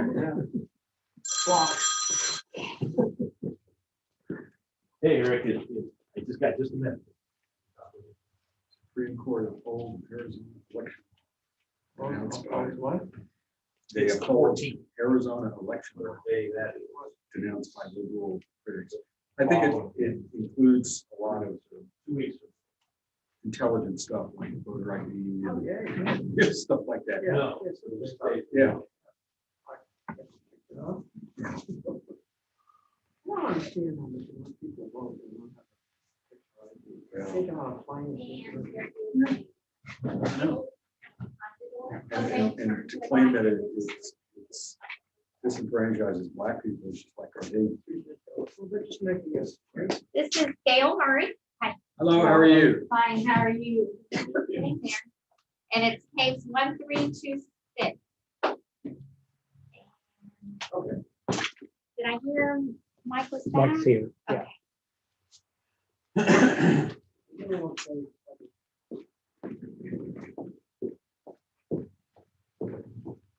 Okay. Okay, that's fine. Take that.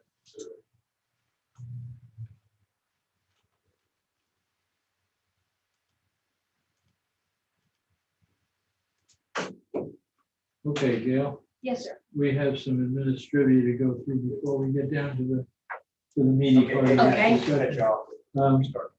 I'll go through the script and I'll have some questions along the way. We're opening a hearing on case ID 2021-1326. This hearing is being recorded. The protest is Q1 and Q2. We are the appraisal review board that will be hearing the protest today. We do not work for the appraisal district. We are appointed to perform an independent review of your protest. At the end of the hearing, you may complete a survey regarding your experience. The survey may be completed using the survey form and emailed to pcad.communications@cpa.texas.gov or online at surveymonkey.com/r/surveyarb. Survey is voluntary. You also have the right to appeal our decision. Appeal information will be provided for you with our determination. At the end of the hearing, a document will be created showing what we did. Okay. And it'll also give you instructions of what you can do if you don't agree with it. Okay. In accordance with tax code section 4145H, all written material that has not been provided must be provided at this time. It's very important. We have all your. Yes, you do. If we don't scan it. Excellent, thank you. The ARB members who are considering the protest have not communicated with anyone about the protest and are signing an affidavit to that effect. I, Charles Powers, do solemnly swear that I am not communicating with another person in violation of tax code section 41.66F. I, Robert Dayton, do solemnly swear that I have not communicated with another person in violation of tax code section 41.66. I got nothing to swear that I will communicate with a person in violation of tax code section 41.66. I, Scott Wagner, do solemnly swear that I have not communicated with another person in violation of tax code section 41.66. All testimony from all witnesses must be given under oath. Okay. I, Gail Marie, do solemnly swear or affirm that the testimony I shall present to the appraisal review board is true and correct. Thank you. My name is Michael Rose, from the square firm, the testimony shall present to the Christian report for the Aransas County Christian District is true and correct. You hold a appraiser's license in the state of Texas? No. Somewhere on, there you go, that sheet of paper right up there has the procedure that we're gonna follow throughout the hearing. Okay. And you get to choose whether the district goes first, speaks first, or you speak first. I'll speak. Okay, you have 5 minutes. 5 Okay. minutes initially. Hi, thank you for meeting with me. This is the first time I'm going to this protest. Before I've gone through with informal meeting with them. We have been property owners in Aransas County at this property at 75 Coconut Ridge since 2004. Prior to that, we've been part-time residents since about 1994, coming as trailers and that. On Coconut Ridge, on the side of the house, on the street that we're on, there's probably about 15, 20 houses. We were the first property, first home to be built on that property back in 2004. We bought the property from Linda Myers, and our down payment helped to go through and develop the property. Yes, I can think of that. Our house was destroyed by Hurricane Harvey in 2017. We had to go through and rebuild the house. Our prior house was a 4FB, and we went through and rebuilt the exact same footprint of the house. We were under TWIA, and we were 100%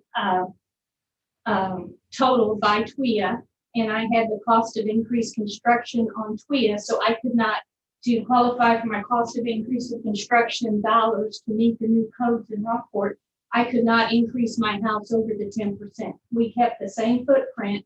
My neighbor's house next door, his was not totally destroyed, but all siding, everything was replaced, completely gutted in the inside, and that's the blue house on the bottom. Completely gutted in the inside and completely redone with a new roof. Our two houses were built by the same local Rockport builder. They're the exact, the same footprint in there. So when our new house was built, y'all had classified us as a 5FB plus. The difference is we do have a metal roof and they do have an asphalt roof. So that is the one that I was questioning on about the 4FB versus the 5FB. The other thing that I was on the appraisal rate, on the increased rate. Well, and then let me go through and show you the. So there's our two houses that were built. We're right next door to each other. And then if you go to the next picture that I have, that is a house down the street, the same size house as ours is. It's waterfront on Coconut Bay. And I feel that I think everybody is in agreement that Coconut Bay waterfront, and know when we bought our property, was the most expensive property. If we couldn't afford it on Coconut Bay, but we could afford it on Salt Lake, that it was at a lower tax rate and a lower value on Salt Lake versus Coconut Bay.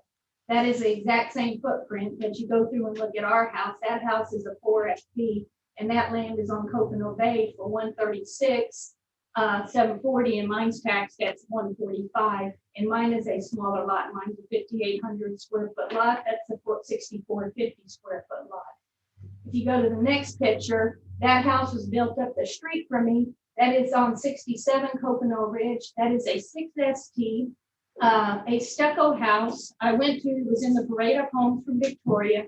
I toured that house. I mean, he brags it's close to $1 million house, and it is absolutely gorgeous in the inside and on the outside. That house, when you go through, I looked at what his was appraised at and trying to figure out the cost, trying to figure out how to compare apples and oranges between land and cost of building improvements.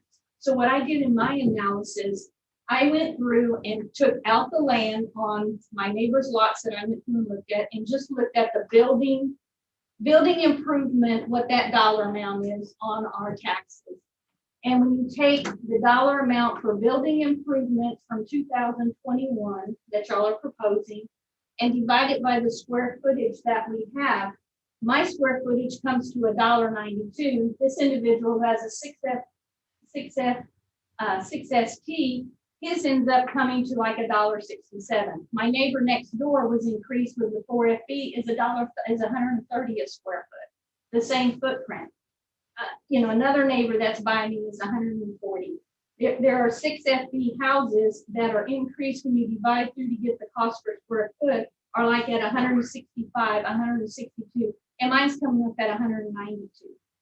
My lot is small. I could not build a larger square footage house because I'm limited to the size of the lot because of the restrictions to go forward. Actually, because of the hurricane, before the hurricane, we could pull our whole boat and truck and boat and fit in the garage, in the driveway. Now we can't do that. We have to move cars, we have to turn sideways and that because of the new restrictions. So I was not going to build a three-story house. I mean, like I said, we're limited to what we could go through and build.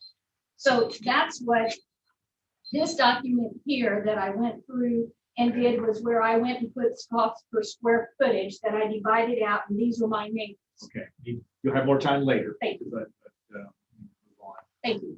So, Mike, then you got 2 minutes for cross-examination, 5 minutes for your presentation. Yeah, in looking at the subject property owner's evidence, the very first picture is their house, go to their house. And then you look at the second picture, you look at the blue house right there. And on the surface, they look pretty similar. What I would say, if I were to make a comparison between those two, if there was equality or not equality, I would say that the blue is probably underclassed in relation because they both have, multiple like hip roof kind of things in there. It's more than just a box. The 4FB is an average home. And a 4FB plus is just a little bit above that. I would say that the blue is probably underclassed in that regard. In relation to the cross-examine, can you describe, like in your interior, can you describe what's going on, like with your kitchen countertops? Yes, I have the same, just like my name, I have the vinyl snap flooring that I went through and put in. Countertop? Countertop, I have granite. Okay, and so does your neighbor have granite as well? Yes, I think either put it's either granite or the quartz. Right, and so with that testimony, I think that the subject property is appropriately appraised in the fives class. I think that the one that they pointed out, that blue, probably needs to go up in class. We can put a note on that account. Moving on to just my evidence.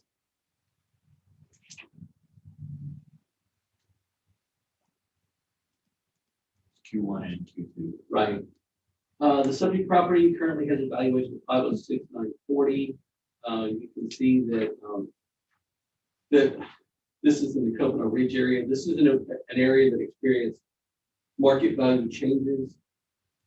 You can see from the class and the effective year, the subject property owners indicated that they didn't.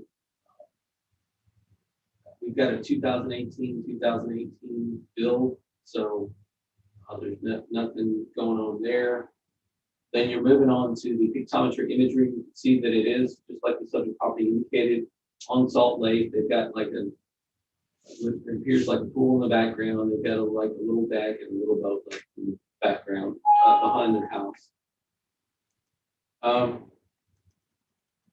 The next thing that we have is just the comparable sales grid. These are just sales in the area. You can see that the very first sale sold for $583. That's on 66 Bravo, Coconut Ridge Road. It's a 5FB, just like the subject. They're within 100 square feet of one another. They're within 3 years of effective age of one another. I would say that the comp number one is better. From a land element, you can see that it has more land value. But when comparatively adjusted to the subject, that renders a value of $521,000. Comp number two is 91 Coconut Ridge Road. It's better from a class standpoint, meaning that it's a 6FB minus rather than a 5FB plus. See that the land values are identical there. The effective age of the comp is older than the subject. That one sold for $529. When compared with the subject for size and all the other elements that they have, it renders a value of $539. Comp number 3 sold for $427,000. That's a 5 FB. It happens to be about 300 and some odd square feet smaller than the subject. Also, its land value is not as much as the subject. That one sold for $427, when appropriately adjusted, renders a value of $508. Look at comp number 4. Comp number 4 sold for $618. That's also 5 FB, quite a bit larger than the subject. That's 2,400 square feet. The land is pretty similar. There's only a $17,000 adjustment there. That renders a value of $538 when compared to the subject. The median value for all of those, when you look and you look at the adjustment, again, I want to point out all of those are 5 FB pluses. Just no, 3 of them are 5 FB pluses, one's a 6 FB minus. The median value is $533,900, which supports the $506 that we have on the subject property. Moving on to equity. Move it up here because my computer just freaked out. Equity, these are not necessarily sales, they're just other properties in that neighborhood. You can see that we're using 5 FB plus, 5 FB plus, 5 FB plus. You're looking at the square footages. This is within 100 square feet. This is just like 150 square feet. They're all within a year of the effective age of one another. The land values are almost identical. They're just 1,000 square feet off. The rendered value is 515 for those median values. This is another 5 FB plus within 100 square feet of the subject, within 3 effective years of the subject. That one has a value change as far as land, but when appropriately adjusted, renders value of 505. The 515 supports the 506 that we have on the median value. Moving on to sales ratio. Moving on to sales ratio. Does Sea Ridge include both sides of the road? Is what now? You have Coconut Ridge? Sea Ridge. Yeah. Coconut Ridge is everything. It's both sides of the road. That's right. So it's Salt Lake and. And if there's a value difference for the land, it's going to be right here. So this is a really good example. This is 75 and this is 66. 66 is going to be on this side of the road. This is $47,000 adjustment here. So yes, both sides of the road. So moving on to the sales ratio report, Sea Ridge. This is Sea Ridge. So it's all inclusive, everything out there. There's 32 sales and we're at 98.15 overall. But yes, it's both sides. It's Donna Lane, which has part of Donna Lane that doesn't have any water attributes, it has water view. So it's everything out there. Once you get past the curve, it's everything. All right, ma'am, you have 2 minutes for cross-examination and 2 minutes for rebuttal. So I'll give you 4 minutes. Okay, Donna Lane is on Salt Lake. It has water view of Pocono, but Donna Lane is on Salt Lake. And yeah, there's a portion that's dry. yes, there is. Yeah, that's all I'm saying. Yes, that little portion there. Yes. And I went through and looked at the comps that you're going through and seeing, and a lot of these comps, and I don't really know the correct way to go through and present this to y'all, but the comps that y'all are showing to me are rental properties. And a lot of these on Coconut Ridge are rental properties. Mine is not a rental property. It is my second home. I am here probably 60% of the time, and I have no intention of going through and renting it. When I go through and look on the tax roll, these properties do not even show the taxes for rental. I don't feel I should be compared as a resident to a business. So that's, and the one on comp 1 is a rental, comp 3 is comp 2 is a rental, comp 2 is a rental, and comp 3 are rentals. I also went through on the exhibit that I went through and showed y'all. I took y'all's page and I went through and did kind of like the cost per square foot analysis also. That's what my notes are on there.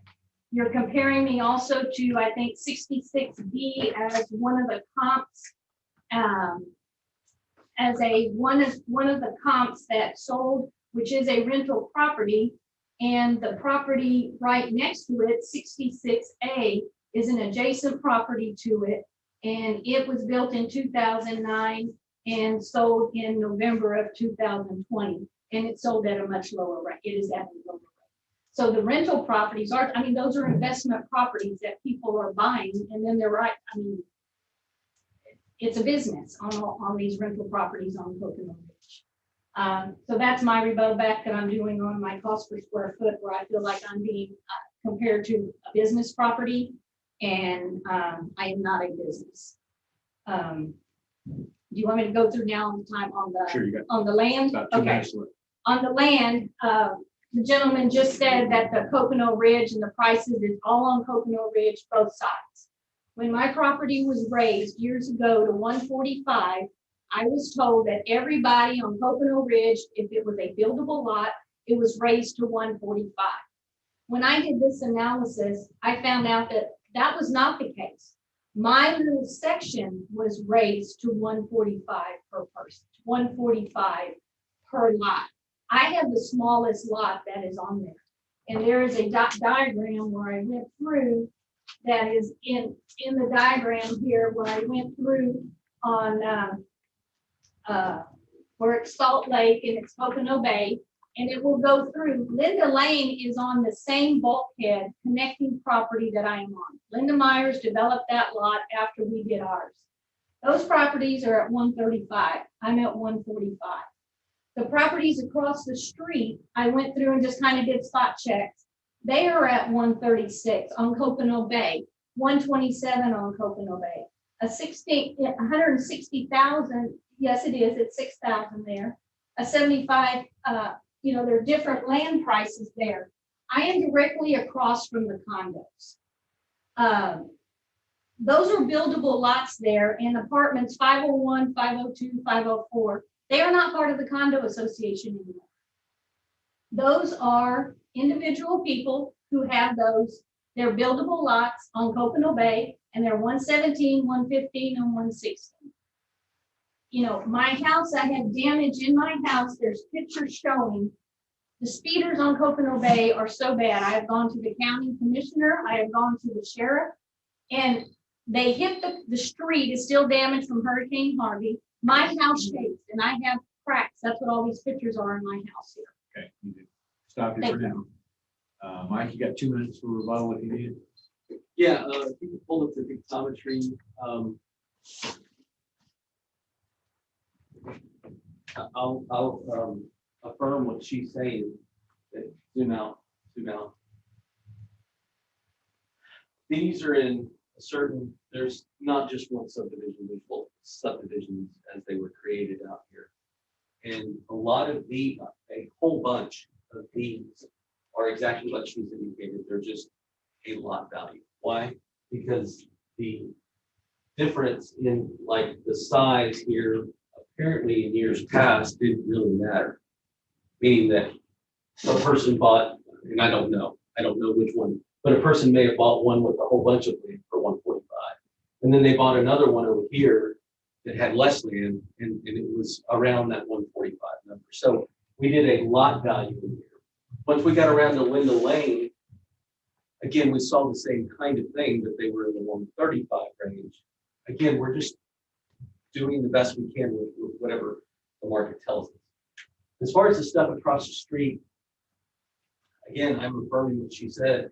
These right in here used to be part of this somehow, but now they're not. So now they're just on a price per square foot on Coconut Bay, just like the stuff over here, just like the stuff over there. These are on a lot basis, and so are these. These are on a lot basis.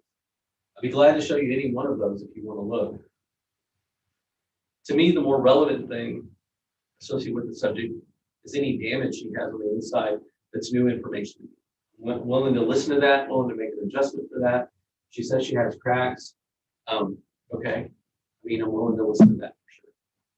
But in relation to any of these lots, I will show you that it's on whatever table it's on. And we put it on the table that it's on when the market tells us to put it at either a square footage price or a lot price. We're on a square footage price here? We're on a lot price. Lot value, I believe. But across the street is Coconut. The other side is only square footage. Yeah, we're on a. Could be a different. Could be. It says method lot. Yeah, so these are on a lot. And the ones across the street, I think, are on square footage. Okay, so now you have 2 minutes for rebuttal, Dale. I'm in disarray and in shock that across the street from me would be in cost per square foot on a lot, and I would be on a lot price on a small, because I knew when we bought it, it was on, the smaller lot. My main concern is on the cost that y'all are doing on my house compared to the other houses in my neighborhood there. And if you're comparing land that's in my little section, then you ought to compare houses that are in my little section. You're comparing houses that are all the way up on Coconut Ridge, all the way around the corner. So I just think there's an equity. I think that when I divide it out where it shows the 192 a square foot for my house compared to the other prices, and the brand new 6ST at 167, and the finishes are top notch inside that house. I know the wording in Rockport is you want to play, you're going to pay, but I think y'all are. I don't mind paying to play. I love Rockport. I'm not planning on moving. We are planning on retiring here when my husband finishes. I'm already retired, but this cost per square foot for our footprint on our house is outrageous. How did you correct for the age of the house, the size of the porches, I didn't, because when I saw amenities? y'all's analysis, and I was just trying to compare like apples to orange, because when I looked, I didn't have the knowledge or the way to subtract out land costs, because when I looked where y'all had a program where y'all could subtract out land costs and that. So I just figured this was kind of a way of a constant for me to go through and look at it. And I did it for the ones for the comps that y'all are showing me, but I figured, those are the rental properties. Those are a business property. Those are write-offs when they don't go through.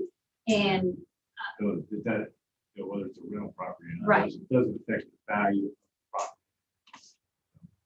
the property. Mike, you got a minute to close? Yeah, what I would say in closing is that, along that area right there, now I'd have to investigate how far in that pictometry, the 145 hole, but at some point in the past, that methodology worked for a lot value. I can tell you that there's typically three. There's square footage, there's front footage, and there's lot value. The front footage, you see a direct correlation to the data that says, hey, front footage should go for this many dollars per front foot. Square footage, that's the most common. It's where you see value per square foot in the market reacts to that. For lot value, you actually see the reverse. You say it doesn't matter if it's 5,000 square feet, 6, 7, 8, 9, they're all paying about 145. At some point in the past, that was true of this area. Having said that, the thing that I'll go back to is the subject property owners presented some evidence as far as cracks and things like that. We haven't heard any of that, like as far as value associated with that, and I'd like to. Okay, I have pictures that are further down. You have a minute. Make it quick. Okay. If you go down to pictures that I have, pictures are probably all up at the top, right? She scanned them all in. Yes, they're towards the top. It's all occurring along right up there where it starts in my ceiling and where my crown molding, and I had the contractor come out, and it happened in 4 rooms. And when they speed through the street and they hit the chuck holes in that, my house literally shakes. And it caused all of that damage along where they all separated, and then in the ceiling in 2 rooms where it cracked like that. And cracking the crown molding.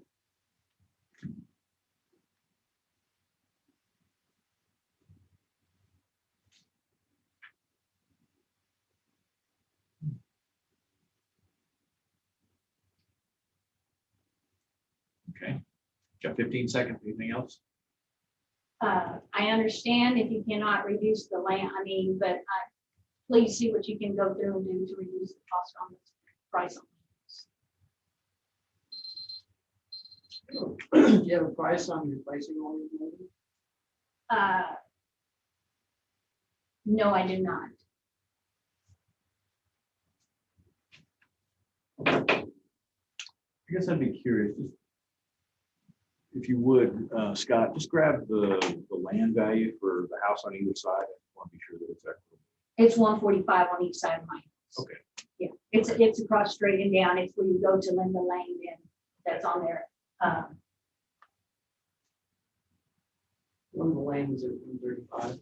There, Linda, it's at the other down as you come up to our street. We were the first section that Linda developed, and then she did the next section that's still sitting vacant. People own it, and then she did the Linda Lane part. She has most rentals in that section.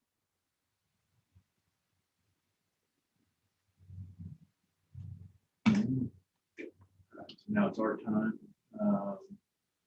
The district's made their case and supported both sale and equity. Filling them out. Property wall, 5. Look at it. Look at it. That goes way back. Yeah, that goes way back. Yeah. Well, it's staying the same. No.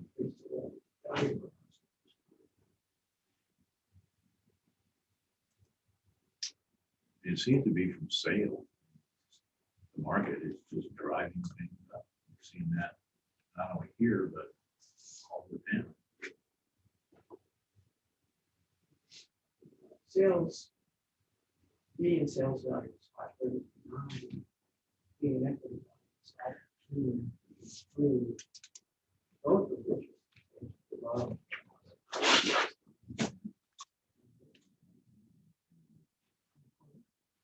Okay. So I'm going to make a motion then on case ID 2021-1326. Account number 47951. When considering Q1 incorrect appraised market value, Q2 appraisal ratio exceeds the median level of appraisal, equity value, that we maintain the 2021 assessed value at 506,940. Favor? Aye. Very disappointing. Presentation.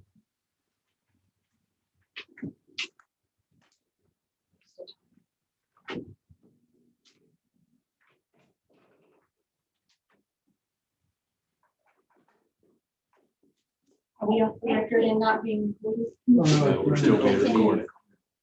We're still being recorded. It's always. It's live on the air. Please go through and equity appraise all the values on the property on our street. We don't do that. No, you don't, but They do. they do that there. Thank you so much for your time. I appreciate it. Our next case will be 353 in person.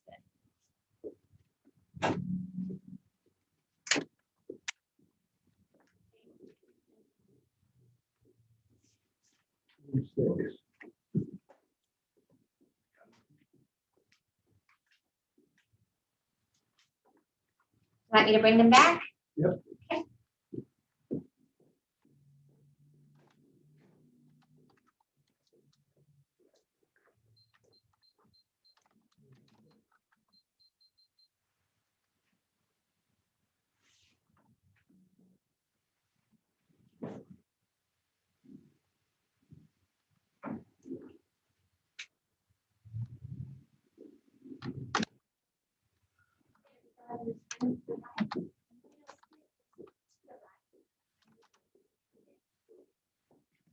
This is Jacob Nunnally.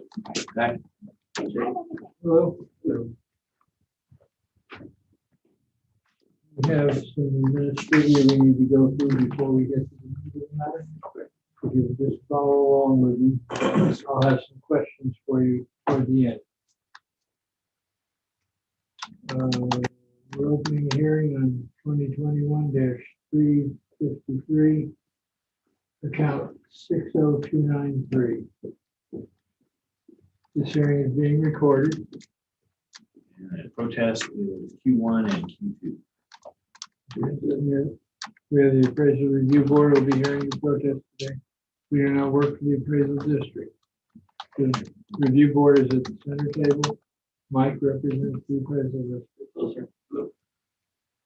We are appointed to perform an independent review of your protest. At the end of the hearing, you may complete a survey regarding your experience. The survey may be completed using the survey form and emailed to ptad.communications@cpa.texas.gov or online at surveymonkey.com/r/surveyarb. The survey is voluntary. You also have the right to appeal our decision. Appeal information will be provided to you with our determination. After this hearing, you get a letter. It'll state what we've decided. Of course, you'll know that already, but you also get information about how to appeal. In accordance with tax code section 4145H, all written material that has not been provided must be provided at this time. Very important. Have you submitted all your evidence? Yes, I emailed it. Okay. ARB members who are considering the protest have not communicated with anyone about the protest and are signing an affidavit to that effect. I, Charles Powers, do solemnly swear that I have not communicated with another person in violation of tax code section 41.66F. I, Robert Dayton, do solemnly swear that I have not communicated with another person in violation of tax code section 41.66. I, Kathy Hoffman, do solemnly swear that I will not communicate with an individual in violation of tax code section 41.66. I, Bill Duck, do solemnly swear that I have not communicated with another person in violation of tax code section 41.66. I, Scott Wagner, do solemnly swear that I have not communicated with another person in violation of tax code section 41.66. All testimony from all witnesses must be given under oath. I, Jacob Newman, do solemnly swear or affirm that the testimony I shall present to the appraisal review board is true and correct. My name is Michael Soto. I do solemnly swear to affirm the testimony you shall present to the appraisal district is true and correct. Mr. Nunn, do you hold a license as an appraiser in the state of Texas? No, sir.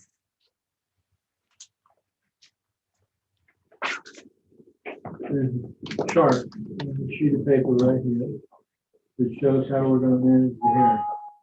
And you get to choose whether you speak first or the district speaks first. Which would you like to do? So we'll do it first. I have it in the. Mike, Sure. you're up. I need to see. Okay, gotcha. All right, so the subject is on Coconut Cove subdivisions. I'll go through the evidence right up here. Last year, the house, according to our records, the house was not yet complete. You know, it's complete. That was the cause for some of the increase in value for the structure. You can see that we have it started construction back in 19 at some point, and now it's complete. We have a 5NB.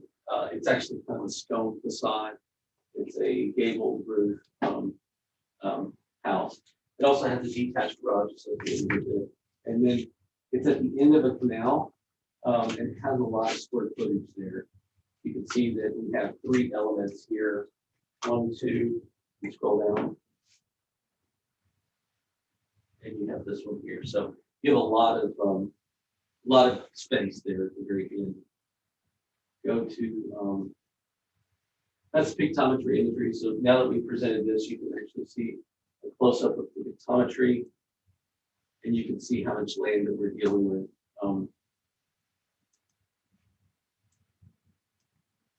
It's just a lot of land. In comparison, just to the one across the street, we have this one here, it's just a lot at the end, but it's inclusive. It would be the same as if you had this lot as well. So it's a whole bunch of land. It's a stone house. It has, you know, just a concrete thing over here. It has a store. It has a detached garage right there, and it's at the end of the canal on Dove Lane. All right, we'll go into our evidence. We have Q1 and Q2. First thing is market value. So what are some other sales that are happening in this area? The very first one is 136 Lakeview that sold for 441,000 this last year. That's a 5 FB, which is fiberboard or hardy plank. You can see that the comp is actually a few 100 feet bigger than the subject. It's 2,100 and change. This is 19 and change, but it's a little bit older than the subject as well. In most of these, you're going to see a valuation land adjustment, and the reason for that is just, again, the size. This one is only 76,000. The subject is 139,000. There's an adjustment there. This renders a value with all these adjustments for 421 and change. House number 2 is a Lakeshore. That one sold for 516,000. That's also a class 5, but it's a 5 ST, which is a stucco home. Again, if you look, that's about 400 or 300 and change, 300 so square feet less than the subject. It's older than the subject, but surprisingly enough, the land value is very similar. There's a small adjustment there. That renders a value of 568 and change compared to the subject. You can see that the next one is on speckled trout. This one sold for 324. This is a 5 FB, again, fiberboard or hardy plank home. The effective years are identical. The classes are very similar. There is an adjustment to the landing area. Again, the subject has a whole bunch of land. When you look at this house, and this house sold for 324, when compared with the subject, renders a value of 444. I think the last one is on quail. It's 121 quail. That one sold for 584. That's a 5 SS. SS is standard siding or wood frame home. You can see that that land is actually better than the subject, and it has a negative adjustment there. It's much older. It's a decade older than the subject's, effective age 209 as opposed to 2019. And again, renders a value of 441 each. The median value is 446. It supports the 424 that we have on the subject. Let's going to equity. These are not necessarily sales, they're just other properties.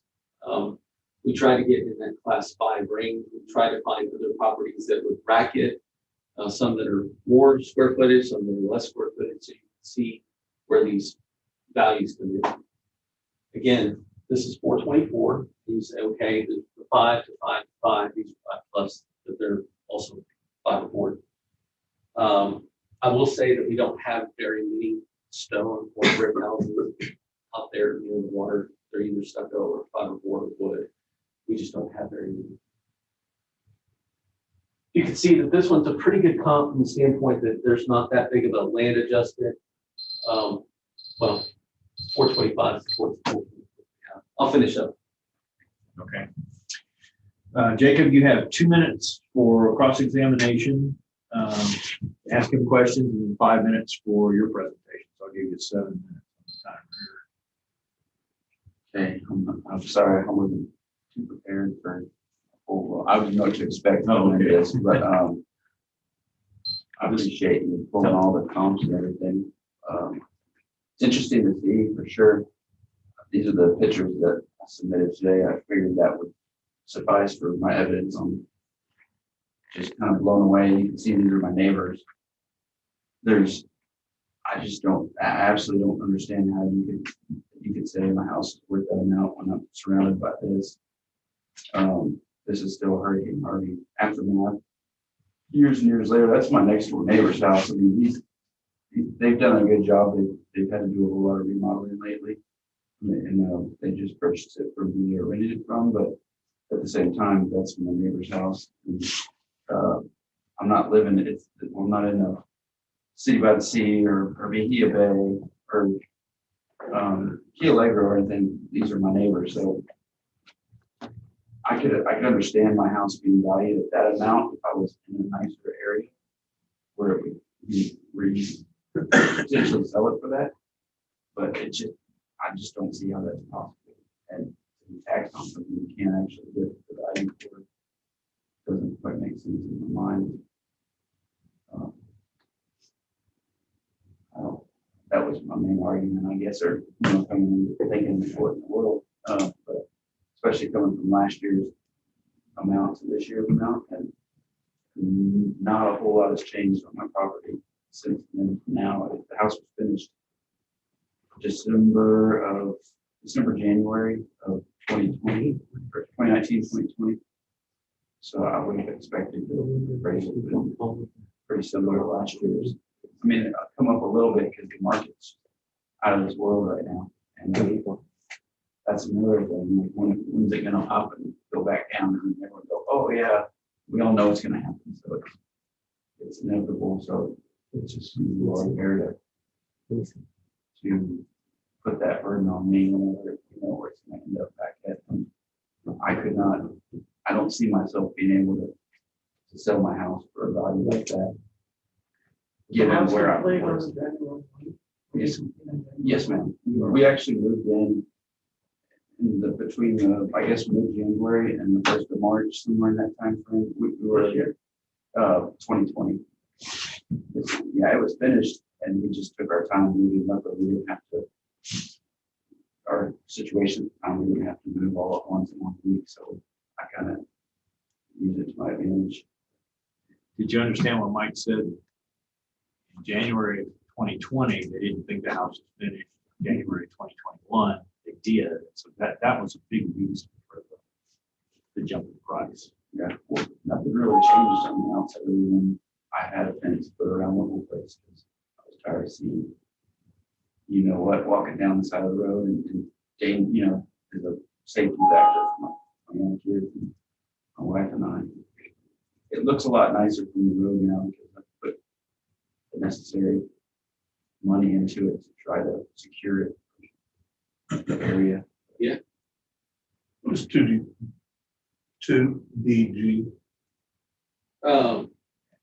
Detached garage is DG. Oh, garage. 2-car to it. 2DG 3SS. Yeah, 3SS, typically a DG follows the class of the home, or it typically follows the class. Again, it's a contributory value. It's an accessory to the home. In this case, it was built well before the home. So it could have been from maybe, was there a previous home there? There was before Harvey. So yeah. There was Probably a 3SS or 4SS home there. Because and the reason I say that is because we typically go either the same class or a class lower than whatever was there. And we put it on as a DG or detached garage. In this case, it's just a DG. It's the one that was to the north.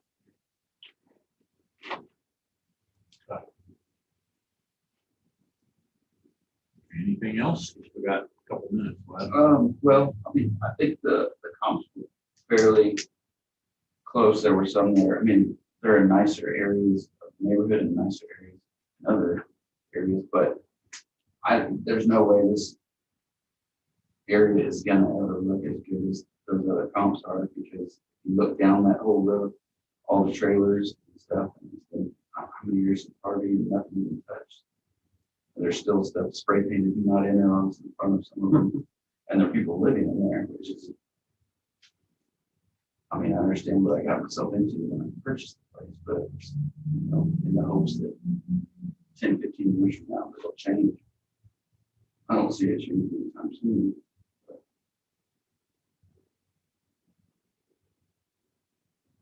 Any chance we can look at 106 card? Oops, sorry. Yes. That's okay. Finished. Okay. Mike, then you have 2 minutes for cross-examination, 2 minutes for rebuttal.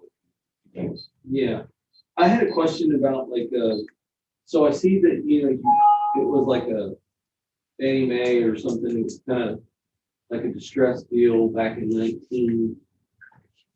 Did you purchase just the garage and the land at that time? No, sir. The structure was partially up and finished. The rock wasn't on the walls. I actually I did a whole lot of changing on the inside. Gotcha. But yeah, the main structure, the shape was there of the house, the driveway, none of that was there. I finished out the rock and all that as we done before, but yeah, no concrete was there, nothing. I think, when I'm looking at this value as a whole, I think it's okay. I think it's a little strong. Like just my general sense of that property is just a tad strong. And where I think it is just for the economy of size for the big lot at the end of the canal. And my suggestion is to take that third land element, which is that 40,000, and apply that same percentage, that adjustment at 85%. Let's see what that does overall. I don't think it's that strong, but I think it's a little strong. Just overall, that's what I feel about the property. Even though the self-supported, I generally agree with what he says. Like, it's not as nice as some of these other areas. Did you take into consideration the location? Well, that's what I'm talking about. Oh, yeah, it's the size and the end of the canal. Yeah. It's the land element. If you can pull over that land element and show that that third segment is, instead of 100%, it's 85%. Yeah, it's the third segment right here. We're going to market value, and we're throwing on it just the new 85%. Just throw area, yeah, 85. It's not going to be that much, but it's going to be a little bit. Recalculate. Go ahead.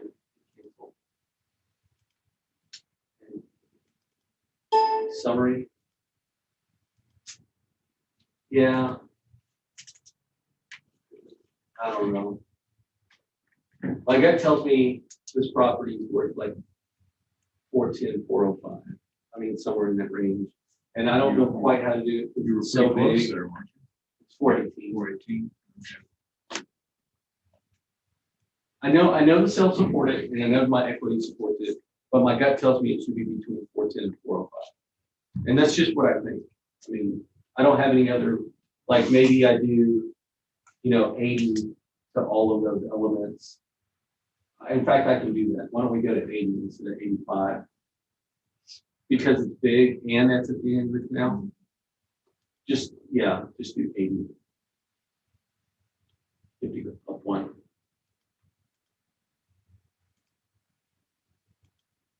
And do it for the other two segments as well.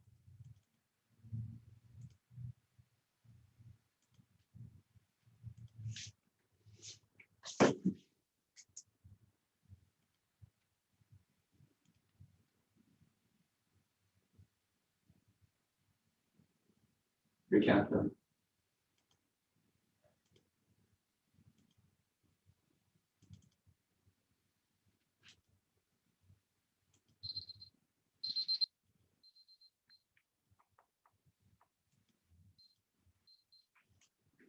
If we miss the recap step on the next one. We'll be able to tell in just a minute. Go to summary, print preview. Summary, print preview. Print appraisal card, preview. Whatever. Okay, go pull it down. See, this is 0.8, 0.8, and then go to the next card, right click, next page, right click, next page, and that's 0.8 as well. So now that takes it to 411, and that's pretty close to the number I was thinking. What is it exactly? 411,050. Do you want to?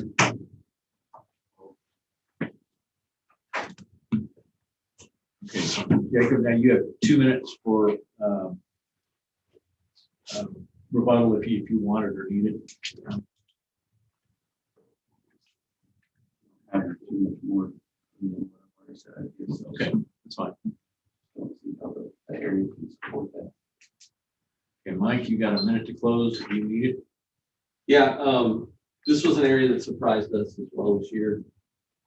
Whenever we looked at some of these sales and we saw 518 and 545 and these sales coming through, we just imagined that they were in Coconut Ridge, and then we looked again and it was like, you gotta be kidding me, this is in Coconut Cove, which is a different animal in our historical opinion. But yeah, they just went for more this year. in closing, what I would say is that I'm looking at this property as a whole. I've made the adjustments that I think are necessary based on the end of the canal and its size and everything. I think the value is okay at 411.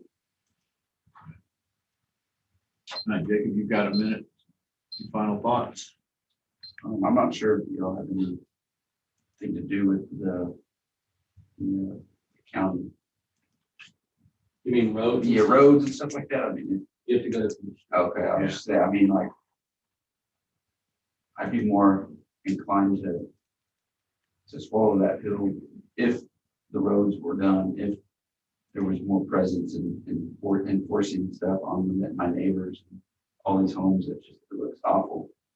And just driving down the road is dangerous in its own, just trying to get stuff, but it's just not too soon. Okay. Yeah, unfortunately, we don't have a say so in that, but your county commissioner should. Okay, now it's our time. Yeah, I think the ability. That was getting it pretty close. I looked at Mike's comp two, the equity grid, his next door neighbor, market value is 351, 610. A little smaller lot. The lots. The house is a 5 FB plus. Slightly smaller, about 300 square foot, maybe 280 square foot smaller. 350 versus when we were at 424, that was a big discrepancy, not 411. Oh, the economic. You live here? Yes, sir. Live here. All over. Should be homestead. That's my next step. Yes. All right. And I wish there were some better comps, because some of these others are, the ones on Lakeview and Lakeshore and Ball are really, it's a different area. Different animal. Yeah. But I think the change that you propose helps in terms of making it. You would have gone lower? So I'm gonna make Based a on, well, let's look at it. Even though I know the area out there has the same problems, it seems to be pretty dramatic in terms of what I'm looking at. Yeah, just in terms of an equity standpoint. You're out there to buy that and you go on. Right. We're taking 80% off of all the windows. Yeah, but that's land, and that's. It's not, it's very hard to account for the situation. Yeah. But it's bad. So, put it on the open market is sell for 411. I could live with it. 411? 4 or 5. I kind of am more comfortable with that, to be honest. I actually said those words out loud. You said what? I said 410 to 405. That's what I actually said out loud. So, Yeah. I mean, Well, we don't just. listen to you. I did. I heard you say it. Yeah, that's what I'm saying. And I wrote it down. And this is what I'll say in relation to that. That's just me knowing, this is all my experience over all the years saying, I don't know, 424 just seems a little strong. Now, it could go for 405 or 410, or it could just as easily go for 395, and there would be no rhyme or reason to either any of those three numbers. I'm just telling you that's the way the market is. It's fickle that way. All right, let me go ahead and make a motion in case ID 2021-353, account number 60293. When considering Q1 incorrect appraised market value, Q2 appraisal ratio to median level of appraisal or the equity value, that we lower the 2021 appraised value from 424,930 to 405,000. All in favor? Aye. Aye. Okay. Jason. Thank you. And Jason, if you have your, driver's license with this address on? Just you and your wife, if you should come up, we can help you fill out the paperwork for the home state. Okay, thank you.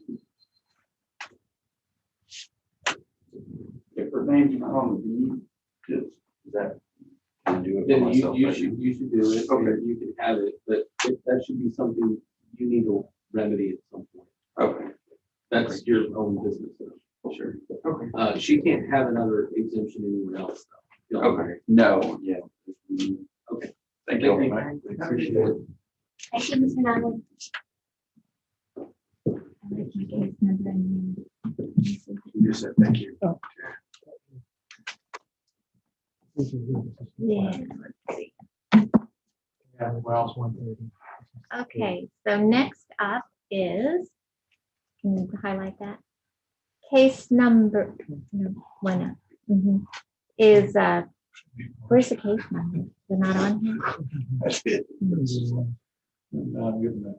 Just go ahead and click into that. Okay. Case number 1127. Paul Kennedy. He is acting as agent. He's actually the person's wife. Husband. Sorry, it's his wife. And he's here in person. And if you're ready, I will bring him back. Okay. Okay.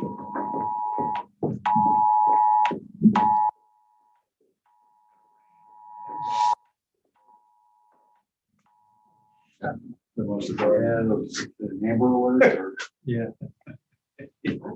Cats up a tree. Yeah. That's up a tree. Yeah. Okay.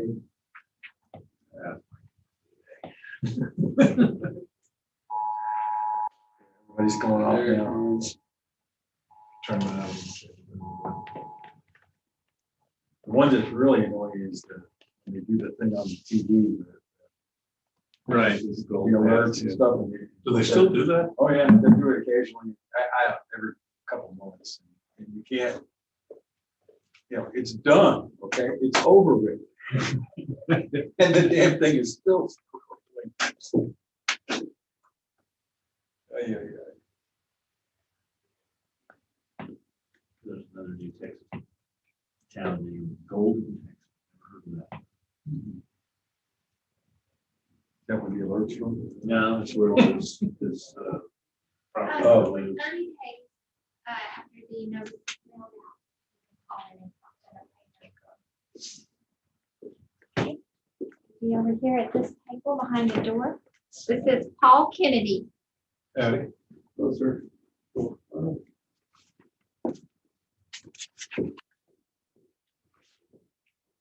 Kennedy, this is your board at this table right over here. They're going to be hearing the case. I represent the district. My name is Mike. Mike? Yes, sir. I'll have to speak up. I have hearing devices, so I'm kind Oh, of short okay. on the hearing side sometimes. We'll try to, our chief is going to the bathroom here, so.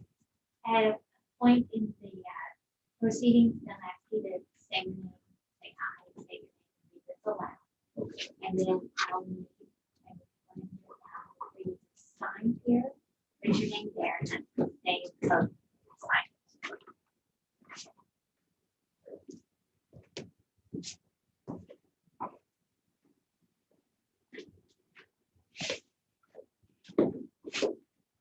Good afternoon.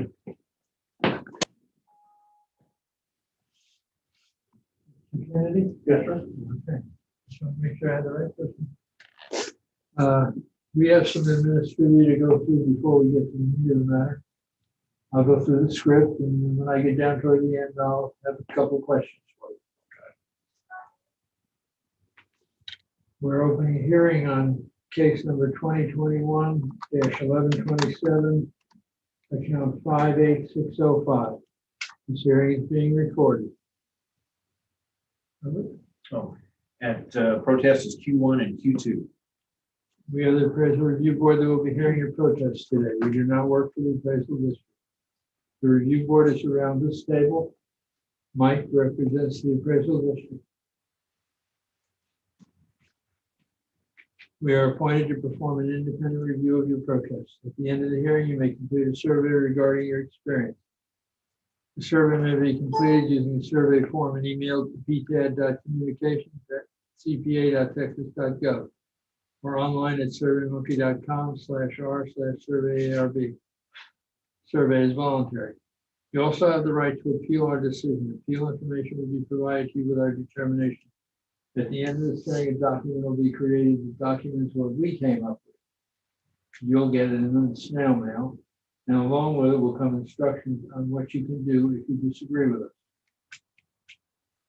In accordance with section 4145H, all written material that has not been provided must be provided at this time. It's very important. Do we have all your evidence? Yes, sir. Okay. The ARB members who are considering the protest will not communicated with anyone about the protest and are signing an affidavit to that effect. I, Charles Powers, do solemnly swear that I have not communicated with another person in violation of section 41.F. I, Robert Dayton, do solemnly swear that I have not communicated with another person in violation of tax code section 41.66. I, Kathy Hoffman, do solemnly swear that I have not communicated with a person in violation of I, Bill Duck, do solemnly swear that I have not communicated with another person in violation of tax code section 41.66. I, Scott Wagner, do solemnly swear that I have not communicated with another person in violation of tax code section 41.66. All testimony from all witnesses must be given under oath. I, Paul Kennedy, do solemnly swear or affirm that the testimony I shall present to be the appraisal review board is true and correct. My name is Mike Soto. I do solemnly swear to affirm this testimony I shall present to the appraisal review board for the county state district. So do you have a appraiser's license in the state of Texas? No. On the table is a sheet of paper with the hearing procedure time. That's how we're going to manage the hearing. And you get to choose whether you speak first or the district speaks first. Which would you prefer? The district go first. Okay, Mike, 5 minutes. Sure. Subject property is 145 Palm Drive. This is an area that's next to Palm Harbor, actually between Palm Harbor and the EFA. It's near the bay, near the Intercoastal Canal. It's almost at the corner of Palm and Ocean Drive. You can see that we currently have a valuation of 415. Oh, yeah, 415 and change. We have a 5FP plus. It has the main area plus it has like a little thing upstairs. And then you have like the covered porch, you have a garage, detached garage that's here. Sure. Yeah, this is the area. So this is as far in way over there, that's the Intercoastal Canal. This direction is north. We can go pixometry to see the overall. Not on the canal. No, this is dry. This is a dry lot. Zoom out one more time. So this is the Intercoastal Canal over there. And this is one of those dry houses. And What is that big area then? this one right here, this is about to be a development, I think, construct-built houses. All right, so let me go into my evidence. Q1 and Q2. Yes. Okay, so moving on to market value. These are houses that are in that same general area. And these are dry house sales. That's really important. That's the distinguishing factor. Not comparing to other like wet. I know that one's dry. I don't know if the first one's dry or not. It looks like it is because it says 11055D for dry. 5FP plus, 5FP plus, within 100 square feet of one another. The subject is even newer than that one, and that one sold for 358. What's the difference there? The land value. That one produces and the square footage and the effective age. When you compare it to the subject, produces a value of 412 when compared to the subject. Next one is on the other side of that big middle section. It's called Bahia North. And it's a dry house. This is also a 5FP plus. And you can see that this one sold for 474 this last year. Again, it's bigger than the subject. It's a little bit older than just almost the exact same age as the subject, effective age-wise. There's this minor adjustment in the land value, producing the value of 515 compared to the subject. This one's on Land's End, but this is Land's End Dry. You can see that from the value that we have on that land. And that one sold for $278. It's also 5FB plus, 200 square feet, smaller, a little bit older, produces a value of $440 when compared with the subject. What you'll see is that in most of these cases, there's value that's attributable to that DG. It's a big, nice DG, and he's got a pretty big lot as well. Oh, let me go back. I'm sorry. When you look at the median value for all of those sales, that produces a value of 440, which supports the 415 that we have on the subject. This is equity. This is not necessarily sales or just other properties. Again, we're trying to stay in the dry area, meaning we're not trying to compare with other waterfront properties. And you can see that from the land value. You can see that there's very little change in comp number 1, no change in comp number 2. The class of the homes are displayed right there. Comp number 3 is exactly a 5FB. There's only a 5,000 square foot value change in comp number 3. Trying to be within a couple of hundred square feet of one another. And you can see that the value that's produced is 437 each shade. I think where you're getting a lot of the value here is you'll go to the card. You have the main area and you have the main area too, but you have this covered porch that's huge to the side. And you can see that with the pictometry imagery. Go to the pictometry. And zoom in a couple of times. Again, both market and equity support the value of the property. You can see that there's a covered porch around the whole thing, and then there's this covered area to the side, just huge, beautiful. And then you've got this big garage, this detached garage. So there's this contributory value that's there that some of these other comps, you just get that added to it. And so that's where you get a lot of this value that's attributable. So I would say that we're okay as far as those values. Okay. So Paul, you have 2 minutes for cross-examination to ask him questions, and then 5 minutes for your presentation. So I'll give you 7 minutes on. I come back to that other slide. Here is the reason why I've lived in other districts before, but here on the covered porch and the carport, they increased my value like 20%. Right here and here. Is there a reason for that? Where's that, Jim? Well, you've increased the value here for 20, the bunch or whatever, that 20% by here for the carport. Yeah, because they're big and beautiful. They're just big and nice. They're not just like well, I'm trying to. Yeah, but I mean, do you do that to the island homes that are on tilt? Do you increase their value?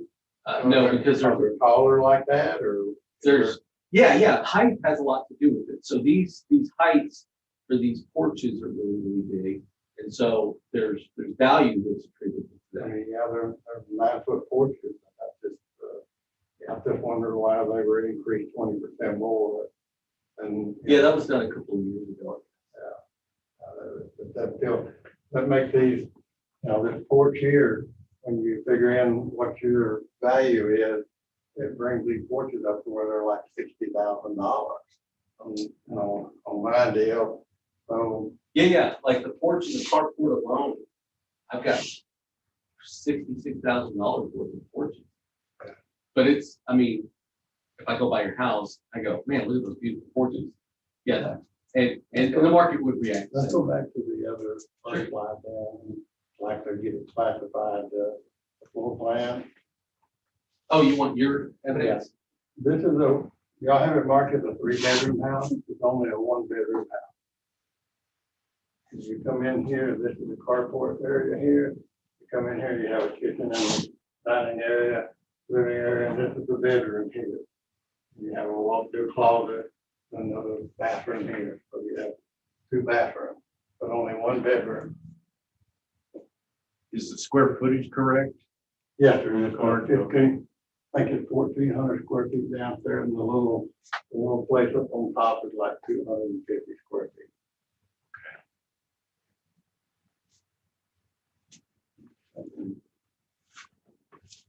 Yeah. 256 and 1450. Okay, I have some pictures for the, like to show where the flood is. Keep where going. the water that comes on the property. Or we can go to that and that can show you Go to his evidence. Is that his evidence? Yes, sir. Just tell us where you want us to stop, sir.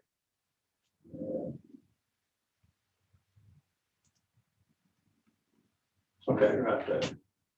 This is the property that he's talking about here, that the new subdivision is coming into. Supposed to be 100+ homes over here.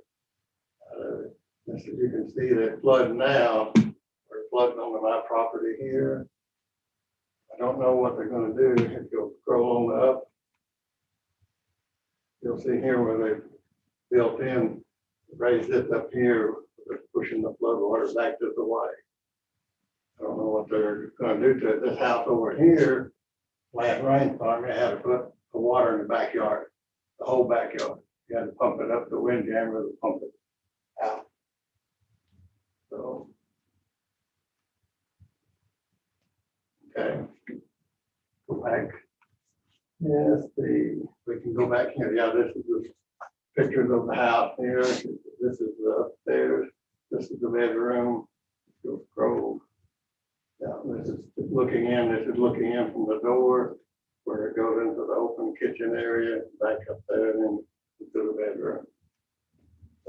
That's upstairs.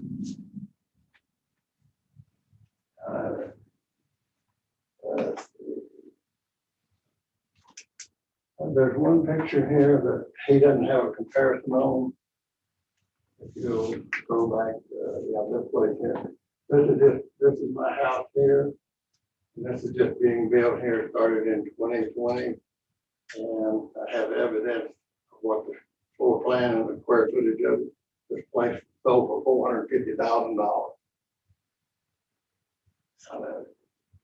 We'll go back to the other. That was a different property. That's 128 Ocean.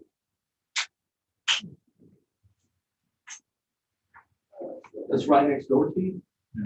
Yes, sir. One house. So here? That's 116. This is my neighbor in front of me. This is the neighbor in front of me here at 116. Come on down. Okay. This is the house that's being built, that was being built next to me or whatever. This is, we're asking what is it, $450,000 sale price. For it. I get 4 bedrooms. It'll come up to the next deal. Yeah, right here, 450,000. It'll come up with the floor plan up for it here. Shows us how many square feet it is, 2154, porch on the roof, deck, so forth and so on. The sale price is 450, and I put this in at 50,000 for the land, because that's what most of the land is around there. I saw on the sale that it actually sold for 61,000. And I take the price of the land off and divide it by the square foot, and I get 185.70 square foot for it.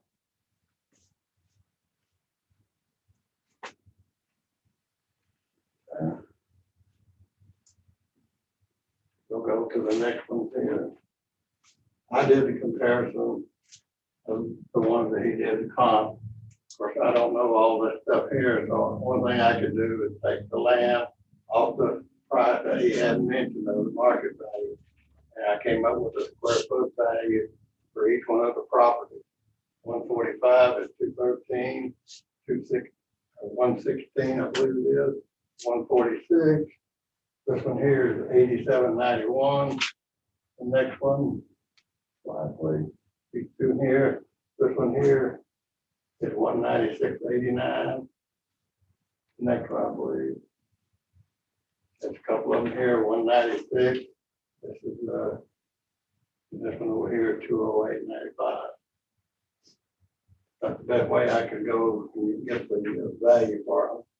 You'll go back down, I believe I have a chart. Right here. This is the home prices. There they are. This is the square foot prices. This is how many square feet in. And what I did is I took each one of these, what this new house is at 185.70, what it got built for and sold it, multiplied times my square feet. He came up with this number. Same thing with 116 Ocean.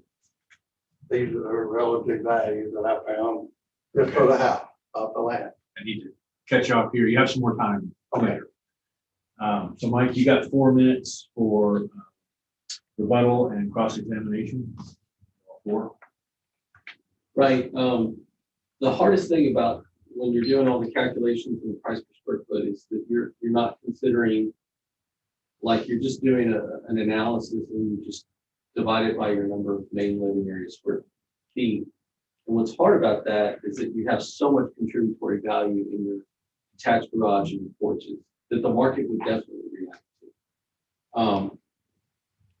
You know, the one thing that I see, you know, people could talk about the flooding and that may be an issue. We don't have much value in the land element itself. If you wanted to throw 10% at that, it's going to be about a $4,000 or $5,000 investment. I mean, overall.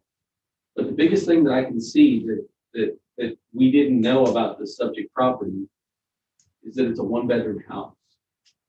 That's in your you have physical, you have economic, and you have functional. What he just described is a functional obsolescence, meaning that there'd be a lot of people interested to see the house until they found out it was only a 1-bedroom house. They'd be like, oh, I don't know. What? So tell me on the upstairs area, what is it? What is that upstairs area? You can go back to the reading area, viewing area up here. So it's just the window or whatever, where we can sit there and look outside, drink coffee, enjoy the morning sunlight come out. Sunroom, open the windows. There to read. Open the windows. Open the window. Heck yeah. They got crank out the fixed windows except for the ones in the middle. And those are the crank out windows that open up and let the air flow through so you can get the breeze and the coolness. I mean, it's pretty nice in this, you know, fall or whatever. So. Yeah. Overall, I think that the market value is good and it's well supported. Again, if you wanted to throw something like 10% on the flooding, I wouldn't be opposed to that. If you wanted to throw 5 or 10% on the functional obsolescence for it being 1 bedroom, I can see that the market would react negatively towards the house. It just would. So if you want to see what both those adjustments do, I can tell you what that number is. Okay. Yeah, that'd be good to see that. Scott, if you'll go bring that land element over and throw flooding and throw it at 90%, yeah, you're like 10% off. And then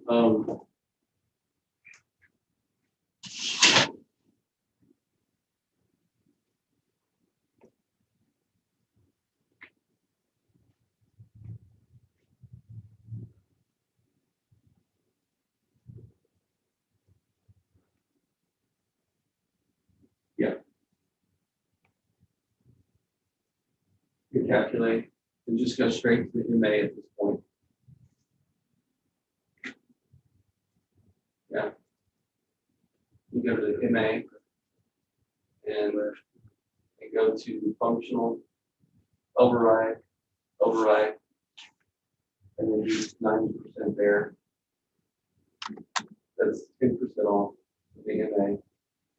It recalculate. And then it does, that's not, you can do that. I know it doesn't do that, but Yeah. it's 1 bedroom, 1 bath, correct? Two baths. Okay. It just is better for us to have that. Yeah, recalculate. And then put a note somewhere that functional is for a 1-bedroom house. So when everybody else on the street goes, well, why is his? Yeah, this is the reason why.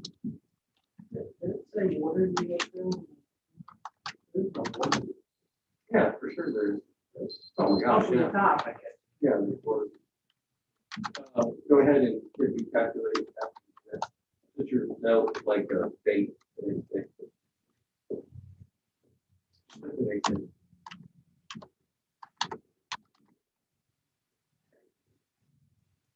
Recalculate, recalculate. Do summary. Yeah, that's fine.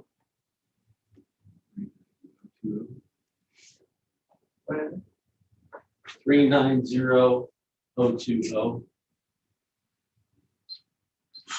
Okay. Mike, if you need it, you got 2 minutes for rebuttal. I think I've handled what the subject property deficiencies are. I mean, he showed the flooding, I adjusted that. He showed the 1 bedroom, I've adjusted that. Otherwise, the subject property is well supported, not even by a little.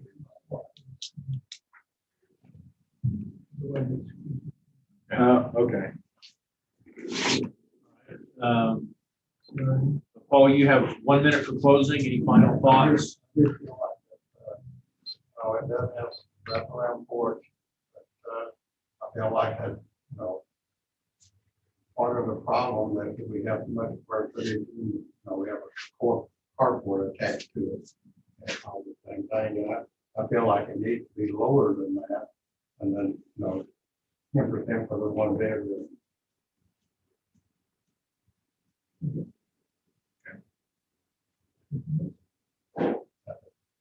And Mike, you got a minute if you need it?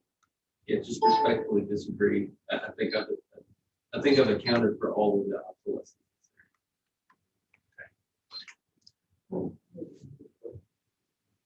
But when it came up, 1 bedroom is definitely not a great. Yeah, I'm good with that.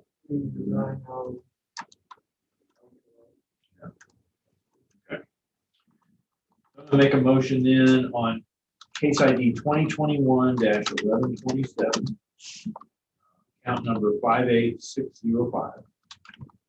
And considering Q1 incorrect appraised market value, Q2 appraisal ratio exceeds median level of appraisal, equity value, that we lower the 2021 appraised value from 415,560 to 390,020. All in favor? Aye. Okay. We're done. Thank you, Mr. Kennedy.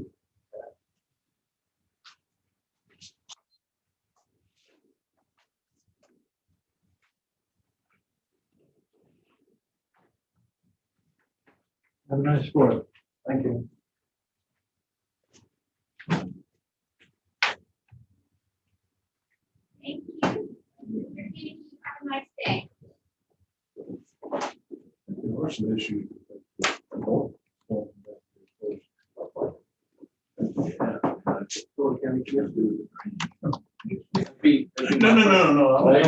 not talking about this case at all. That was just. I'm saying that's the way you remedy that, is you, Village County Commissioner, have an issue. Here's this in writing, so that you've been notified. I'm gonna be back in 30 days to respond.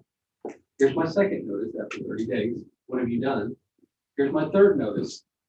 Now I'm gonna get the whole commission, you gotta get. Is that the way that game is played? Well, I don't know. I mean, I would think a phone call, but again, you don't know until you actually try and you inform all the parties involved. Say, listen, that property is impacting my property. I know that that's, that's not cool. Yeah. I need you to intervene to some degree. Case number Well, yeah, the 1616, survey. Larry Biggers, And sorry, the way. 1616. They essentially cut them some here. No, this is by phone. Oh, yeah. They built a few houses, but then they got extensions. He is the agent. So there's no easement to get in, can't get in. Very big. Very worse. No, this is the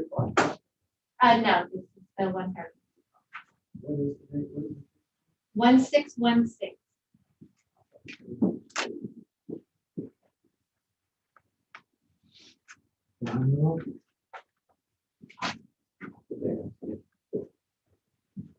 Is he here?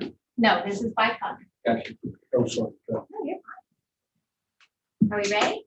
Yep.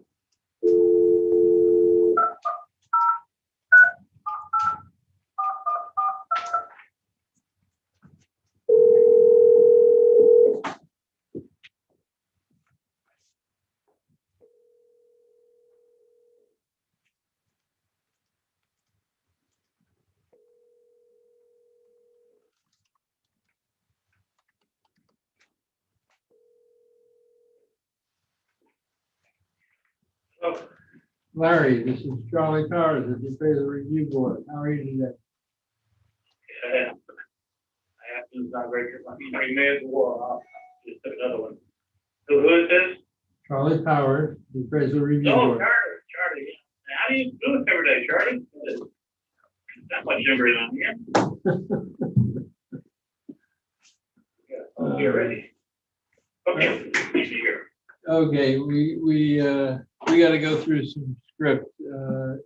I'll ask you some questions when I get down toward the end. Yeah, okay. Opening hearing on case number 2021-1616, account 25424. This hearing is being recorded. That protest is Q2, equity value. Q2. We are the Appraisal Review Board that will be hearing your protest today. We do not work for the appraisal district. We are appointed to perform an independent review of your protest. The Comptroller's Office provides an electronic survey for you to offer feedback about your experience today. It may be accessed at the Appraisal District Office or online at surveymonkey.com/r/surveyarb. Survey is voluntary. You also have the right to appeal our decision. Appeal information will be provided to you with our determination. In accordance with Tax Code Section 4145H, all written material that has not been provided must be provided at this time. This is important, Larry. We got all your evidence, right? Okay. ARB members who are considering the protest have not communicated with anyone about the protest and are signing affidavits to that effect. I, Charles Powers, do solemnly swear that I have not communicated with another person in violation of Tax Code Section 41.66F. I, Robert Dayton, do solemnly swear that I have not communicated with another person in violation of Tax Code Section 41.66. I, Kathy Hopkins, do solemnly swear that I have not communicated with a person in violation of Tax Code Section 41.66. I, Bill Duck, do solemnly swear that I have not communicated with another person in violation of Tax Code Section 41.66. I, Scott Wagner, do solemnly swear that I have not communicated with another person in violation of Tax Code Section 41.66F. All testimony from all witnesses must be given under oath. Hey, Larry, I'm going to assume you're under oath for the duration of the hearing as a result of you signing the affidavit, okay? Sure. Thank you. Mike? My name is Michael Soto. I do solemnly swear from the testimony shall present to the Appraisal Review Board for the Aransas County. Correct? Larry, you don't hold an appraiser's license, do you? No. Do you have the hearing procedures times in front of you or access to it? Sure. Great. Who goes first, you or Mike? Tell me who's there. I heard Kathy, Scott, and Robert. Bill. Bill. Committee. Bill. I missed one. Bill Duck. What's the name? Bill Duck. Bill Beck. Okay, so Duck. Bill, Robert, Kathy, and Charlie. Yep. Okay, and who else is present? Mike is at the appraisal district, yes. Mike Soto? Yeah. Oh, okay. Just rocket friend. He almost won state. Softball, we lost in the finals. Yeah. I don't know, maybe Mike might need to recuse himself since I've been a long time patient of Nicole for many years, and I don't know how that works. Thank you for that offer. I respectfully decline. I'm unbiased. Yeah, we don't, first of all, it may come as a shock to you, but I don't know Nicole's patience, because she has a confidentiality clause. But thank you for letting the world know at this point. And, when it comes to her care, I am biased. I'm glad that you're under her care. So, but as far as it relates to property value, I have no bias for Mr. Biggers.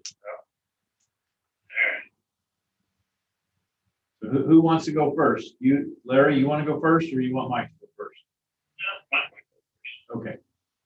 Okay, the subject property is at 2292 North Fulton Beach Road. It is unit, let's see, unit 204. This is Kentucky Beach condominiums. I think this is one of the ones along the bay.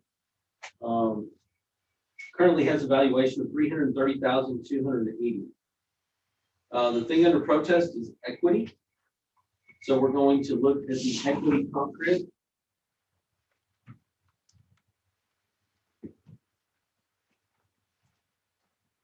This is a pictometry imagery of Kentucky Bay or Kentucky Beach Resort, and it's going to be one of these along the bay side here.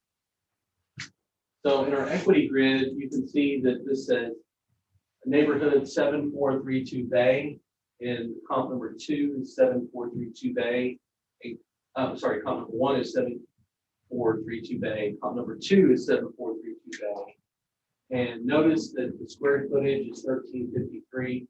Comp number 1 is 1353. Comp number 2 is 1353.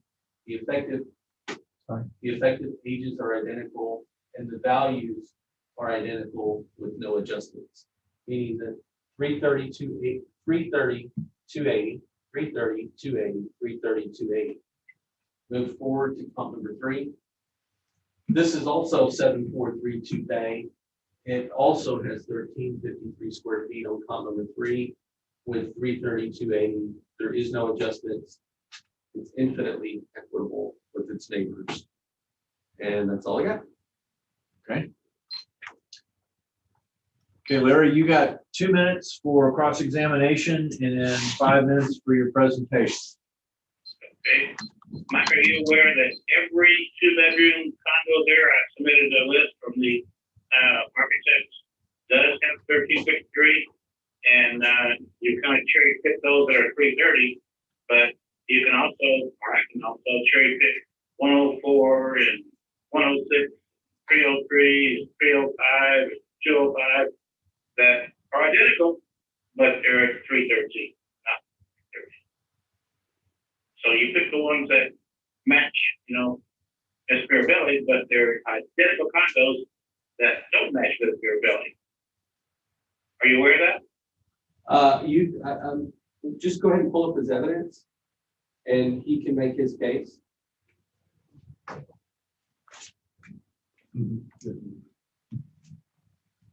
Go ahead and go through your evidence, sir. Okay, my presentation now? Yeah. Well, the first thing was, am I aware? And I guess without the information, you're presenting information, so just so you know, your evidence is now up here. Tell us what you would like to, this is not it.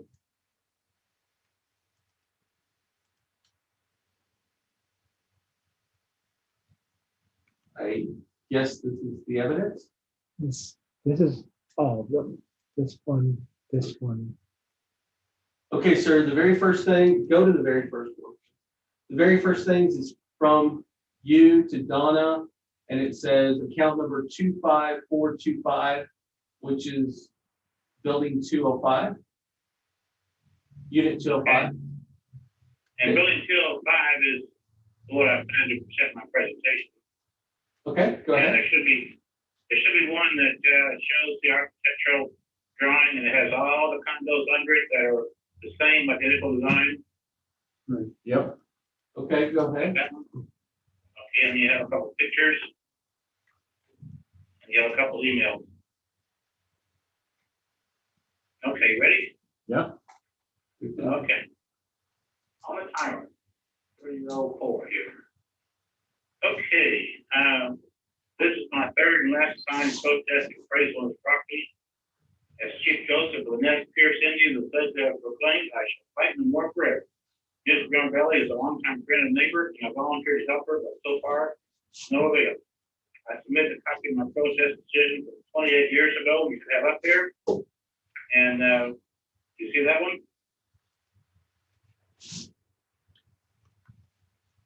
No. Okay, I submitted a copy of my protest decision 28 years ago. You should have it. My condo was not the same as others around me, and the committee adjusted value for me. In those days, there were no advanced fiscal metrics to confuse the issue. In this case, they're totally useless anyway.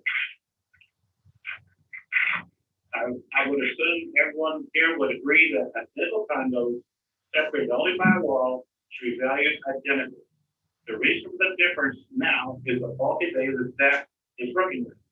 Last year, I went all out to disclose all the problems. I have personally did every condo in the complex to know how they compare. The committee and I were told the inaccurate information will be corrected for this year. It was not. There is a note in the staff envelope evidence packet that says there at one point to discuss those issues with the property manager. She tells me that no such conversation ever took place. If you look at the architect's rendition of all the 2-bedroom condos on the complex, you see there are 18 identical condos. Through the years, everyone has opened up attic space to add 120 square feet. There is a photo I got from Zillow that shows condo 303 and the added space. You see that picture? You see the low ceiling where they built into the attic. There's no windows, and it's just simply open up the attic. Yep, we see If that. you look at a blue drone photo of the 300 building, you can see the end of the 400 building. There are 3 vertical windows indicating 3 floors. I pointed this out last year too. The top unit and the 2 next to it are 2 bedrooms with 2 baths. From District Road, they show 1 bedroom and 1 bath. Wrong unit, not correct. I included an email that shows the common elements are valued at $58,750 for some condos and only about $43,000 for others. The deeds all say each owner owns 1/52 of the common element. Wrong data again. We were told by staff last year that the Bayside condos were higher for common elements because of their view.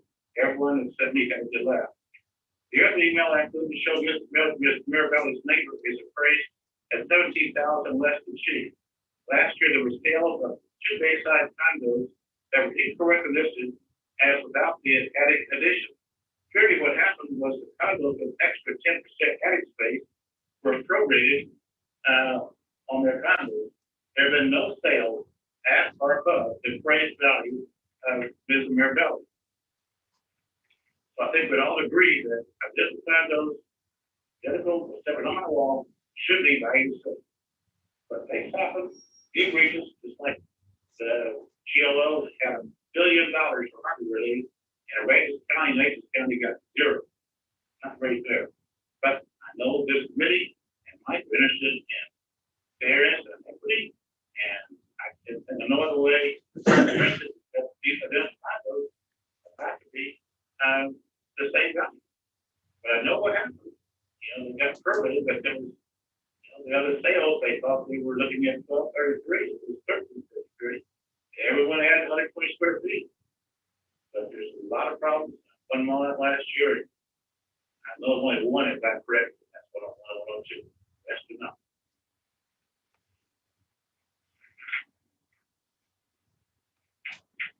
Okay, anything else? 5 minutes, right? Yeah, you got a little less than a minute left.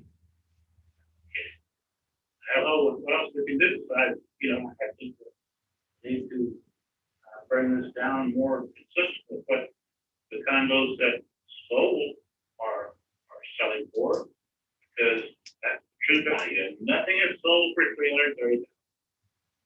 Normally, appraisals are looking at average, not average, but not average, $330,000. So sales are.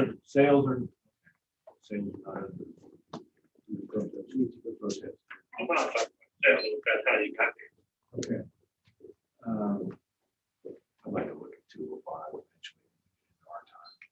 So,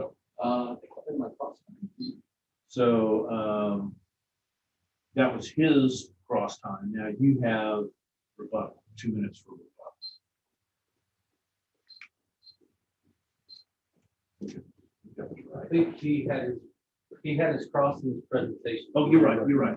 You got 4 minutes for. Okay, so what I'd like to do is just pull up, because I think he's pulling up information and I couldn't follow him.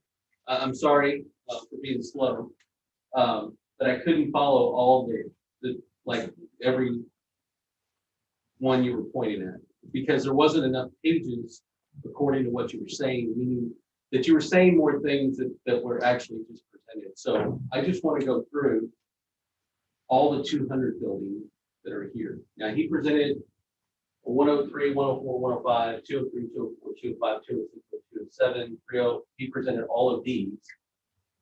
I'm just going to look at 200 buildings. And I know that you said that somebody here said that something would be corrected. So I want to be sure that I understand what you're claiming. And I want to see if I agree with it or not. So let me go into the 200 building, if you don't mind. Go into his account and just go to left, left, left. Pull it over so we can all see.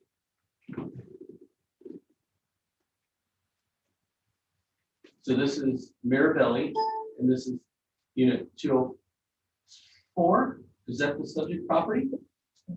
Correct. Okay. So that's 330. I'll go left.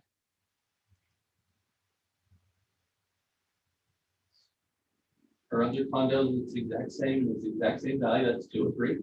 Okay. Go to 202. That's 3 bedroom. This is more square footage, so it's a higher value. Go again to 201. That's more value in the more square footage. Go to the right, go past the subject. Now this is 205. 205, we have 1,233 square feet at 313,000. Hey, hang on. That is correct. Okay, that's your, okay, hang on, Mr. Biggers, that's your claim, okay? Yep. That's just a claim. That's not our record. Our record reflects 313,000, 1,233 square feet. So again, if you're just looking on the surface here, that the go back one, if 353 square feet is 330, go back to the right, then it would make sense that 1,233 square feet would be something less than it, okay? So let's just continue to go through number 2, building number 2.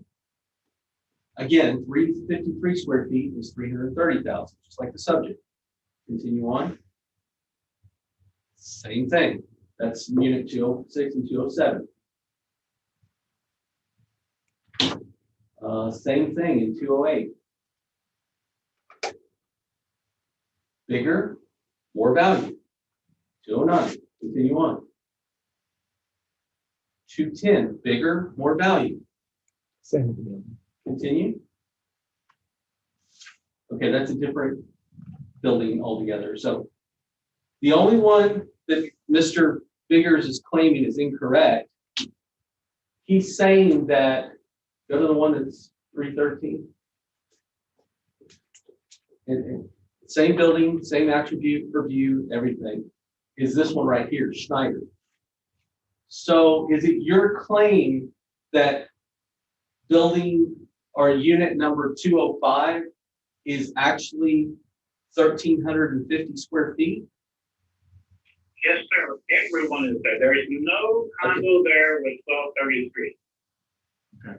And 100 building and 200 building and 200 building are all bayside. Can you do And it? I think there was about 5 or 6 that show 1233, but there are none.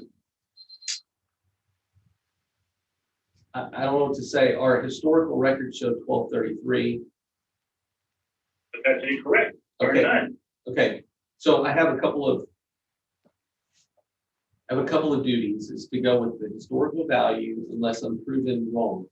Now, the subject property owner's agent is claiming that I have this one wrong. Now, I would like to get him and me and Mr. Schneider in a room and see if Mr. Schneider agrees that he actually has 1,350. Because if I put this on and just say, Mr. Bigger said, that doesn't hold much water.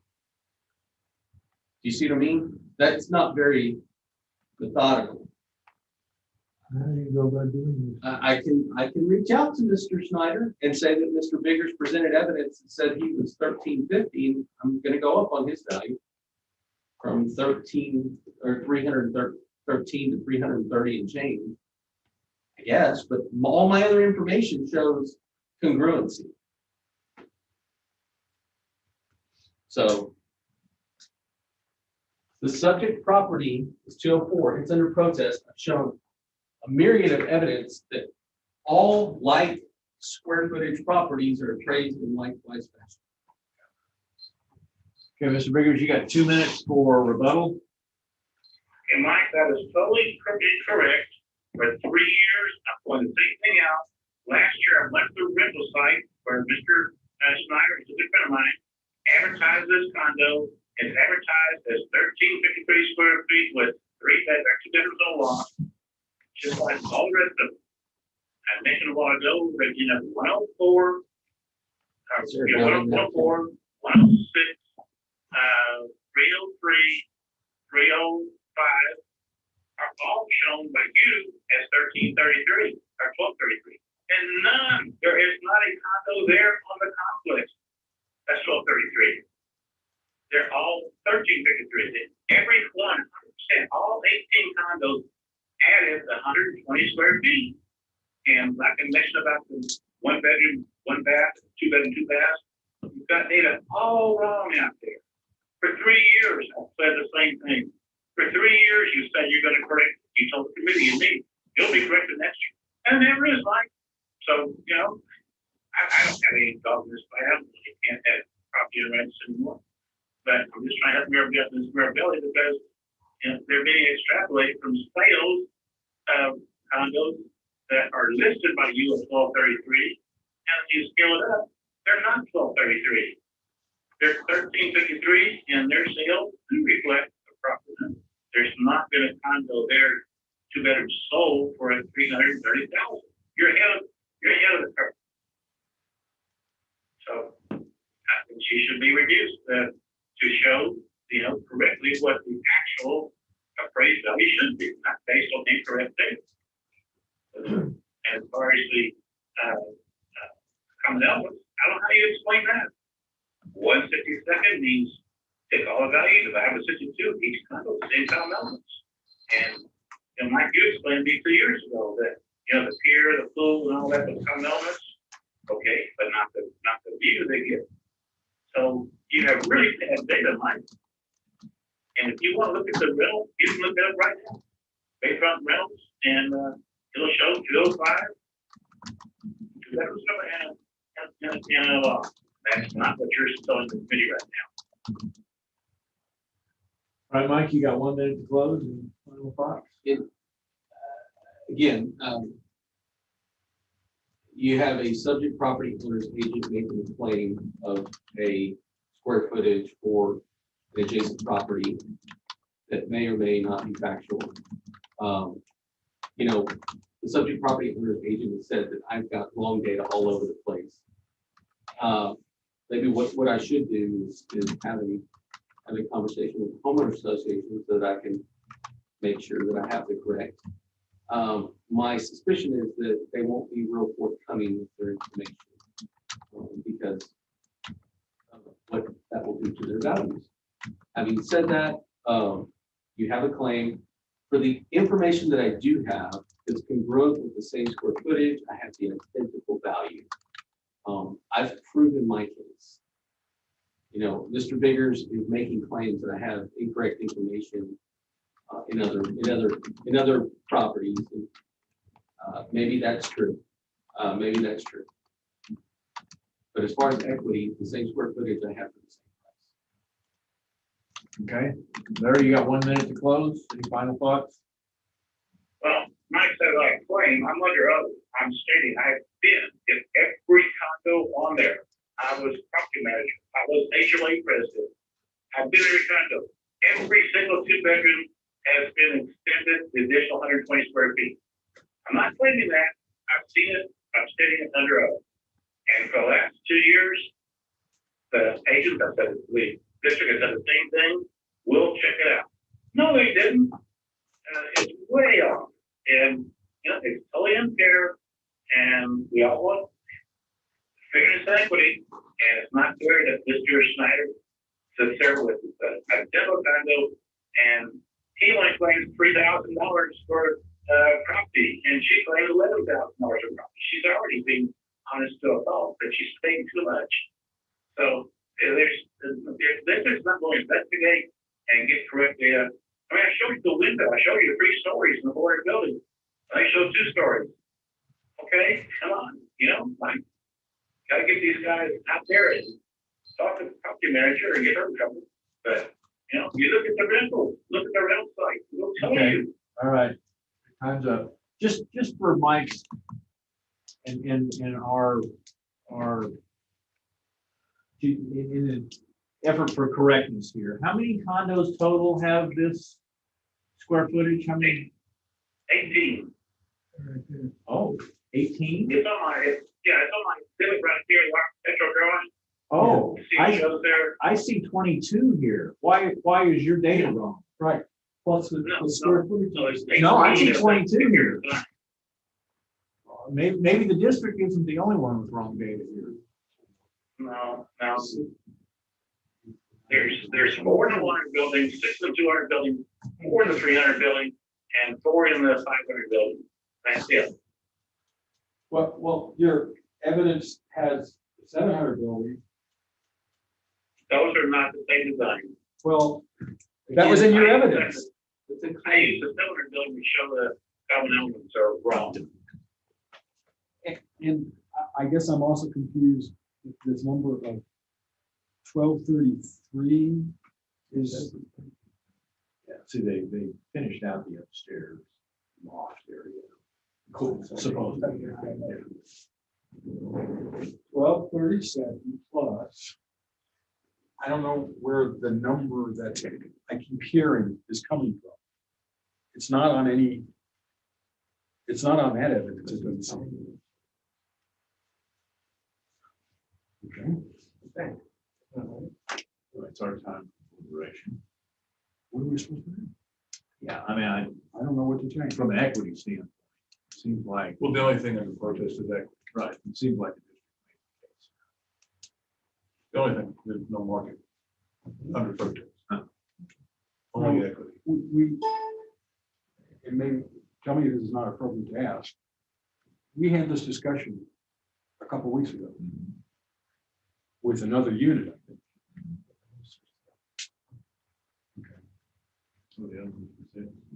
Okay.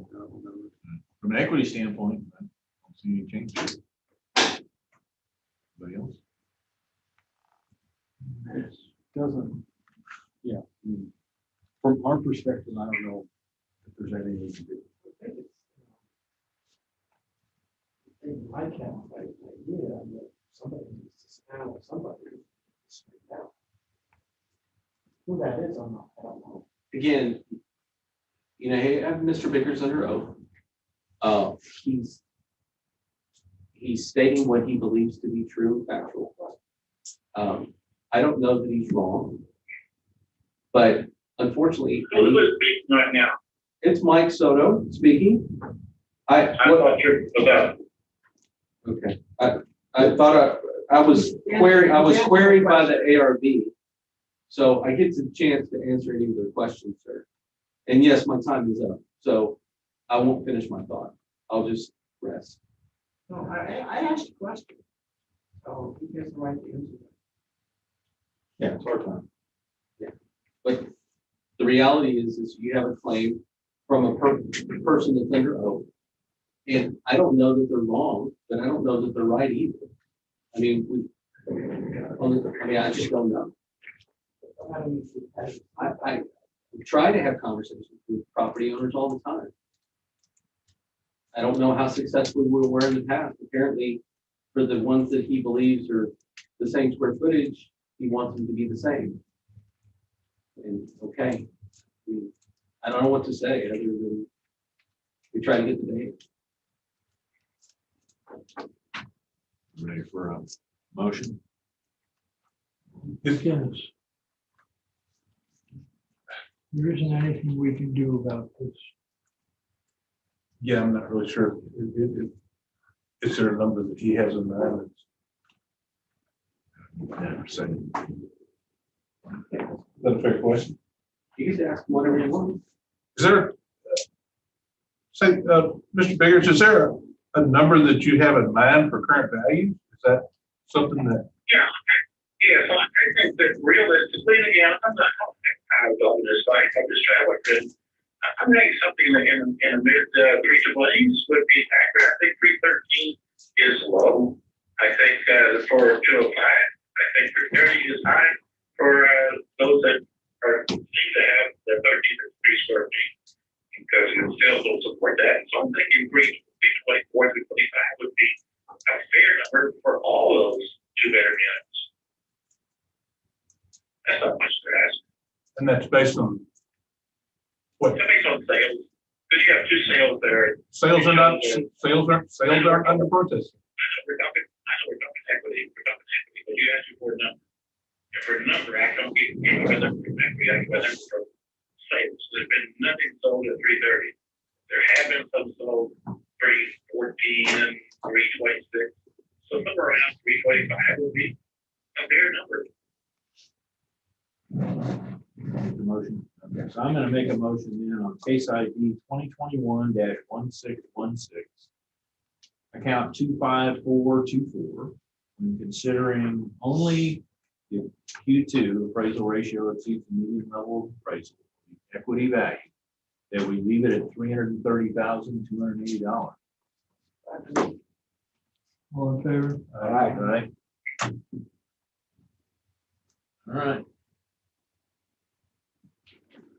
That's it, Larry. Hey, I'm glad you're doing this, so you guys can, carry on that torch down there in Aransas County. And so I wish Mike would get that whole thing to get it correctly. I'll be glad to help you.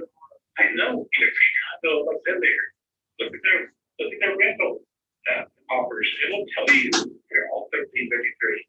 But say he doesn't know, that's not good business. But Okay, well, thanks, Larry. Have a nice board. Thank you.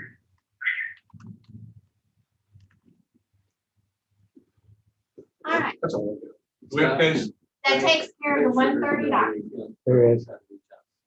There is. Just make sure that we don't hear now and try to reach No, out. we have 3 affidavits. And I respect. No warm bodies. That's 3 Just affidavits. paper. Just Yes. paper. Yeah, it is for what? 3 o'clock? Yes, 3 o'clock, the 130 docket's done. I'm sorry? There's only 3 affidavits for the 3 o'clock. Yes. Oh, Yeah. No, we have a couple schedules, but they did not show up. And then we have 1 letter to, So we have 3 affidavits.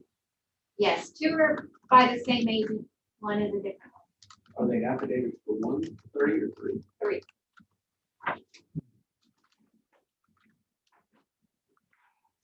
Case. Is going to be 1292. Yes, the agent is John Gillis.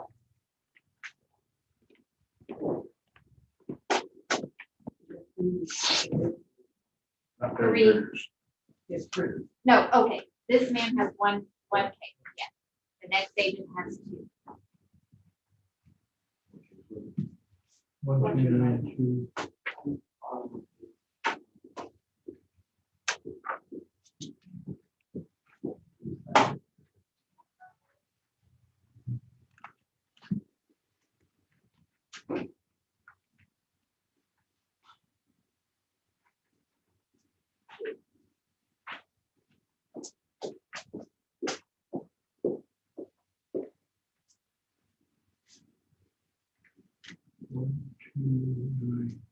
Can't consider how to beat up on Mike's.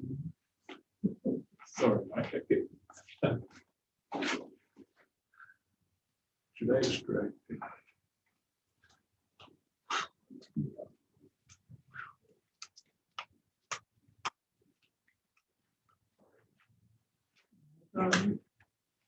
It's great. Okay, we're opening a hearing on case ID 2021-1292, account 27967. This is an affidavit only hearing. This hearing is being recorded.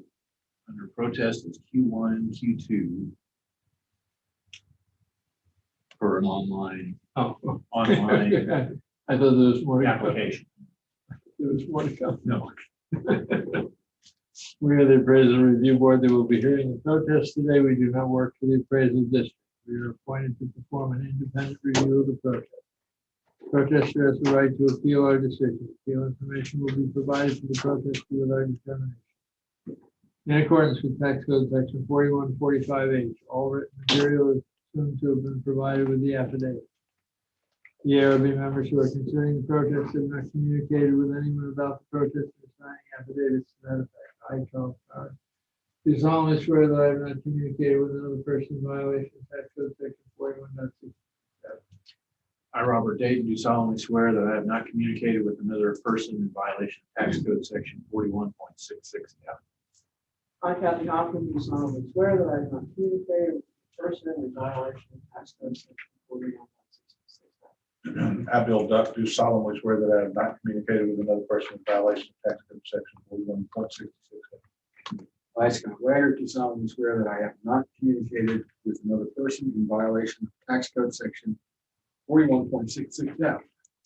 All testimony from all witnesses must be given under oath. My name is Michael Soto. I do solemnly swear affirm the testimony you shall present to the review board for the Aransas County Appraisal District is true and correct. District representative will now read the affidavit into the record. Yes, Perry Bullard, City. The property under protest is 2701 Bay Vista, Rockport, Texas, 7832. Incorrect appraised market value, values unequal compared with other properties. Proposed value of the property not adjusted for comparable properties and market is overstated.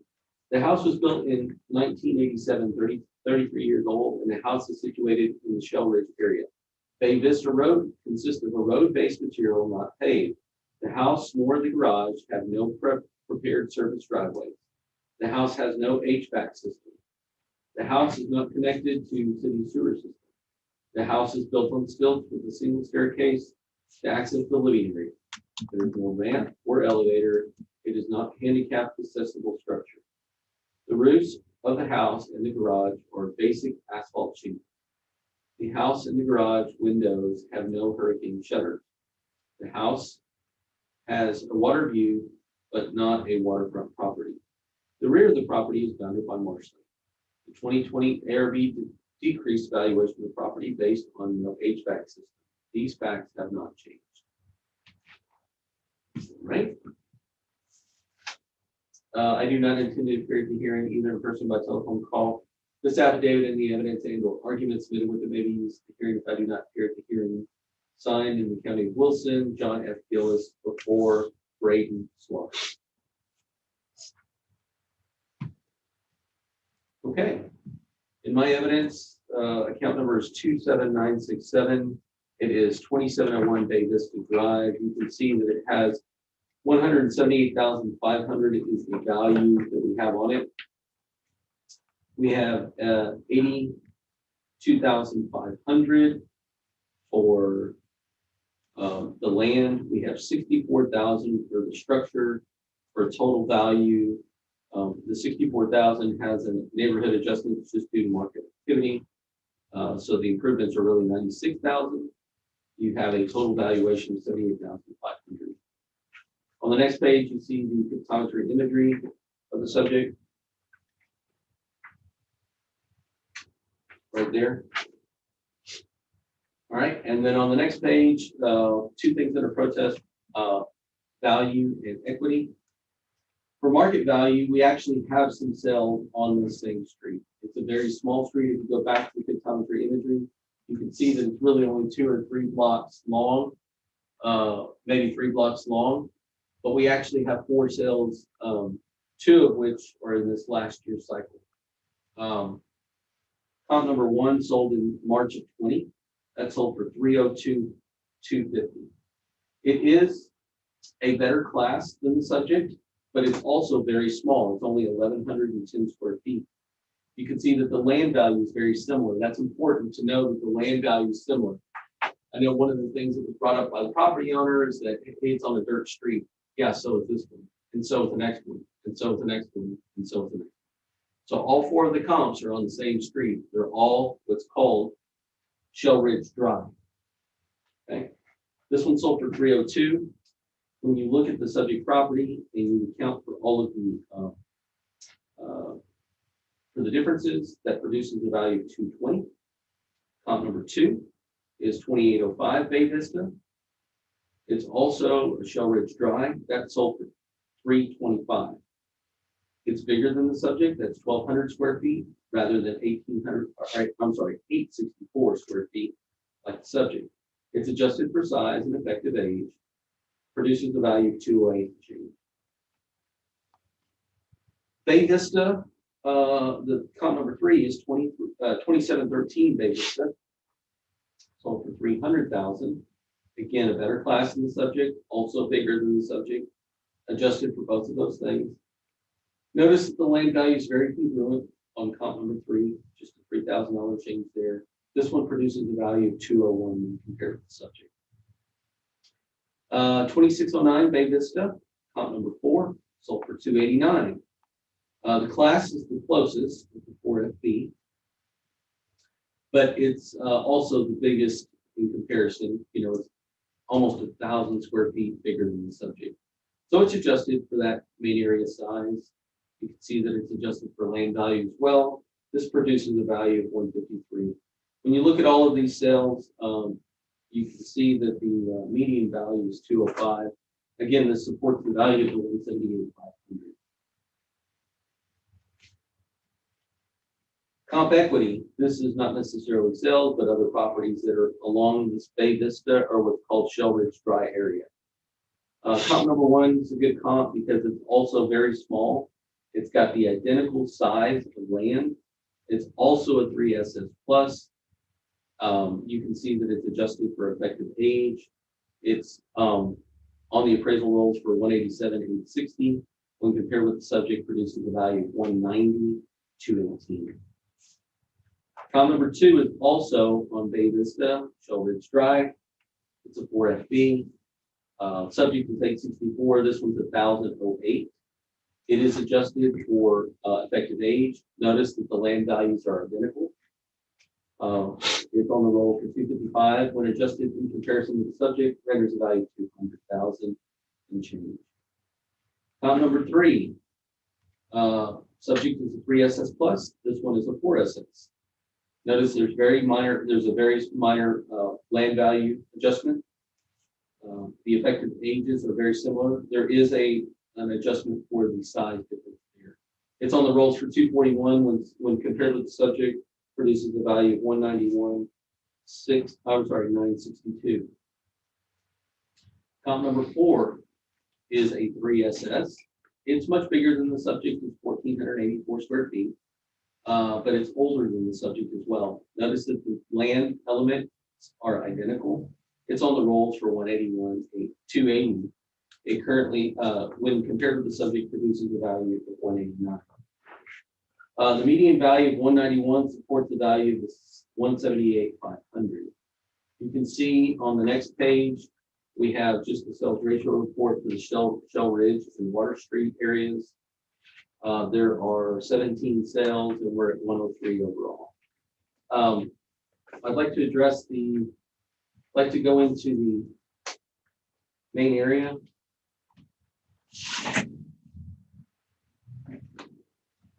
I'd like to go to the account for the main area. You're not able to see this here. I need to see, they talked about something in relation to the air conditioning or HVAC system. There wasn't a. That's what they said, right? That's what they said. No, not there. Go into the improvement and go into the MA.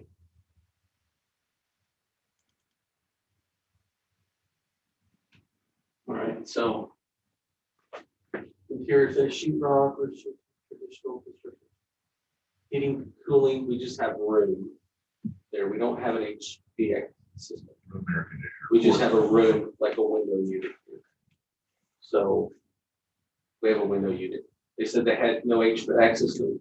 I wanted to show that we don't have an HVAC system either. All we have is a window unit. So they didn't claim to not have a window unit. They just claimed to have no HVAC system. And I wanted to show that we are affirming what they're saying is in fact true, and we have that properly reflected in this account. Was it different in 2020? They Can I said, look at the card? you'd have to go, yeah, we can look at the roll history. We can look at the roll history. Cancel. Roll history, go back into 2020. And go into improvement, residential main area. We had room there too, but they just took off for whatever reason. It was an A or B decision. What is that? These right here? Yeah. This is the base depreciation based on the effective date. Okay. So the 67% down below is not something you guys put in? No. So the 67%, go ahead and close this and go to the, and that was last year's card because we looked at old history. But if you look at this year's card, go into the actual improvement now and go into just the main area. And notice how it's 66 now. Now go into our evidence and go into our evidence. Okay. Notice how that's a 66% way at the end. It's just the depreciation. So this net depreciation, this net adjustment here is a culmination of this number, which is derived from the effective age at this price, at this class. So this, within this matrix, at this effective age produces this number. Now, if there was any other thing in here, it would affect this number. But since these are all straight line, and that's how most accounts are, is they're straight line. We talk about economic conflict and fiscal and functional. We just talked about those things. You have the ability to change this net adjustment. So the statement that said there was no HVAC, right? Right. Is that only reflected in the fact that you had the air conditioning, just the room air conditioning? Right. Just like it says in the statement, in warm weather, occupants will have window AC units and fans. Yeah. Portable electric space heating. Right.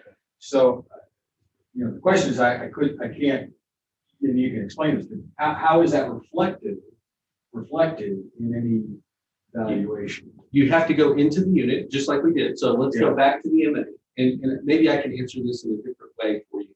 So go back into the, and go into the property, and go into the MA, improvement MA. I can best describe it like this. So if this were changed to central, this number would be different. Okay. Just like when people say, I don't have a fireplace, and we remove it and this number changes. So you don't see it on the card level because it's inclusive in the main area line item. So this is the only way you can see it. Okay. I mean, I can put it in here. So No, you can and you actually do see it on the card. Yeah. Under the improvement features. Yeah. Okay, so I'm fine. I just wasn't sure where that was reflected. Okay, thank you.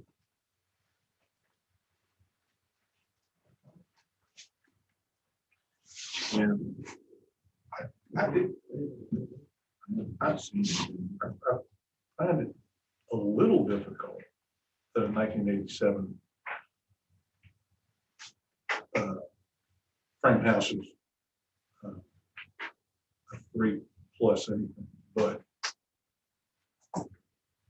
who's to say it's not? Or, I don't know. Not still 40 years old? Gosh, it's 87. Stuff that's interesting about this area, that's also out there. Yeah. For 300,000? Yeah, this is a weird little area. Weird out there. And it's not, I know that this place got creamed too with garden, but. Maybe they keep up with maintenance really, really well. Yeah. I think it's just a comment.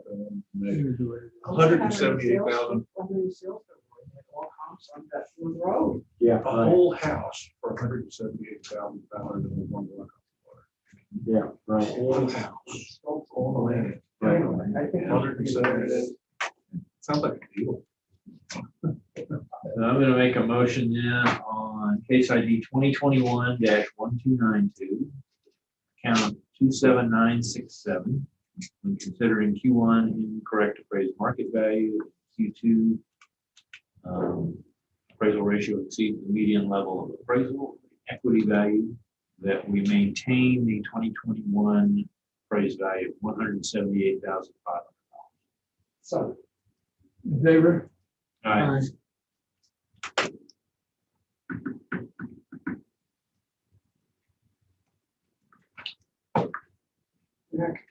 I thought she had this ring bug. Slides in, you know, as soon as somebody says, it's in here. I think somebody was watching the feed. Yeah. They do this. So we are wondering that she did. Yeah. So technically it is.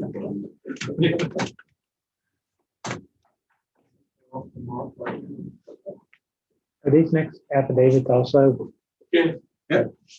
All right. I'm sorry, I was trying to combine these You were last listening. two. Trying to combine the last two into one affidavit, but I wasn't able to keep it in time. So, Well, Our if you need next- another minute or two. yes, our next case is number 1003.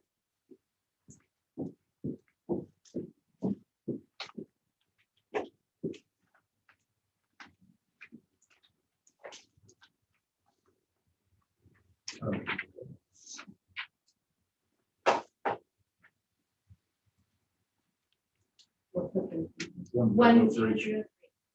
The bottom of the same page. Oh, no. The bottom of the same page. The hearing on case number 2021-1003, account 25054. This is an affidavit hearing. This hearing is being recorded. Let me look at this one, because they've got, let's see. Got other. The affidavit is different. It's not an online protest. So here's what they have. Q1, Q2, and Q5 other. I'm not sure what other is.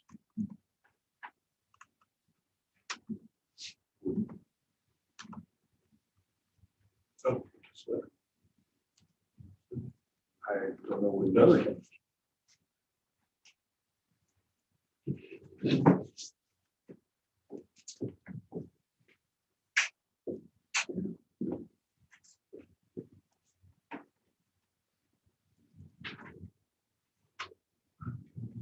Oh, excessive value.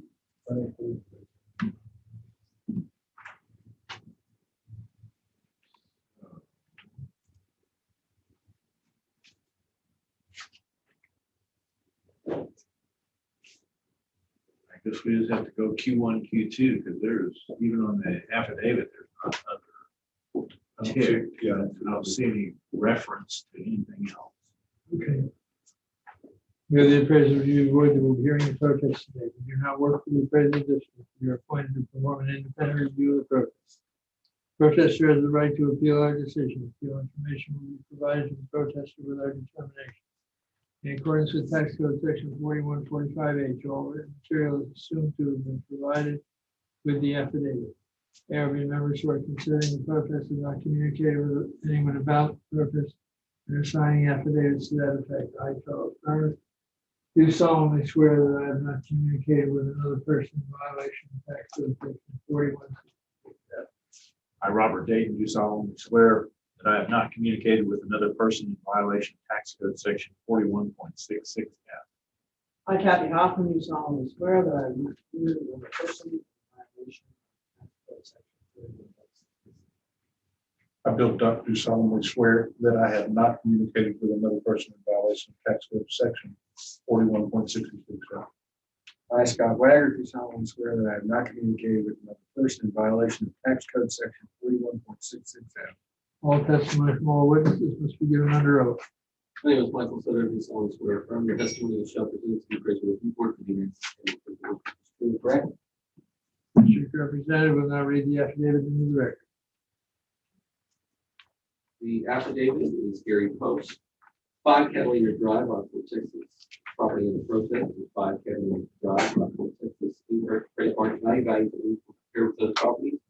The property above market value is unequal compared with those properties. Owner's opinion of value is $515,000. I do not intend to appear at the hearing either in person or by telephone conference call. This affidavit and the evidence and/or arguments submitted with it may be used at the hearing if I do not appear in person at the hearing. Signed in the County of Grayson, Doug Eustace. Okay. All right. Moving on to our evidence. Subject property is 25054. Currently have a valuation of $586,000. It's homesteaded at over 65. We have a class 5 SS, which is a standard siding home. You can see on the next page, we have, this is a basic home off of Catalina. You can see the pictometry imagery here. All right. Next page you can see is the sales comparison grid or comp sales grid. You can see comp number 1 is 4 Edgewater Lane. It's also 5SS within about 50 square feet of the subject as far as the main living space. It is much newer than the subject. It's sold for $706,000. The land value is very similar. There's only about a $50,000 adjustment there. When compared with the subject property, renders a value of $674 and change. 2, 3 Mazet Lane. You can see that the land value is much less, so there's a big adjustment there, but it's also a 5SS, bigger than the subject, and it's also newer than the subject. That sold for $460. When you look at all of those adjustments, that renders a value of $610,800. Number 3 is on cooking crane. Sold for $645,000. This is also a 5SS. Happens to be much bigger than the subject. Same effective age as the subject. What it looks like, I guess. It's not calculating correctly there. That's weird. It has like a 0 there for some reason. But it's also a 5SS. It's adjusted for size of both size for the MA. You can see that the land value is very similar though to cooking crane. That renders a value of $613 when compared with the subject. Comp number 4, 3 Bahama, sold for $650. It is also a 5SS, about 500 square feet bigger than the subject. It is much newer than the subject from an effective age. The land value is very similar. It's adjusted in all those elements, renders a value of $650 and change. When you look at all of those sales, the rendered value is $623 or $632, supporting the value of the $586 that we have on the subject property. Moving on to comp equity, these are not necessarily sales, they're just other properties in about the subject property owner's area or neighborhood. 5 Catalina is the subject. Comp number 1 is 18 Catalina 5SS, 1900 and change, 1900 and change. 1980 versus 1992. There's an adjustment for the size. There's also an adjustment for the land value. And when you look at all the specific elements, that renders a value of $610,949. Number 2 is also on Catalina. It's number 4 Catalina, 5SS, 5SS, 1900 and change to 2200 and change to the MA. Land values are identical. When you look at all the specific elements, renders a value of $617 and change. Number 3, 64 Curlew, 5SS, 5SS. About 100 square feet difference in the main living space. It is newer than the subject, and the land value is better than the subject. There's a big adjustment for the land. That renders a value of $623 when compared with the subject. Number 9 Malibu, currently assessed at $556, also another 5SS. 1900 and change, 1900 and change, 1980 versus 1976 effective age. The adjustment for the land is about $26,000. That renders a value of 573 when compared with the subject. The median comp value, median value for equity comps are 614, again supporting the value of 586 change that we have for the subject. Key Allegro is an area that experienced a whole bunch of change. We have 31 pages of sales in Key Allegro, and I believe that we're at like 99.52 overall for 103 sales in Key Allegro. That's all I got.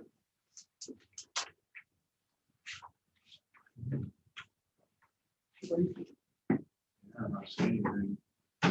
Yeah.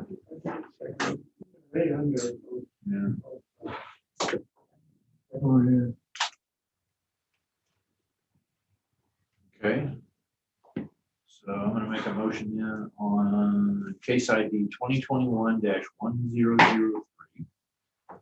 Account number 25054. When considering Q1 incorrect appraised market value, Q2 appraisal ratio exceeds the median level of appraisal, equity value, that we maintain the 2021 appraised value at $586,320. All in favor? Aye.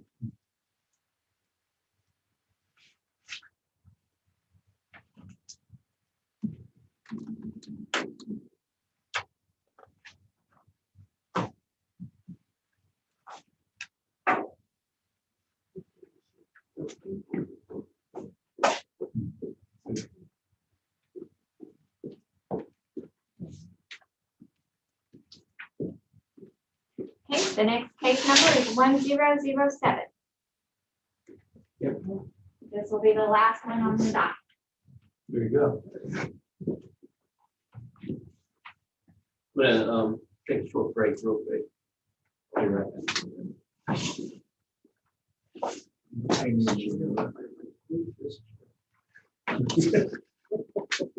Take them home.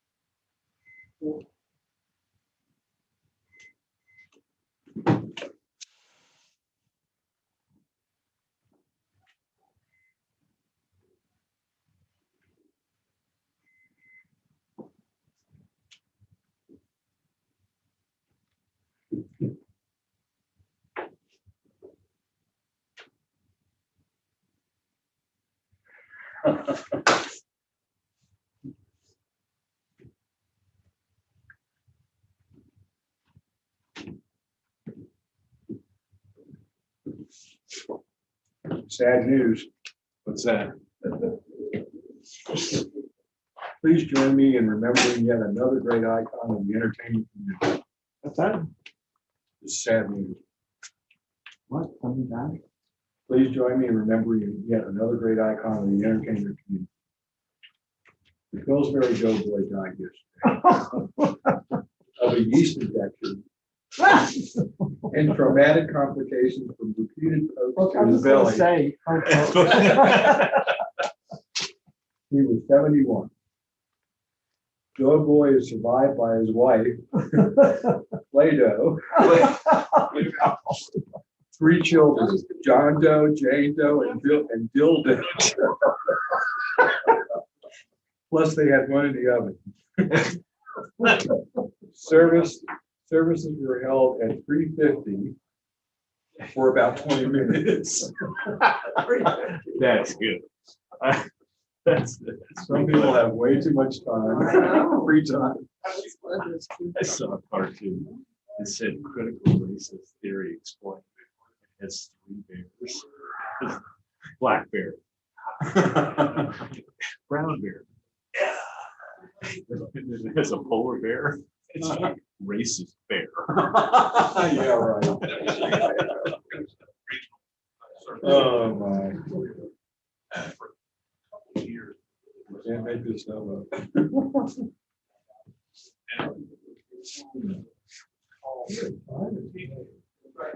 Yeah, I stayed up too late.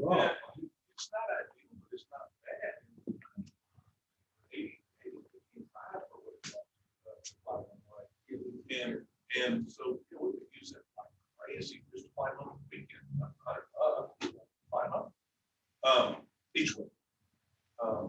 But they lost the contract or something. I didn't hear it. Out of classroom. It's one of those contracts.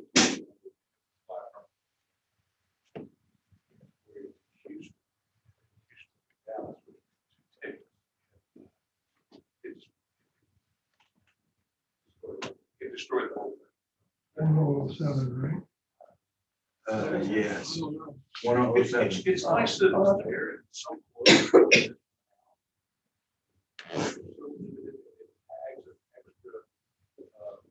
Premium. There's an extra little premium there. Yeah, the leg, the number, it always tags when you're climbing out of Corpus, it always tags an extra Yeah, leg. it's $100 or $200. Yeah.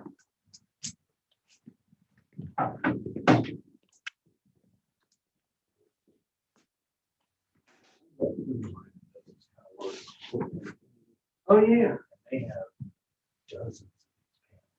Oh, yeah, for sure. Mentioned the other day, it's supposed to be possible for us to go to 2 panels. It's done in half the time. It would, except that it would not be difficult to do an auxiliary member and run 2 panels. You can run 3-person panel pretty easily. The problem comes, we're the choke point because we have to prepare. Like we would have to have me and Ray running all the time. And it runs to where it's pretty,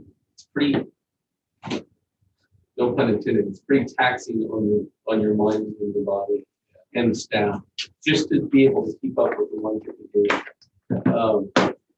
But yeah, we considered and talked about that in the past. We end up being the choke point. And it's hard for me to justify another staff member for the entire year.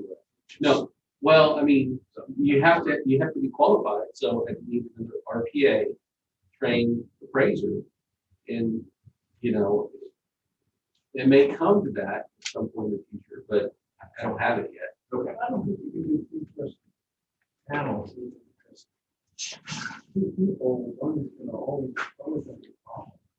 Yeah, we would have to have at least 2 to 3 auxiliary members to the 5-person board that we have, so that you would have 6 total, because you're always going to have one that's rotate, like I can't go, or yeah. Pretty good. Yeah. Yeah. There you go. Well,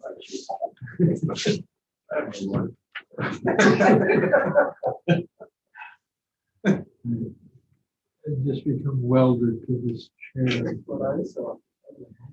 So, Charlie. Yes. Bard's County. You ever heard of that? Bard's. It's a blended bourbon. Bard's County. I have heard of that. Holy smokes. Best blended bourbon thing I've ever had. Really? Finally, yeah. It was really good. Really good. Buy it locally here? I had to go to Corpus get a bottle. It was the Fusion series. It wasn't any, the Discovery series is what you want. All right. And they're about to come out with another batch. Now I'm telling you what. Do you go to Total Wine? No, I haven't been to one. Oh, It's like walking in there. it's like Disney World. I don't drink that much. I'm just teasing. So it's got what now? Orange and really good. You should try. Okay. Okay, Valerie, keep this moving. Yeah, we're on case 1007. Opening hearing on 2021-1007, count 49334. This hearing is being recorded. Under protest Q1, Q2, and this paperwork lists Q5 other, but I see no reference in the affidavit.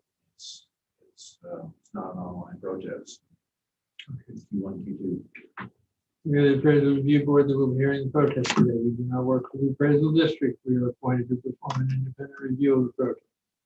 Protester has the right to appeal our decision. Appeal information will be provided to the protester with our determination. In accordance with tax code section 41.45H, all written material is assumed to have been provided with the affidavit.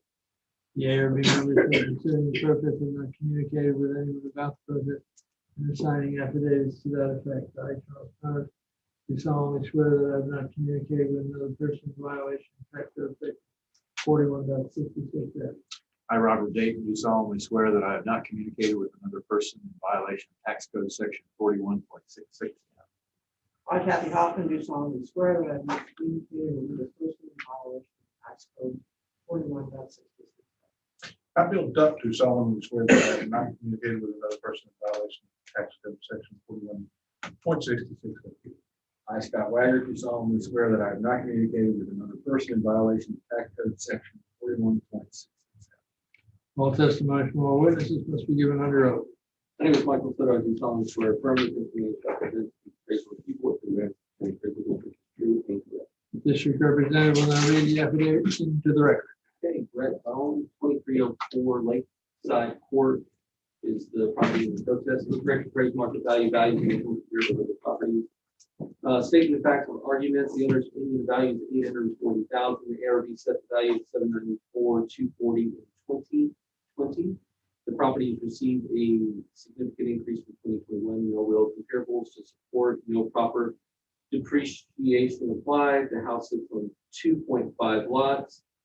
And only half lots should be considered waterfront, and the remaining lots should be considered interior lots. We feel that the land should be valued around 275 to 300,000. I do not intend to appear at the hearing either in person or by telephone. Conference call this affidavit and evidence and/or argument submitted with it may be used for the hearing if I do not appear in person at the hearing in the county of Grayson. Doug Eustace. Before notary Linda Ora. Okay, we'll go into my evidence. Subject property is 49334. It is 2304 Lakeside. Harbor Road. This is in Harbor Oaks. All right, we're going to go to next. This is the card for the subject, and it currently has a valuation of 961 to 280. 280. It's got a homestead cap loss. It only is appraised right now, assessed at 873, but that's just due to the homestead. This is a unique home from the standpoint that it's kind of two homes tied together, and it's on, like the subject property owner's agent indicates, it's on like 2.5 lots. This first one is a 6SS, 3,025 square feet. The second one, continue on. Pull it in. The second one is also 6SS plus, but this is 2,400 square feet. And you can see, pull this up a little bit. You can see that there's value associated with the front foot basis right here. So there is a portion of this property that's assessed, waterfront capacity, and then a portion in the back that's assessed at like $5.10 a square foot. So we try to break that out. The total value that we have on the subject property land is 342, but you basically have two houses kind of put together on a huge lot. And you'll be able to see that from the pictometry imagery. Okay, so this is right here, this is a lot with a house, and this is a lot with a house. And if you can imagine them being put together, this is adjoining, this is what you have. You have this house, you have this house, you have this pool, and you do have a small waterfront capacity over here. This is a beautiful property. It's funny, we do this thing that we call, we sit around and we actually talk about things outside of the normal analysis of the appraisal phase. We actually talk about certain things about property value. We said, all right, any house in the county, which one would you have? And everybody gets to say which one they want. Scott likes number 2 finished there, number 1 finished there. Stone facade, beautiful house, beautiful house. You know, all things given equal, that's his story. Right. Ray said another place, I think he said somewhere it was either on, I think he said it was somewhere off of 1781 that he really liked. Eamon had a different house. If you want to know where my house is, this is my house. This is the house that I would want if I had all things given equal, like if money was not an issue or whatever. This is the one I would want. Now, why would Mike Soto, the chief appraiser, want this house? I will tell you why I want this house before I go into my analysis. Because it sits on a huge lot and it's treed and it's beautiful and it's got a pool and it's got a waterfront attribute that in the afternoon is shaded. It's beautiful along this canal. It's a great house, huge. Now, what's another nice thing about this house? It actually has 2 houses connected by a breezeway. This used to be 2 properties. It used to be, no, it's always been one. I think it's always been kind of one. Okay. Yeah. It's a beautiful setup. Mine's diagonal across the street, just. Yeah. 492. Yeah. 2042. Yeah. So this is the house. Like if we're all picking houses, this is my house. Like this is the one that I want, right? What do I want? Yes. When I was a fee appraiser, before I worked for the appraisal district, I did a fee appraisal. How long ago? That was 17, 18 years ago, something like that. Almost bought it and did it all. Yeah. So anyways, I love this house. Now I'm going to go into my analysis. Continue on. There's 2 things under protest: market value and equity. From a market value standpoint, the median value is 972, support the value of 961. How do we do that? We have other sales in Harbor Oaks, right? 810. What's the difference? This is 6SS, right?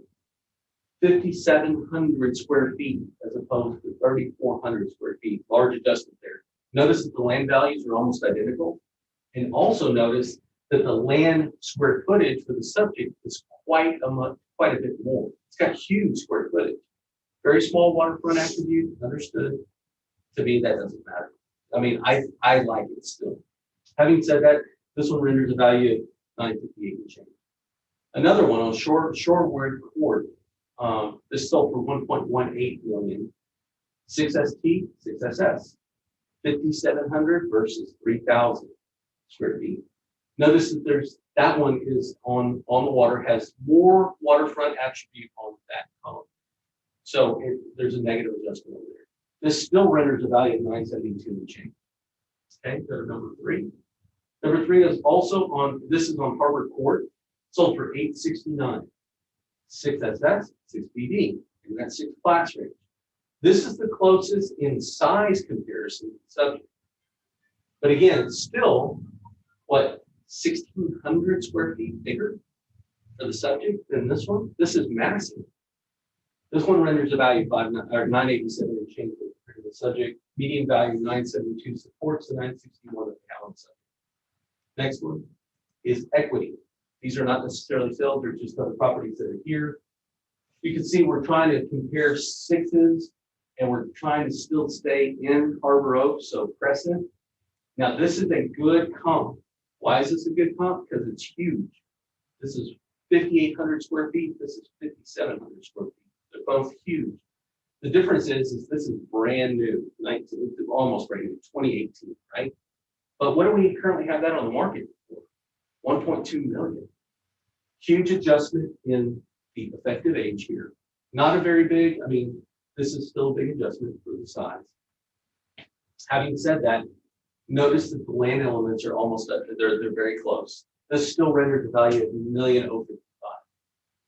Another one on Crescent, another 6, and it's also large. This is 5,200 square feet. Still not as big as the subject. The effective age change is not quite as big as comp number 1. This still renders a value of 1.044 when compared to the subject. The last 2, again on Crescent, this is 4,400 and 3,900 respectively. Again, we try to find the biggest things we could for comparative analysis. You can see that the last comp over there is the land value is close. You know, there's only a $32,000 adjustment there, but it's 39 compared to 5,700. You're still talking, what is it, 1,800 square feet difference in structure value. These values render all values of 1.018 and 1.089 when compared to the subject. These are all very big homes. They're all in Harbor Oaks. They all have very high values. The first 2 on our roll were over, I think over $1 million, or 1 and 2. Yeah, 1.2, and this is 766. But they all produce a value of 1.04, the median value when compared to the subject. Oh, there's another comp right there on Turkey Neck. Huge house, 4,400, but not as big as the subject. 6 class, 6SP rather than 6SS. That one's a better land. That's a better land element. It's got more waterfront, so that's a negative adjustment there. But that's on the roll for 1.065, produces a value of 944 when compared with the subject. Again, the median value for all of that is 1.044. I absolutely love this house. That is a cool amount. Look at it for you. No, I don't think he'll give that one up. So Yeah. Her pricing probably good. See, that's we got more to change there. Looks like Mike's.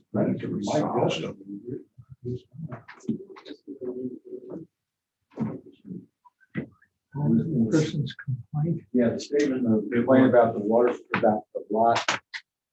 It looks like it's the waterfront, a waterfront section is separated on the card at least. Yeah. So, well, it's separate. Yeah. 2.5 lots, and only the half lot should be considered waterfront, which is kind of what Mike answered. I have 4 residential, well, 4 land segments. Go up to top grid number. So that's $5.10 a foot. That's $5.10 a foot. The third segment is $5.10 a foot, and the last segment is the waterfront segment. Yeah. And it's it's on a front footage basis, but we pull out the associated footage. Okay, so you've got an adjustment there. I got an adjustment. Okay. Yeah. Seems reasonable.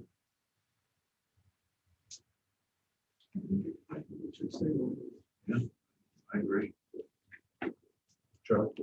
Yeah, okay. I'm gonna make a motion then on case ID 2021-1007, count 49334, when considering Q1 incorrect appraised market value and Q2 appraisal ratio exceeds the median level of appraisal or equity values, that we maintain the 2021 assessed value at $961,200. Second. In favor? Aye.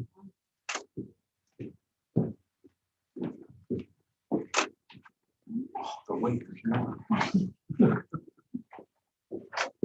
Okay, just one left. Read fast. Okay. Received today, property ID 35347 from property owner Herb Lancaster. Aransas Pass.